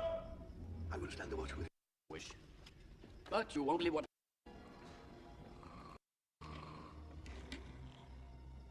Backs to one another. I am not a warrior. Very soon, you will be.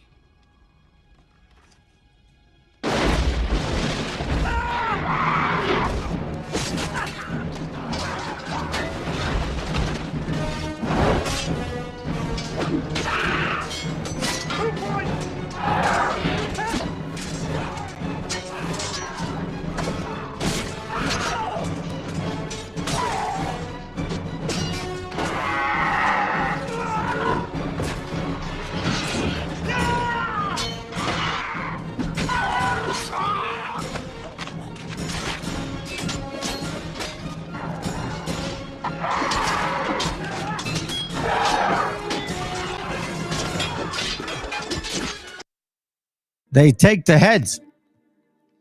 In general, they adapted to the cold in exactly the same way that the other Arctic mammals have. An important part of this was the zoologist called alien rule. Okay, I'm going somewhere with this. Neanderthals have been rather primitive looking, but they were not stupid. Their average cranial capacity exceeded the average of modern man. They had large brains, very intelligent. This big brain gave them a big head. A big head on their short and stocky body gave them a physical appearance that they would be called grotesque. Their faces were about twice as large as modern face, blah, blah, blah, blah, blah. Okay?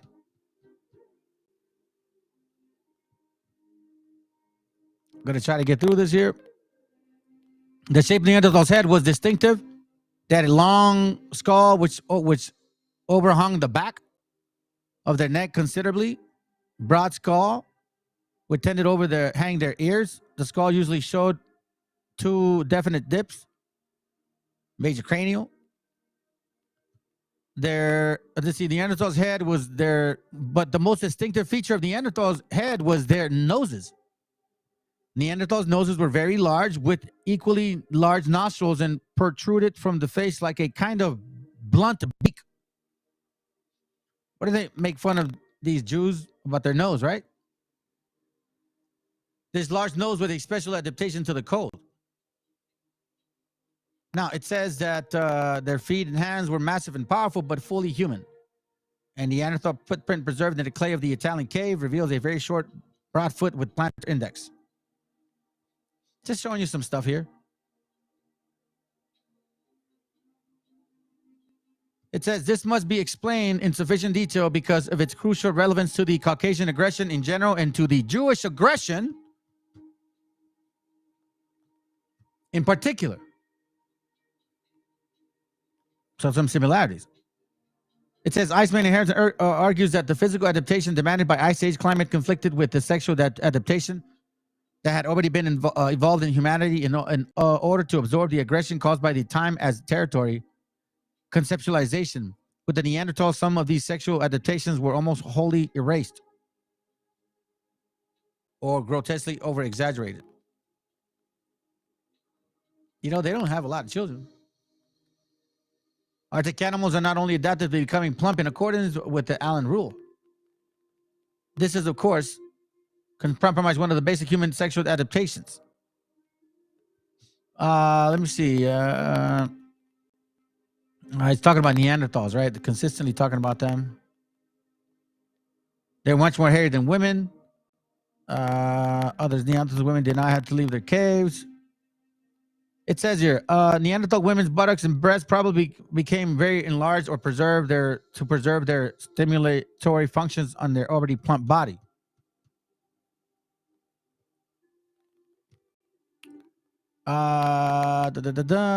Regarding the Venus figurine.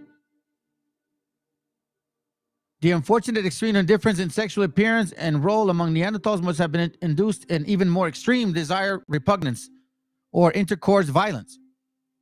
This must have resulted in the altering mood and sexual desires and extreme sentimentality to rejection, aggression, and violence. They're very violent people. Even while they're having sex, I guess, they say it. Great deal of aggression. There's a reason behind it. It says Neanderthal's penis must have been smaller than those among other major human genetic groups. This resulted in less tissue area for nerve, blah, blah, blah. The same time, though, Neanderthal women had very large hips because they had to give birth to babies with very large heads. Neanderthal females' pelvic bones show that they were wider in diameter than the norm for modern Europeans. A modern European pelvic can be an inch wider in internal diameter than the norm for other major genetic groups. This means that the Neanderthal's vagina were probably quite large, and this, combined with a small Neanderthal penis, could not have contributed to a happy situation in the Neanderthal sex life. I'm just reading who they are. I'm not saying it. He's saying it. It says these were Neanderthal-like people by the time Calvin Kuhn gave them the label Neanderthal Caucasoid.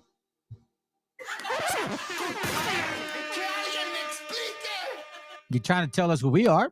You got the Wabos trying to tell us who we are.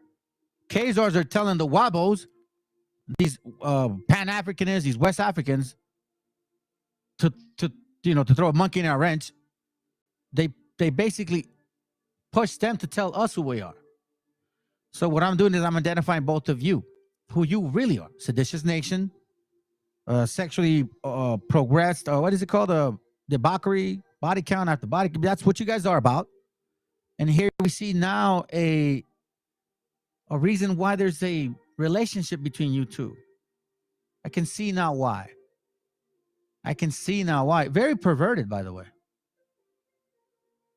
It says here, southerly people began to migrate into Europe more and interbred with the remaining Neanderthals, as well as with the Neanderthal Caucasoids, who already presented a mixed population.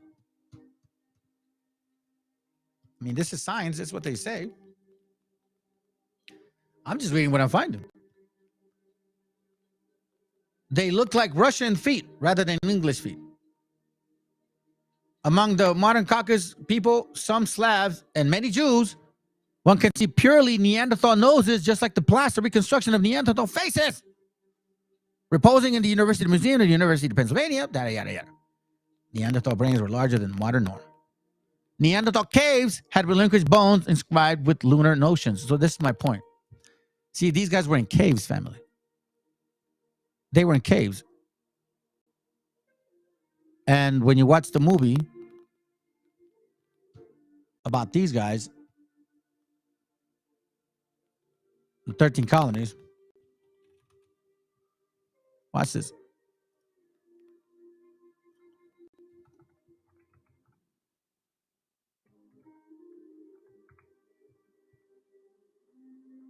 Check it out.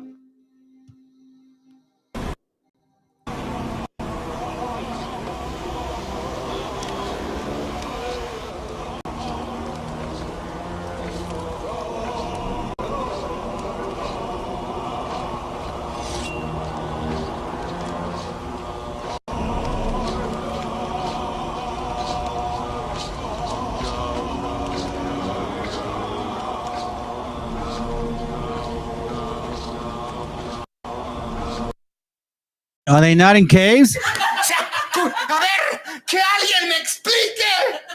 It sounds to me like they're in caves.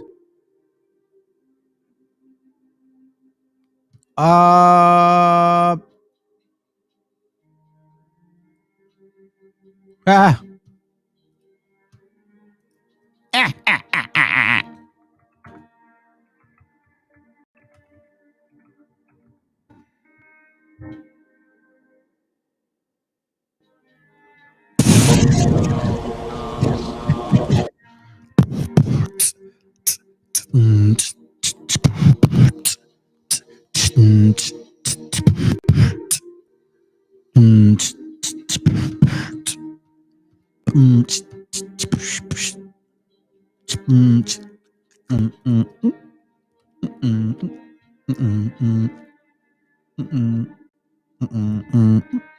Play. I won't even play the sound. See, they're in caves. See that? The caves right there. See? Now they're killing them in caves. Kill him, Come on. All right, family. I think we're all done. We rather enjoyed your presence, fake ass PhD dummy, half Spanish speaking, white loving. I don't know what the fuck. I don't even know what to think of you, man. I just find it very funny, man, that you say you're an older man, but yeah, you sat around here the whole entire time and you text away and shit. Like, wow. Talk about just being straight lost. Hey, but you know what? I mean, if you really want to do this, man, you know what I'm saying? You can always let me know. We can do this, man. If you want to debate, don't do your little typing shit and you think you're tough and you want an answer. There's no way to talk when you're texting. It just doesn't work that way. You see, we can talk. And it's not about getting emotional. We can just simply say, okay, what are you trying to say? All right, let's break that down.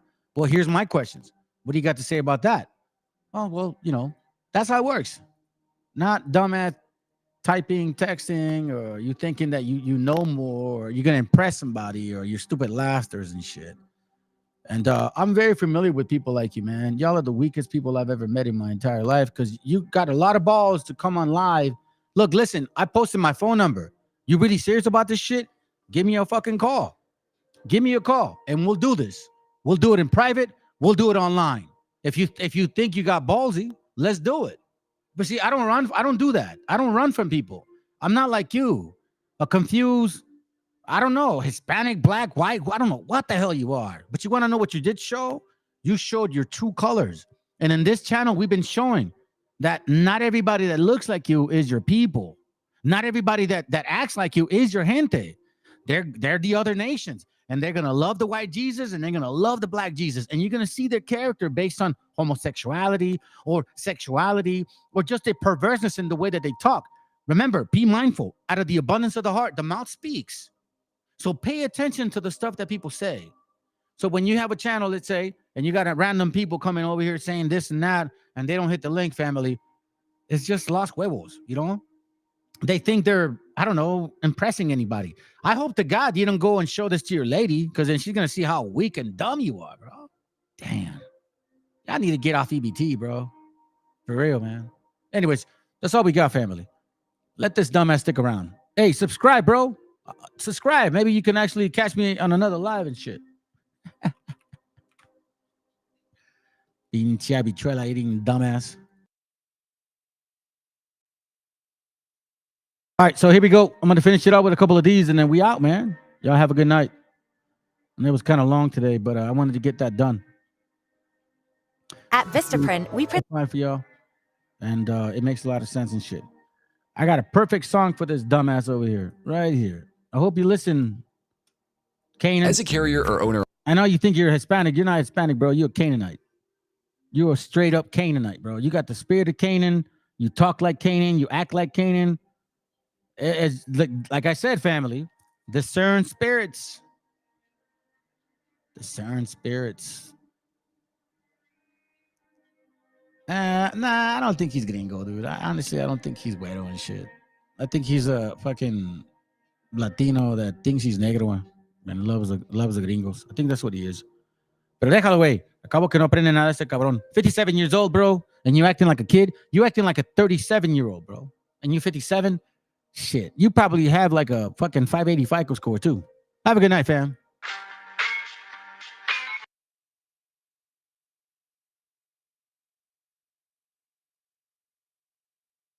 All right, let's go. Let's go for you, dumbass.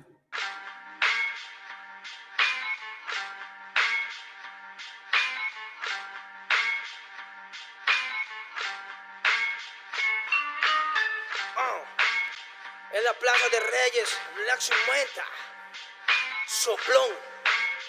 Yeah. ¿Qué vas a saber? ¿Qué vas a saber tú? Oye, chibolito, faltóme. Pulpín de los pulpines, batería de Rapunzel, de rapeos, de raptos, de lagartos en cuartel. Cualquier la pega de cruel con un viejo coronel. Soy flojo, se me antojó dormirme en el laurel. Elevé mi level con un label y un Faber Castell. Ya un papel, lo empape con sangre de todo aquel que se jura Nobel y no ve mis trenes en la riel. What's so man? ¿Por qué no sacan la tablet? Juro por mis aguas que no te hablo por las powers. Soy chinchado neto, búscame por Pico Sour y te voy a meter al centro loco como Beckenbauer. Escúchame atento mi pro, que estamos rompiéndole en pro. El negro de Plaza de Reyes como siempre rompe de este micrófono. Que quiere meterle como yo pero no puede meterle tacoplón. Si te pensaba que solo era un gallo, déjame decirle que se equivocó. Real motherfucker feeling on the street. Es el Black Sheep, Black Sea Mental de Plaza de Kings. Motherfucker, Soplón.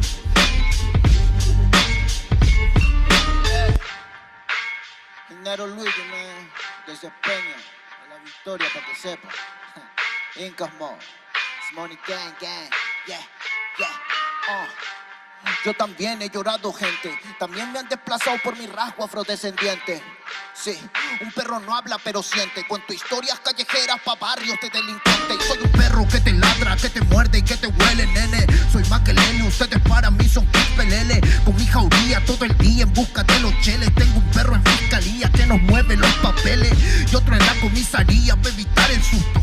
Muchas veces me han llevado por solo como luzco. Perdón, madre mía, si yo le causé un disgusto. Pero en esta vía yo crecí rodeado de perros chuscos. Yo sé que me quieren ganar, yo sé que me quieren tumbar y no pasará porque soy de verdad. La super rafina, la Dodo style, metido en latina aprendiendo un quizá. Yo tengo el style, no mido la raza del perro, yo mido por la lealtad y yo soy leal. Yeah. La calle te enseña lo que no te enseña la universidad. Yeah. Salí de ese peña aquí con una seña, te tiran para atrás. Yeah. La calle limeña aquí nadie la tenía, ya nada es igual. Yeah. Tiene que respetar, yeah. Tiene que respetar. Yeah. La calle te enseña lo que no te enseña la universidad. Yeah. Salí de ese peña aquí con una seña, te tiran para atrás. Yeah. La calle limeña aquí nada le doy, ya nada es igual. Yeah. Tienes que respetar, yeah. Si yo soy tu papá, yeah, yeah, yeah. Cinco mob, negro. Yeah, Incas mob, nigga. Yeah, Nero Luigi, man. Incas mob, yeah. It's money gang, gang, gang, yeah. Hey, yo. Yango en la maldita casa. Me llaman pa' que les dé al menos una vez al mes. Se metieron al lago y olvidaron que era el mes. For everybody bless. La fama es una puta, me está llamando a las 3. Dile que llame después de las 16 y 25. Volví de la infancia de Abraham Lincoln. Con fuerza ya inco, luchando para salir del rincón. Letra callejera en CD brinco. Under del under, puede que tu viejo te lo mande. Sale de vez en cuando como el cóndor por los Andes. Mi cuerpo no es de madera como Dandy. Antes que me branden, yo seré el ola que los expande. Aunque esto me pique en la madera, no sirven ni para romper el ticket de un evento afuera. Loco por la carrera, desafían la gravedad. Yo espero tras la barrera y llego con la novedad. Niña, tú solo espera que ella encuentre la manera. He visto bastante por querer lograrlo saltando escalones dentro de la escalera. La vida me puso al depósito, yo soy de púlpito pa' que el mundo conociéramos de esta parte mejor intérprete capaz de esta cordillera, sin luz afuera. Que el espectáculo es dentro, la calle es mi templo, tiembla el pavimento, cuando yo me concentro, mis disparos son temas, la calle un poema, se siente desde cuando entro. Y a toditos estos drogaditos que creen que rapean, los regreso al centro de mi balcón. Yo he visto el clon del clon en la misma gestión, pero a la malla no llega el balón, y para esta pantalla no soy su patrón. Yo ya me sé la cuestión, y doy fe por cada renglón, consciente de la operación, y no le empapé con la edad de bufón. Veían la maldita casa, plaza de rey y papá, el Nero Luigi, Black Cimental, hip hop peruano, rasgo en la maldita base.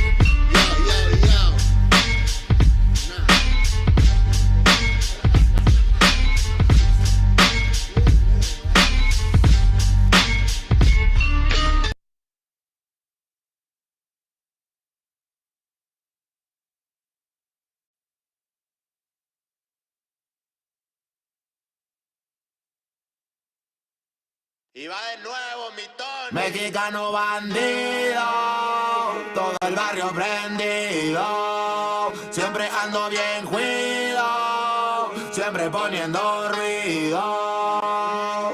Mexicanos al grito de guerra, yo defiendo mi tierra. No me dejo de nadie, yo cuido a los míos, mi raza se aferra. Soy mexicano, esa es mi bandera, yo la levanto por donde quiera. Verde, blanco, rojo hasta que muera. El barrio prendido ya quemó afuera. Soy mexicano, esa es mi bandera, yo la levanto por donde quiera. Verde, blanco, rojo hasta que muera. El barrio prendido ya quemó afuera. Me voy tendido, me voy empinando mi bote, un poco mareado por la bebida y el borlote. Me tiene hasta la riata la gente con su mitote, pero me despreocupo, me pelan todo el garrote. Me para la chota, ya es por mi apariencia, que hay tanto delito, que hay tanta demencia. Yo no cargo nada, no más mi presencia. Pinche puerco joto, atente a las consecuencias.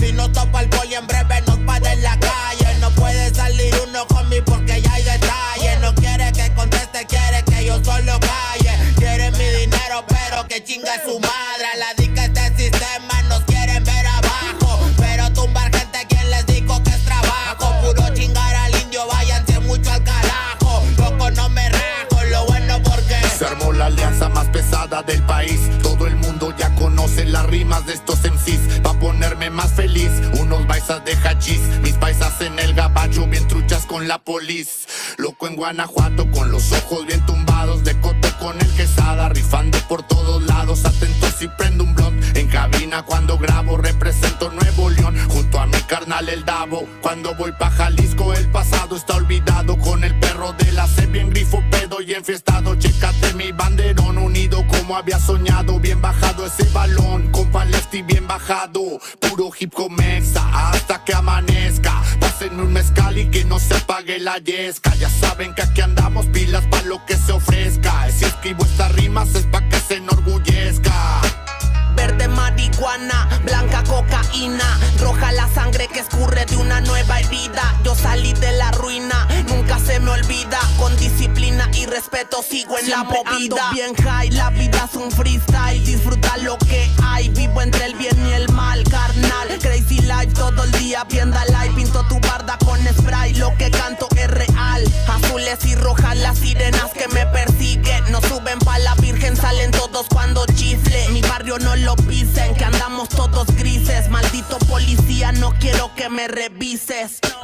Prende la mota en Canala o en Hitter. Ando con mi flota y el dealer. Tenemos lo que se te ofrezca, tú nada más pide. Me dijo mi madre que de la envidia me cuide. Soy mexicano, esa es mi bandera, yo la levanto por donde quiera. Verde, blanco, rojo hasta que muera. El barrio prendido ya quemó afuera. Soy mexicano, esa es mi bandera, yo la levanto por donde quiera. Verde, blanco, rojo hasta que muera. El barrio prendido ya quemó afuera. Ya, ábranse cabrones, llegó el mexicano partiendo sin necesidad de palanca. Todos jugamos en la misma liga, yo soy titular, tú ves desde la la banca. Disfruto cada cosa que me pasa, colaboro y mi carrera se levanta. El mismo cabrón que antes no tenía nada se la pasa viajando y dice que canta. Por eso me caga enfermarme de la garganta. Pero aguanta, traigo mata natural y humo de planta. 2, 3 cabrones dando lata y yo haciendo más plata. De esto la vida se trata y pa' que sepas no es barata. MC da bolos desbarata con cada escalón que sube. Yo tuve la suerte de hacerme fama en YouTube. Hay 2, 3 raperos de antaño que me bajé de su nube. Los mandé pa' su casa y de premio hasta les pagué el Uber. Si alguien me tira es porque sabe bien que domino el negocio y quiere de mi parte. No quiero darlas de grande, pero si me tiras la neta me toca humillarte. Soy capitán, llevo el estandarte. Somos muy pocos los que hacemos arte. Este flow si es de Marte, tú dale like y comparte. México lindo y bandido, diario a Diosito le pido que me cuide a la familia si un día el cora ya no late. Estoy bendecido porque me cuidan los míos. Orgullosamente me exatamos locos de remate. Jaque mate, no hablé de volar si viene gateando. La cosa por la frontera se pone violenta, no importa el rango. Toda la raza jalándole duro, si hay algo seguro es la muerte en donde ando.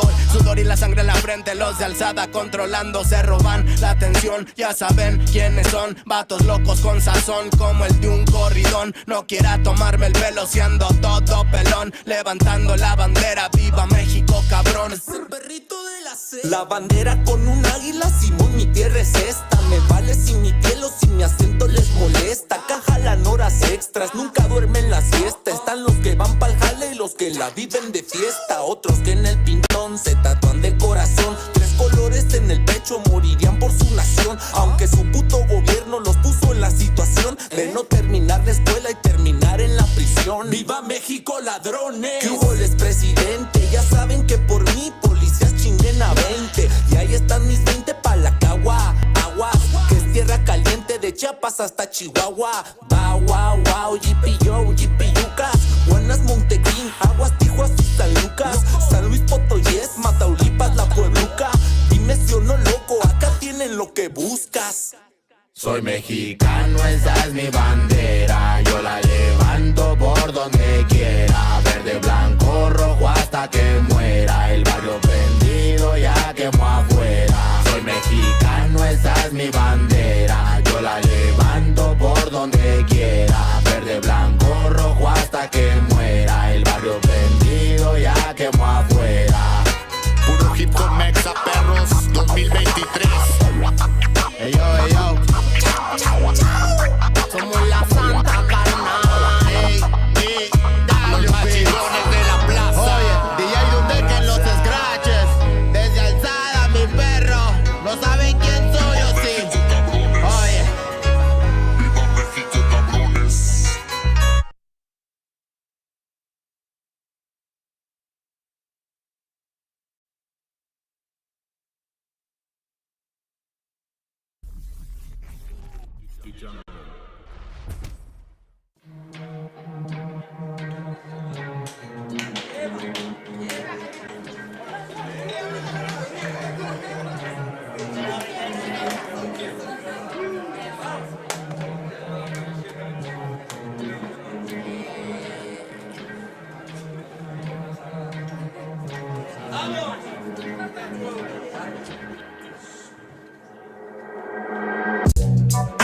Yaman are real. This is the cipher tree. Ahora Babylon real. En esta ocasión traigo a los gangsters más gangsters de la zona. Y vengo con la familia gang. ¿Cómo dice? Yaman are real. Traigo el mensaje puro y crudo para el momento. No palabras vanas que rompen los sentimientos. Lucharé y derribaré los muros del lamento. Pídeme pues te daré los sueños que están muertos. Nunca el demonio dio mensajes de amor, pero tampoco los dio el ángel que nos abandona.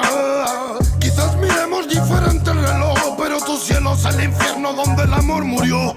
Political violence, criminal silence, physical redemption hasta que acabe el baile. Typical style, musical fraile. Muchas las promesas las que se han llevado al aire. Love, love, love. Siente verdad como doy mi corazón. No more, no more, no more. It's a reggae cipher. Feed the world. What time is it? Es de reventar el beat. Throw the tangle in the street. Reggae music on the hit. Romperemos las barreras que crearon para ti. Pues llegaron los señores y la paz de nuevo aquí. What and the hit. Romperemos las barreras que crearon para ti, pues llegaron los señores y la paz de nuevo aquí. Fue que me brotaron alas y ganas de volar. En las buenas mi terreno lleno, en las malas solar. Un muro que decorar, mis hermanos me sirven de guía, mi estrella polar. Guarda los hilos, me duele hasta respirar. Solo quiero ver verdad. Sigo buscándome lejos de lo que piensas. Más fácil de lo que crees, el esfuerzo trae recompensas. Vale la experiencia si es intensa. No tires de la cuerda si está tensa. Miraban al ocaso con tristeza. Las estrellas devolvían con grandeza su mirar. Nos vimos floreciendo en la maleza. La belleza de las piezas y comienzan a encajar. El de reventar el beat. Reggae music and the hit. Romperemos las barreras que crearon para ti, pues llegaron los señores y la paz de nuevo aquí. What time is it? El de reventar el beat. Reggae music and the hit. Romperemos las barreras que crearon para ti, pues llegaron los señores y la paz de nuevo aquí. 51, 52, con un micro de bambú, más vueltas que Passepartout. Me siento en la old school. It's magnetic kung fu, it's a reggae magnatur. Por las almas sonrientes que acompañan a Zazú. En bambalinas y balú, son rimas de menú, no salidas de velour, pero calidad y del sur. Homie, always lonely, but I feeling like a gangsta. 52, 53, a mí sí me ves venir, por eso me llaman King, ese fue mi devenir. De marchar o seguir, nunca tuve que elegir, la music me eligió a mí, no tengo nada más que decir. Saifa, Puniga, Loba, Grimble, Fire, Killerman, Smoker, Chusta, Feel Light, Rasta, Child Metal, Kimanes, Original a Reggae, Saifa again. Interna en la villa del pingüino, de los Kalin en la antena y los que se encuentran dormidos zarandean tus emociones cual barril de vino, cosas feas quizás en tus ideas, pero aquí no, yo no atino, disparo sin mirar a todo aquel vampiro que el diente quiera hincarme, bro. Si lo digo, no es para pensar, sino para aclarar lo que de siempre estás pensando. Acaba el tan magnífico, imposible de torcer metal, sustama, warriors again, making connection after connection. My new world, creating the freedom from them. Me more. Many boy represent this game. What time is it? El de reventar el beat. Jungle in the street. Reggae music and the hit. Romperemos las barreras que crearon para ti, pues llegaron los señores y la paz de nuevo aquí. What time is it? Reventar el beat, reggae music and the hit. Romperemos las barreras que crearon para ti, pues llegaron los señores y la paz de nuevo falta aquí. presentación si existe nivel. Sobreviviendo en Babilonia escribí al papel mis problemas cuando al final pude entender que para ser feliz solo tienes que querer. Que solamente hay una vida y es para vivir. Busca siempre una alternativa para seguir. No dejes nunca que te digan que no es así. Y prende un poco de sativa para estar chill. Ey, superando ansiedades con el humo de cancha. Manchas de un pasado trágico en la cancha. Seguimos siendo fuertes, su mierda no me engancha. Mientras otros esperando a que lleguen en lancha. No matter where you come, no matter where you come from. Solo importa que prestes atención a este sound. Desde the original, Killer Man al mando. Oh, na, na, na. Mira, soy un warrior, sonido legendario. Disfruto cada segundo cuando me subo al escenario. Tengo fuego en los labios, sigo cual mercenario. Pasos de gigante y cora revolucionario. Siento que es necesario, suena el reggae en los barrios, para que cale el mensaje y para salvar a los más sabios. Entre en mi imaginario, que mocheques bancarios. Si vienes con la mala vibra, mejor bro, cambia tu itinerario. Ya, ya, ya, ya, ya. Cuando ruge el león suena la música real. Venimos con el ya, ya, ya, ya, ya. Sonido de guión es el sonido original. Ya, ya, ya, ya, ya. Reggae de corazón es el que se hace en unidad. Ya, ya, ya, ya, ya, ya, ya, ya. What time is it? Es de reventar el beat. Reggae music and the hit. Romperemos las barreras que crearon para ti, pues llegaron los señores y la paz de nuevo aquí. What time para el beat.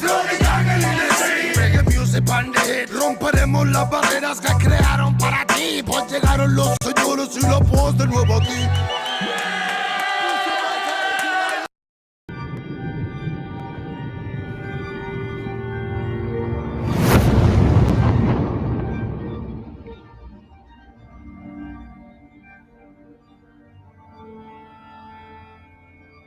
Y Cal, hijo, abre los ojos.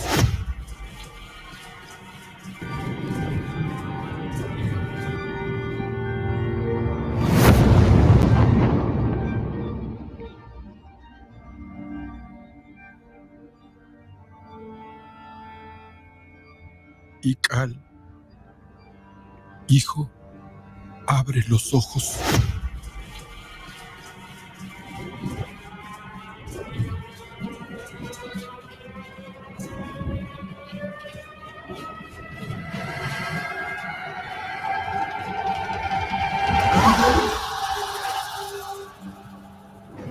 Tu cuerpo se queda con nosotros, pero tu espíritu debe seguir.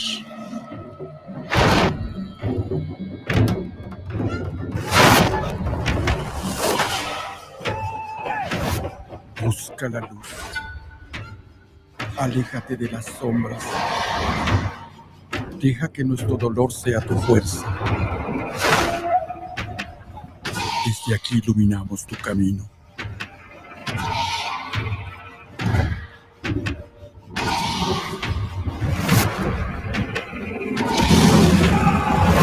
Lucha como nosotros ante esta pena tan grande. Yo soy tú. Tú eres yo.